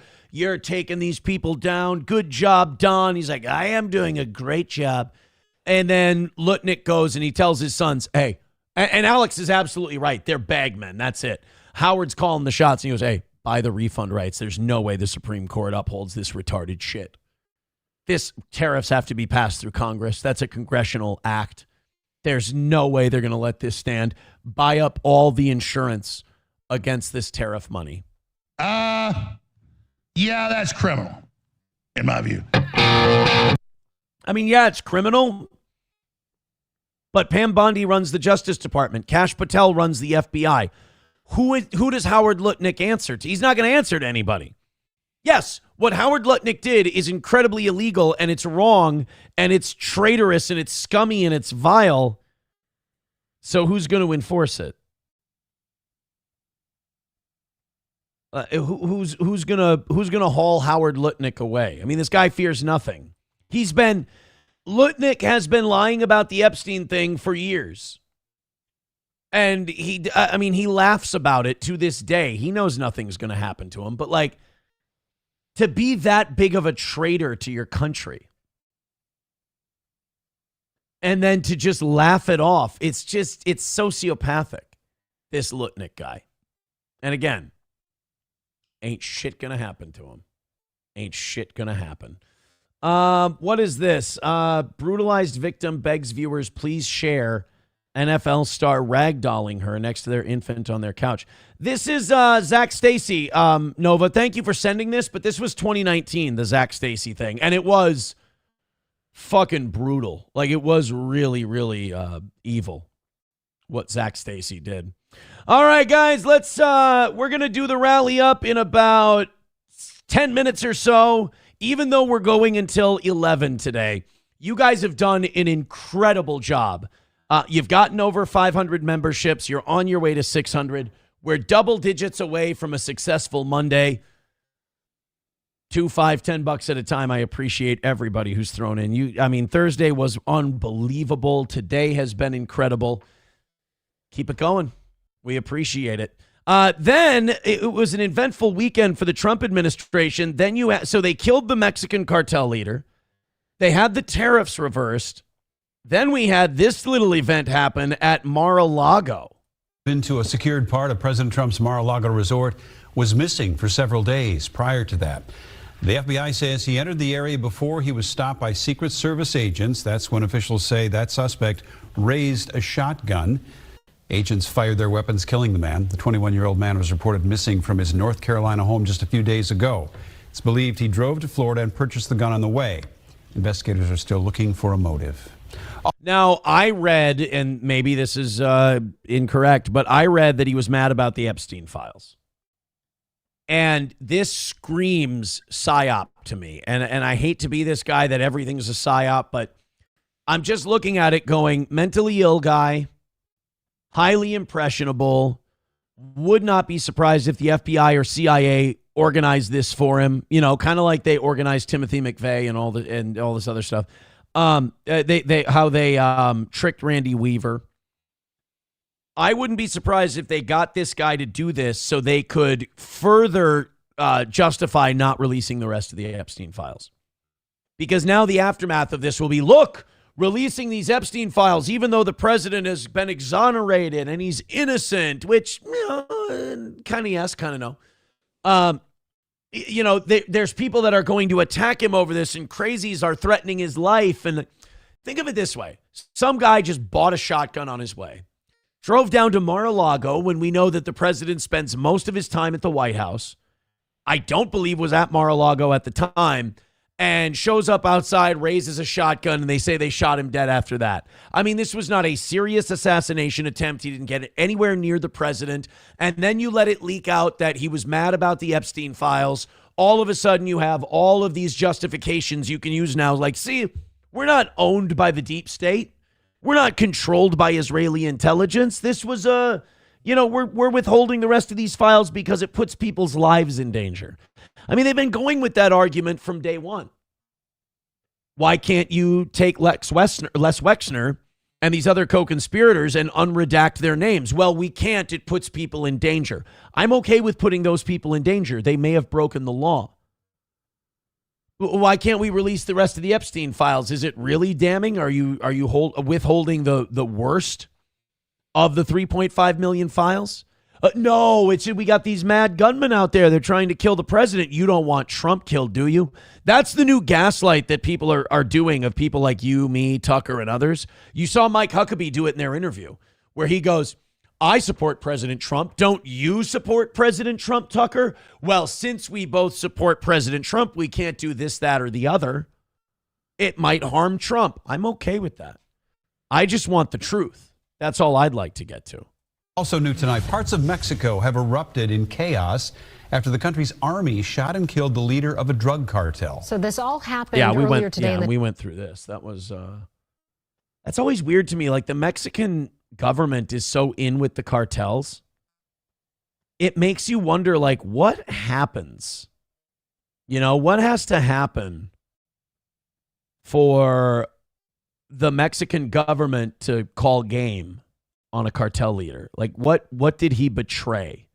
$1 from Los Federales. Thank you very much. He says, I sent you 3 videos on X about Mexico. One of them shows a guy that stopped a bullet and it ended up embedded in his chin. Yeah, I know. I don't think I can show that on YouTube, unfortunately. Knock out the G word when we run the rally in 2 or 3 minutes here, and then I'll make it Rumble only. And we can show that stuff. Oh, speaking of YouTube, Victoria wants a membership over on YouTube. So if you want to gift memberships on YouTube, our secondary platform, Victoria would like a membership. All right, let's open up these stories that we're going to be doing for our extra half hour today. And then we're going to see if we can't rally up for a W. I'd like to do the last half hour of the show completely free and clear of any of that G-word stuff. You guys have done an unbelievable job today, and if you feel so generous as to knock out the rest through a little rally here, I mean, I'm already in a fucking killer mood, but finishing everything off would I would be considered especially blessed. Oh, yeah, I'm excited for what we've got for this last half hour. So let's fire up. Do we do Train or do we do Hogan first? Let's do Hulk Hogan. Let's do the Hulkster 8-bit and see if we can't rally up. $80 is what you guys got it down to. Unbelievable. Over $200 completely unsolicited. Incredible job, guys. Now let's solicit for that last 80 and call it a win for the toe. Best case scenario, or worst case scenario, 40 now, 40 at the end of the show. Love you guys. Let's fire it up. Throw in a couple of bucks to the toe. Oh my God, we're already off to the running. Where'd my horn go? I can't find my horn for these guys. There it is. Brian with 10 gifted memberships on YouTube. Did that take care of Victoria? Let's see if Victoria got her membership.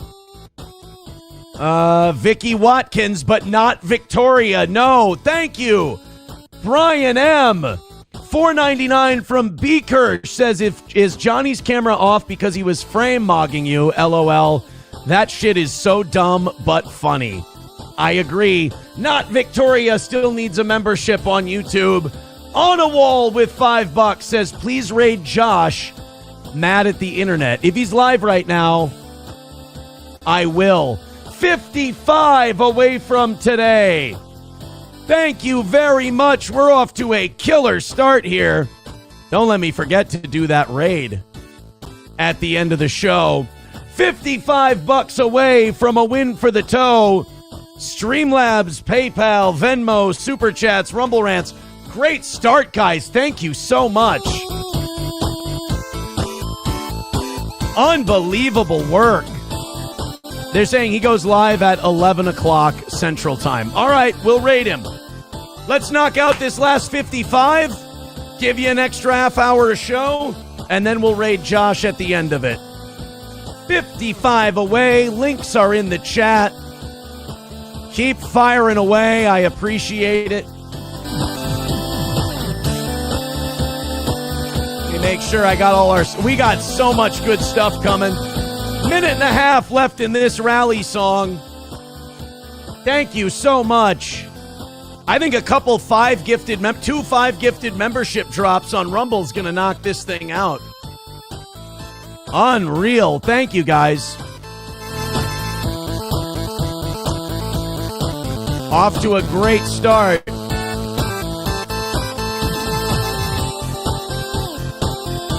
Unbelievable support from the Toe Boys. Wally World gifting a membership. What a guy. And even 50 away from calling it a win for the toe. And even $50 from this crowd. Unreal. Thank you so much. What a great start to the week. Finish it up. Not Victoria still wants that membership on YouTube. She's not going anywhere without that membership. Lexi Vaughn says, this rally song blows. We'll get a better one for you next time. Wally World with another membership. $45 away from a win for the toe. Another 10 gifted memberships from Brian. Oh my. $25 away from today's goal. Unbelievable support, Brian. Whoa, oh, there's the first song. Boy, that cuts off quick, doesn't it? Holy shit. Let's see if Victoria got one in that last group of 10. Jules Crazed Off, MHA Fan, Tony Soprano, Phallic Clouds. Nope, she didn't. God damn it, Victoria still can't get a membership. Redbird with $5 says Aaron on the beach spotting a hot dog cart. All right, we got 2 minutes left in this first rally. We're $20 away from another win for the toe. 4 gifted memberships or a $20 drop.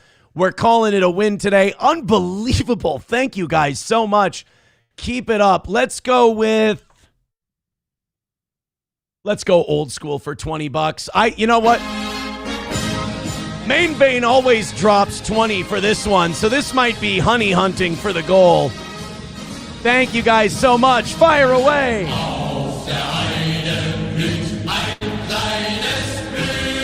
It's $20 away, and we still owe you another half hour for hitting 500 memberships. So thank you guys so much. Keep it up.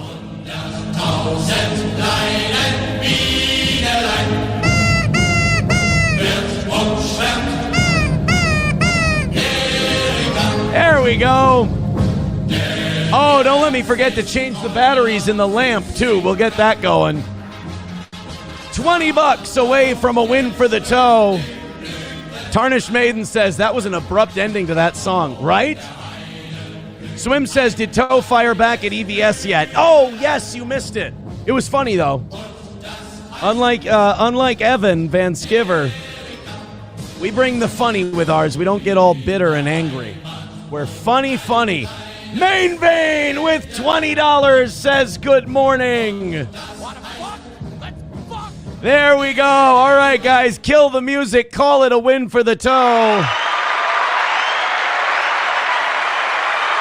Thank you very, very much. And over on YouTube, if you still want to try to get Victoria a membership, I think she would appreciate that. She's in perfect toe fashion. She is begging for it, which... Oh, by the way, thank you to Brian for the 2 10 gifted memberships on YouTube. I suppose we need to do this for him twice. Wanna fuck? Let's fuck! There we go. and for the second one, the other one. Wanna fuck? Let's fuck!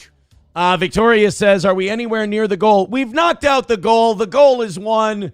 The toe wins in regulation. And we also have to update our Rumble membership count as well. That's 95 away from 600. Now, I did say that if we hit 600, Johnny said, or no, somebody in the chat said, will you go until 12? Will you go until noon if they hit 600?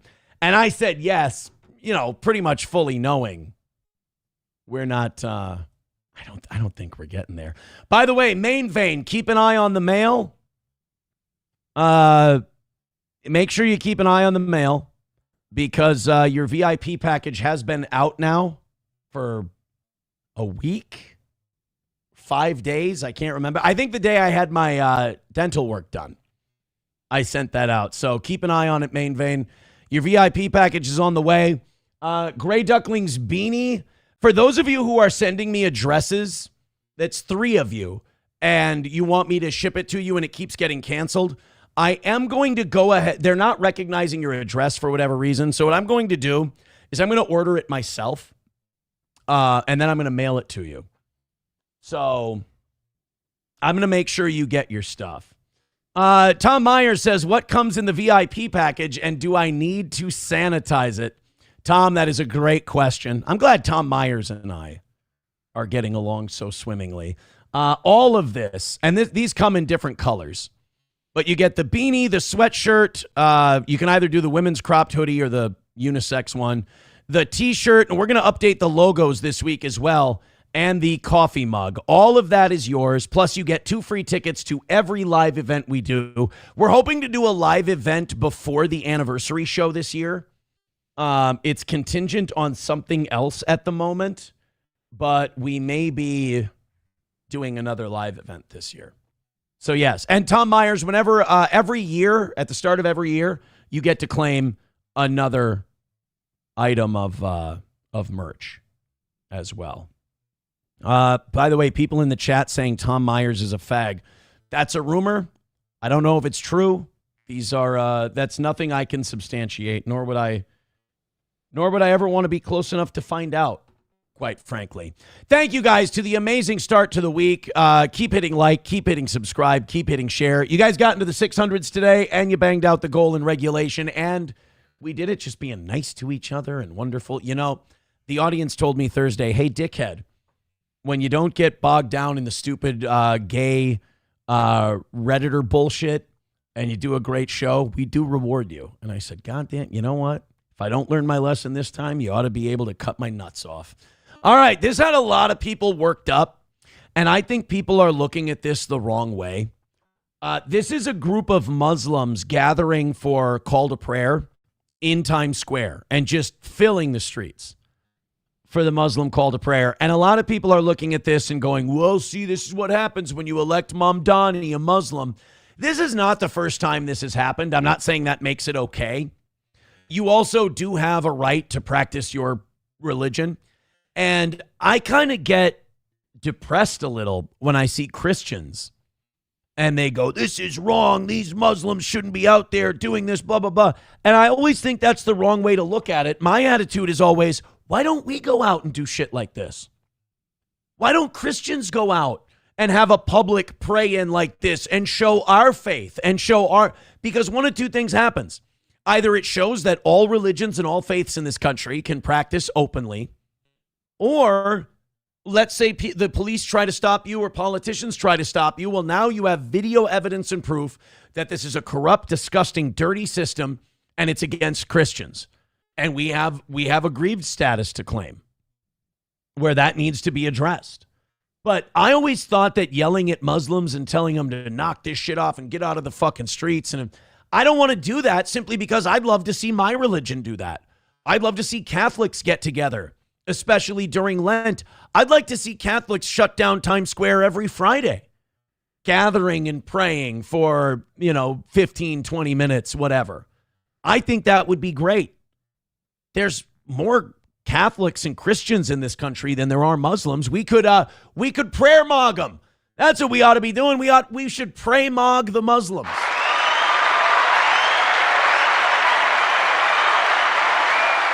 I've always been a more, not less guy. And so my thing has always been the answer to free expression is more of it, not less of it. But a lot of people had a problem with this. I hope I'm convincing at least some of you that the better idea would be a bunch of Christians get together and do this than trying to stop the Muslims from doing it.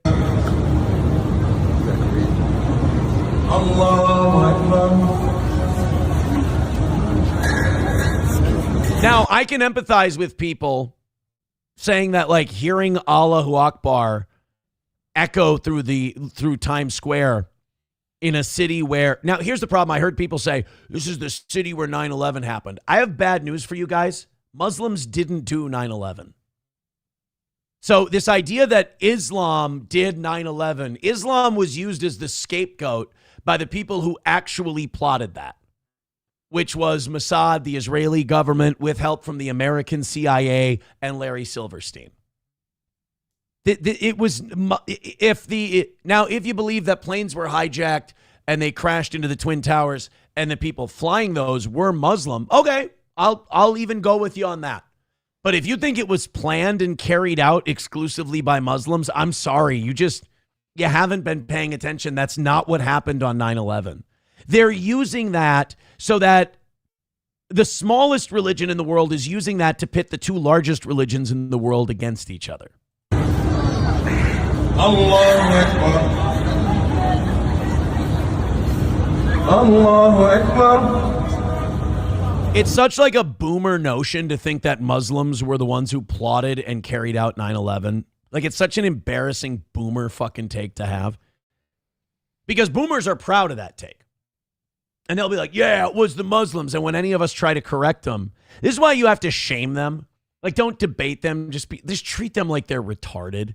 And just go, shut the fuck up. Like, oh, yeah. Like, just mock boomers like, these Muslims are who attacked us on 9/11. Just go, oh, really? Okay, you got it. Like, it just shows a basic misunderstanding of anything that happened in the lead up to it. Like, you can't have patience with these people anymore. But it is fucking jarring to see a bunch of Muslims gathering in the streets and doing their call to prayer. But again, my answer to that would be, let's mobilize. Let's get our Christian asses in gear. You know, Christians have a history of like waiting until it's almost too late to finally act and rally. Like the Crusades. It was almost too late. The Muslims had pushed up into southern France and southern Italy, and we were just letting them.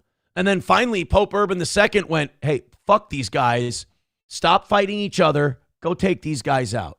Reconquista, Crusades, the whole deal. And we for the most part, we won.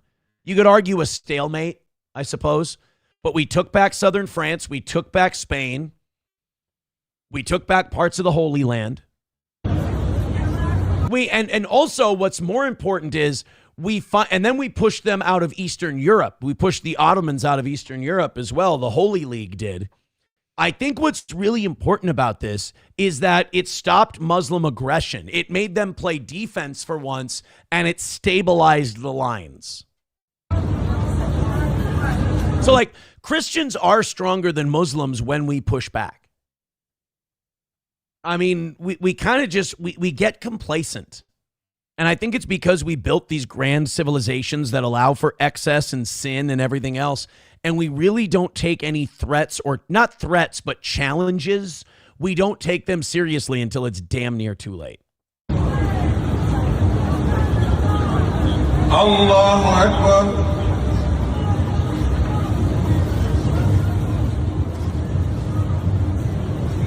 It's funny when it's called a prayer.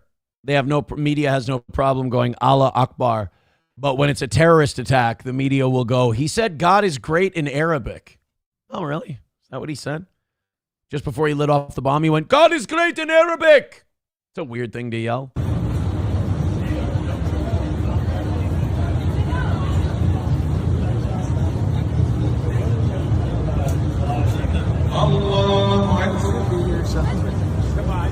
Hey, you don't go all the way down on that one?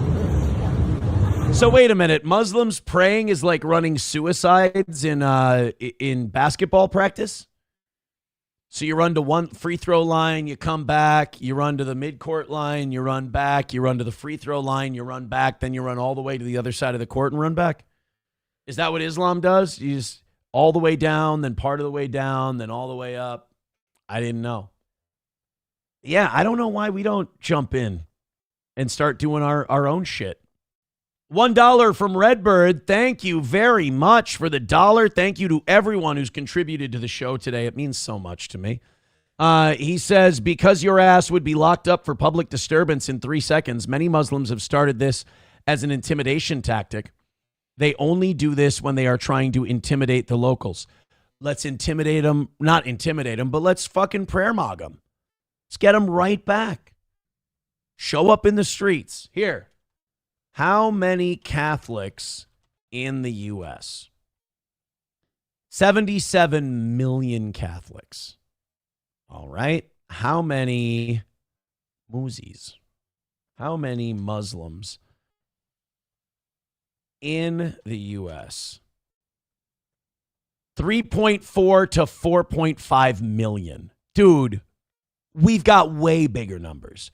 Christians ought to be showing out in this country anyway. We ought to be getting out in the streets and publicly praying and showing that we're fucking back.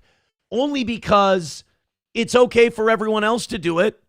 Our Lord commands us to proselytize, to spread the good news of the Gospels and the new and everlasting covenant. I mean, why shouldn't we do it? I mean, it kind of solves every problem, doesn't it? Christians get out there, they start praying. Muslims go out, they start praying. Now it's not an intimidation thing anymore. It's like, you do it, we're going to do it. And we'll do it in way bigger numbers. So yeah, I don't think it's any excuse to just be like, yeah, these muzzies, they shouldn't be praying in the streets. Fuck them, let's do it ourselves. There's 2 billion Muslims in the world. How many Christians? 2.6 billion. So we're still mogging them numbers-wise. I think the Catholic Church almost has as many people in it as Islam does. So Islam is at 1.9 billion people in all sects. We're talking Sunni, Shiite. How many Catholics in the world? 1.4 billion. So there's almost as many baptized Catholics as there are Muslims. And I think we have more nukes. I'm just kidding. Father, Son, Holy Ghost, eat the fastest, get the most, says Gurmy. Oh no, I didn't know that we lost Tom Myers to Islam. He says, Allahu Akbar. Oh, guys, you know what? I don't know if all this stuff I'm asking for even matters now that we lost Tom Myers. Islam has the bong hit transplant joke. We're cooked. That is a nuclear device in their hands.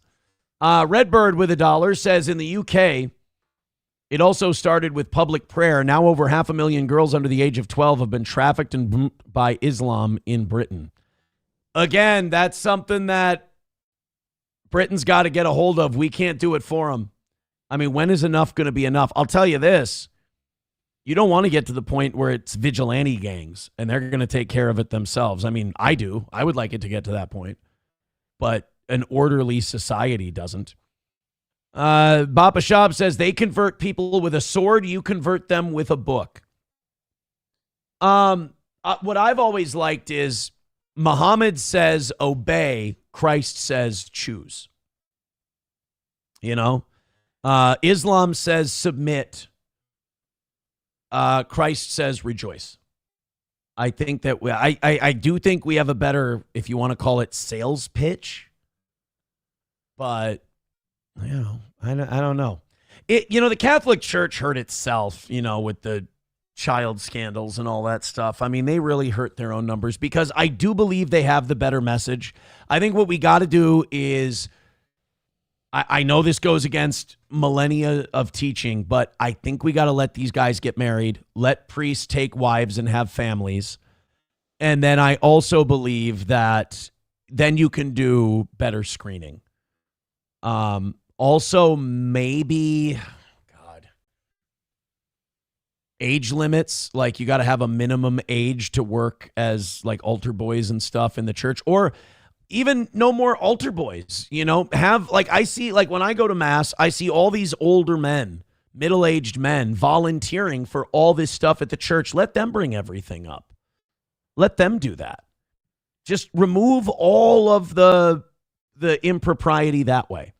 Because really what the Catholic Church is and has been for a long time is a place for people who are struggling with their homosexual thoughts to go and join the priesthood, and their family thinking that will set them straight, when in reality all it is, access to people you're attracted to. Redbird with $1 says it's COVID, Epstein, and Pizzagate all over again. People trying to blow the whistle. Most people laugh at them, and then in a decade, you're admitting that you were warned and didn't listen. It never changes. I think that was a shot. Chips and Diff says religion is a Ponzi scheme. I used to believe that very thing.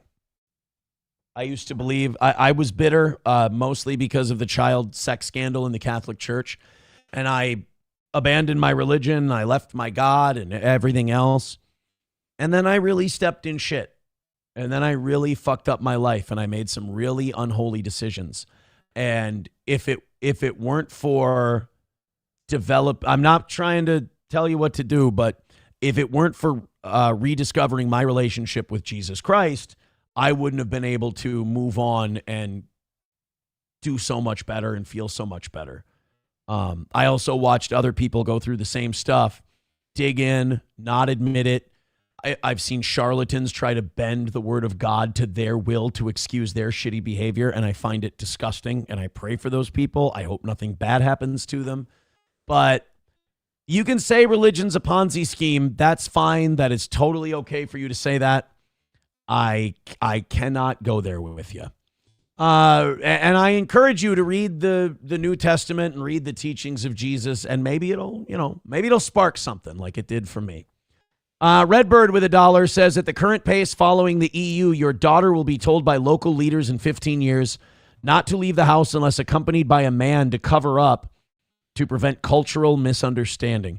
Are you talking about the UK, or are you talking here? I hope not either.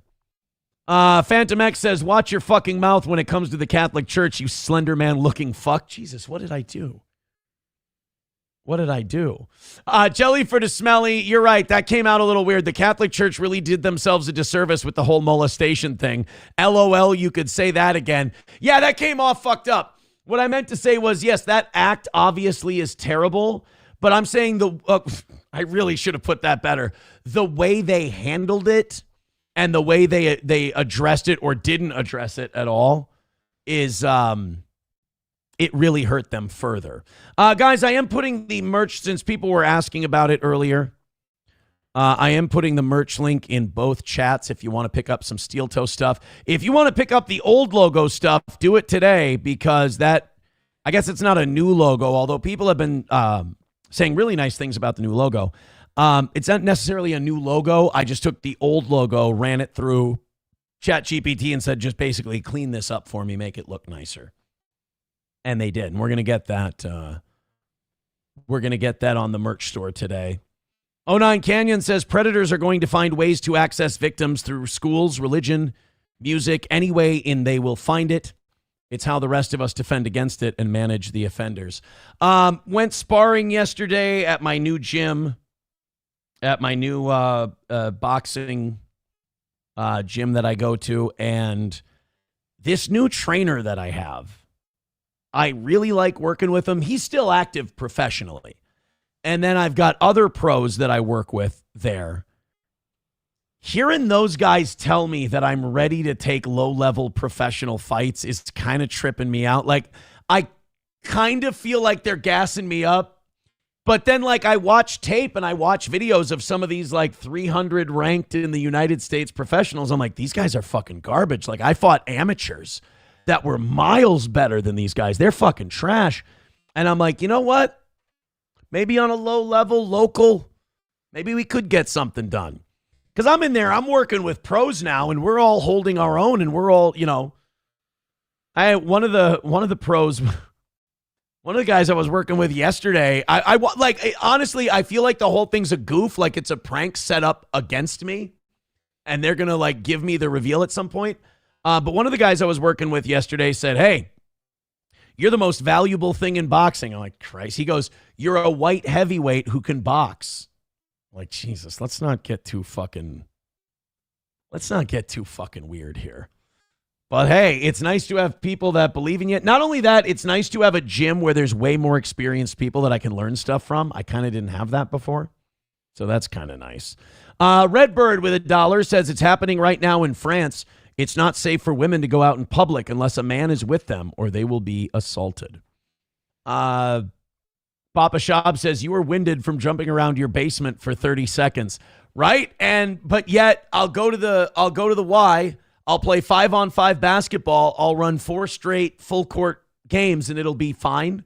Or I'll box 8-9. I'll spar 8-9 rounds in a row.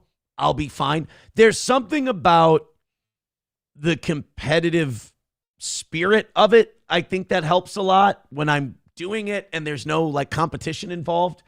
I don't know. Nomo says first Larry Bird, now Max Schmeling. No, see, I feel like I'm being gassed up, you know? Yeah, Tom, I'm sorry, but when you're a guy who runs a gym and you give out private info about your members to strangers, that's just an untrustworthy guy. And that's really unfortunate because I did like the guy. But like when people come around asking about your members, one of the big things about a gym is trust. And when the person running the place will give out information about you to strangers, especially when they're being recorded, I'm sorry, I'm not the bad guy for saying that's weird, that's uncomfortable, and that should cause you to criticize that person. I'm not the bad guy there. Red Fox Mad with $4.99 says, come on, everyone, let's go. Send in gifted memberships and super chats and Rumble rants. Red Fox Mad, you guys are building up a bank right now. We're good. We knocked it out. They don't have to give a dime right now. Just they're good. They're good. But thank you, Red Fox Mad. I appreciate that $4.99. That's very, very nice of you. I appreciate it. All right, we got time for one more. And I got a bunch. So I got to pick. We got the drunk falling into a stranger's pool getting arrested. We've got a First Amendment issue at a school over a yearbook quote. Let's go with the guy falling into the stranger's pool. I think this one's funnier. This will be the last thing we do today. Thank you guys so much. Hit like, hit subscribe, and hit follow before you leave today. And, we're going to do a raid at 11 o'clock.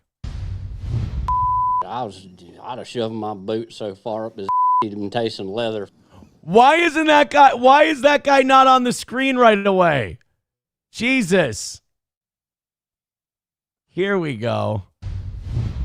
I'd have shoved my boot so far up his he'd been tasting leather.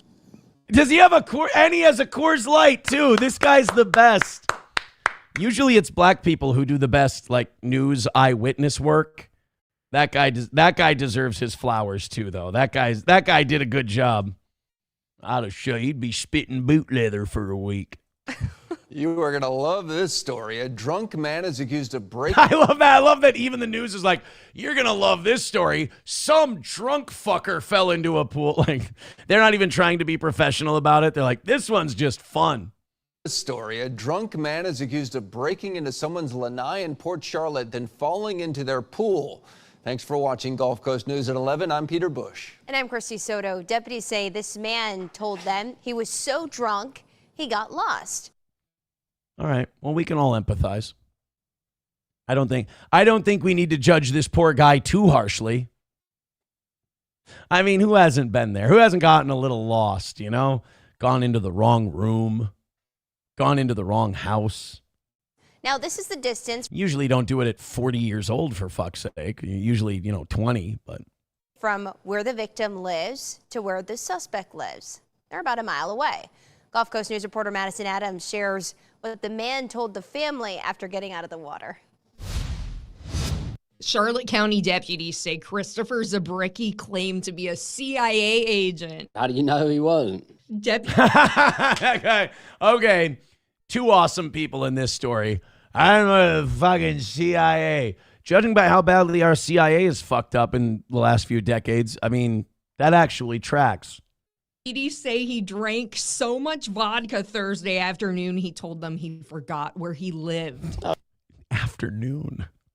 This guy was day drinking and he got so Like, it's one thing to, like, it's dark of night and you pass out somewhere you're not supposed to. It's another thing to pull that shit in the daytime. Oh, yeah. Been there. Yeah, been there. I would have shoved my boot up his ass. He said he was really fucked up from vodka in the afternoon. Oh, well, yeah, been there. I get it. Going home to Winsome Avenue, he ended up on Monet Avenue, a mile from his house. And the couple that lives in this house told me a stranger knocked on their door asking to stay for a few days. They told him, go bother someone else. Instead of leaving, Zabricki made his way inside their lanai. I'd have shoved my boot so far up his been tasting leather for a week. His name is not Rusty Simplex. That sounds like herpes. Herpes simplex virus. His name is Rusty Herpes. They called 911. What the fuck is she doing? Come on. This is officially my favorite news channel. They just are pulling everything out of their ass. They are not taking anything seriously. She's in a fucking unicorn floaty in the pool. The other guy's like, you're going to love what we say about this drunk retard. This news channel fucks. Gulf Coast News is all right. And in moments later, they heard a splash. The stranger She's fell. even got her fucking puss out. She's got the legs spread out. Holy shit, she's chilling. Through their pool cover into the pool, then climbed Oh, dude, that's fucked. You fall into one of those pool covers, you could suffocate.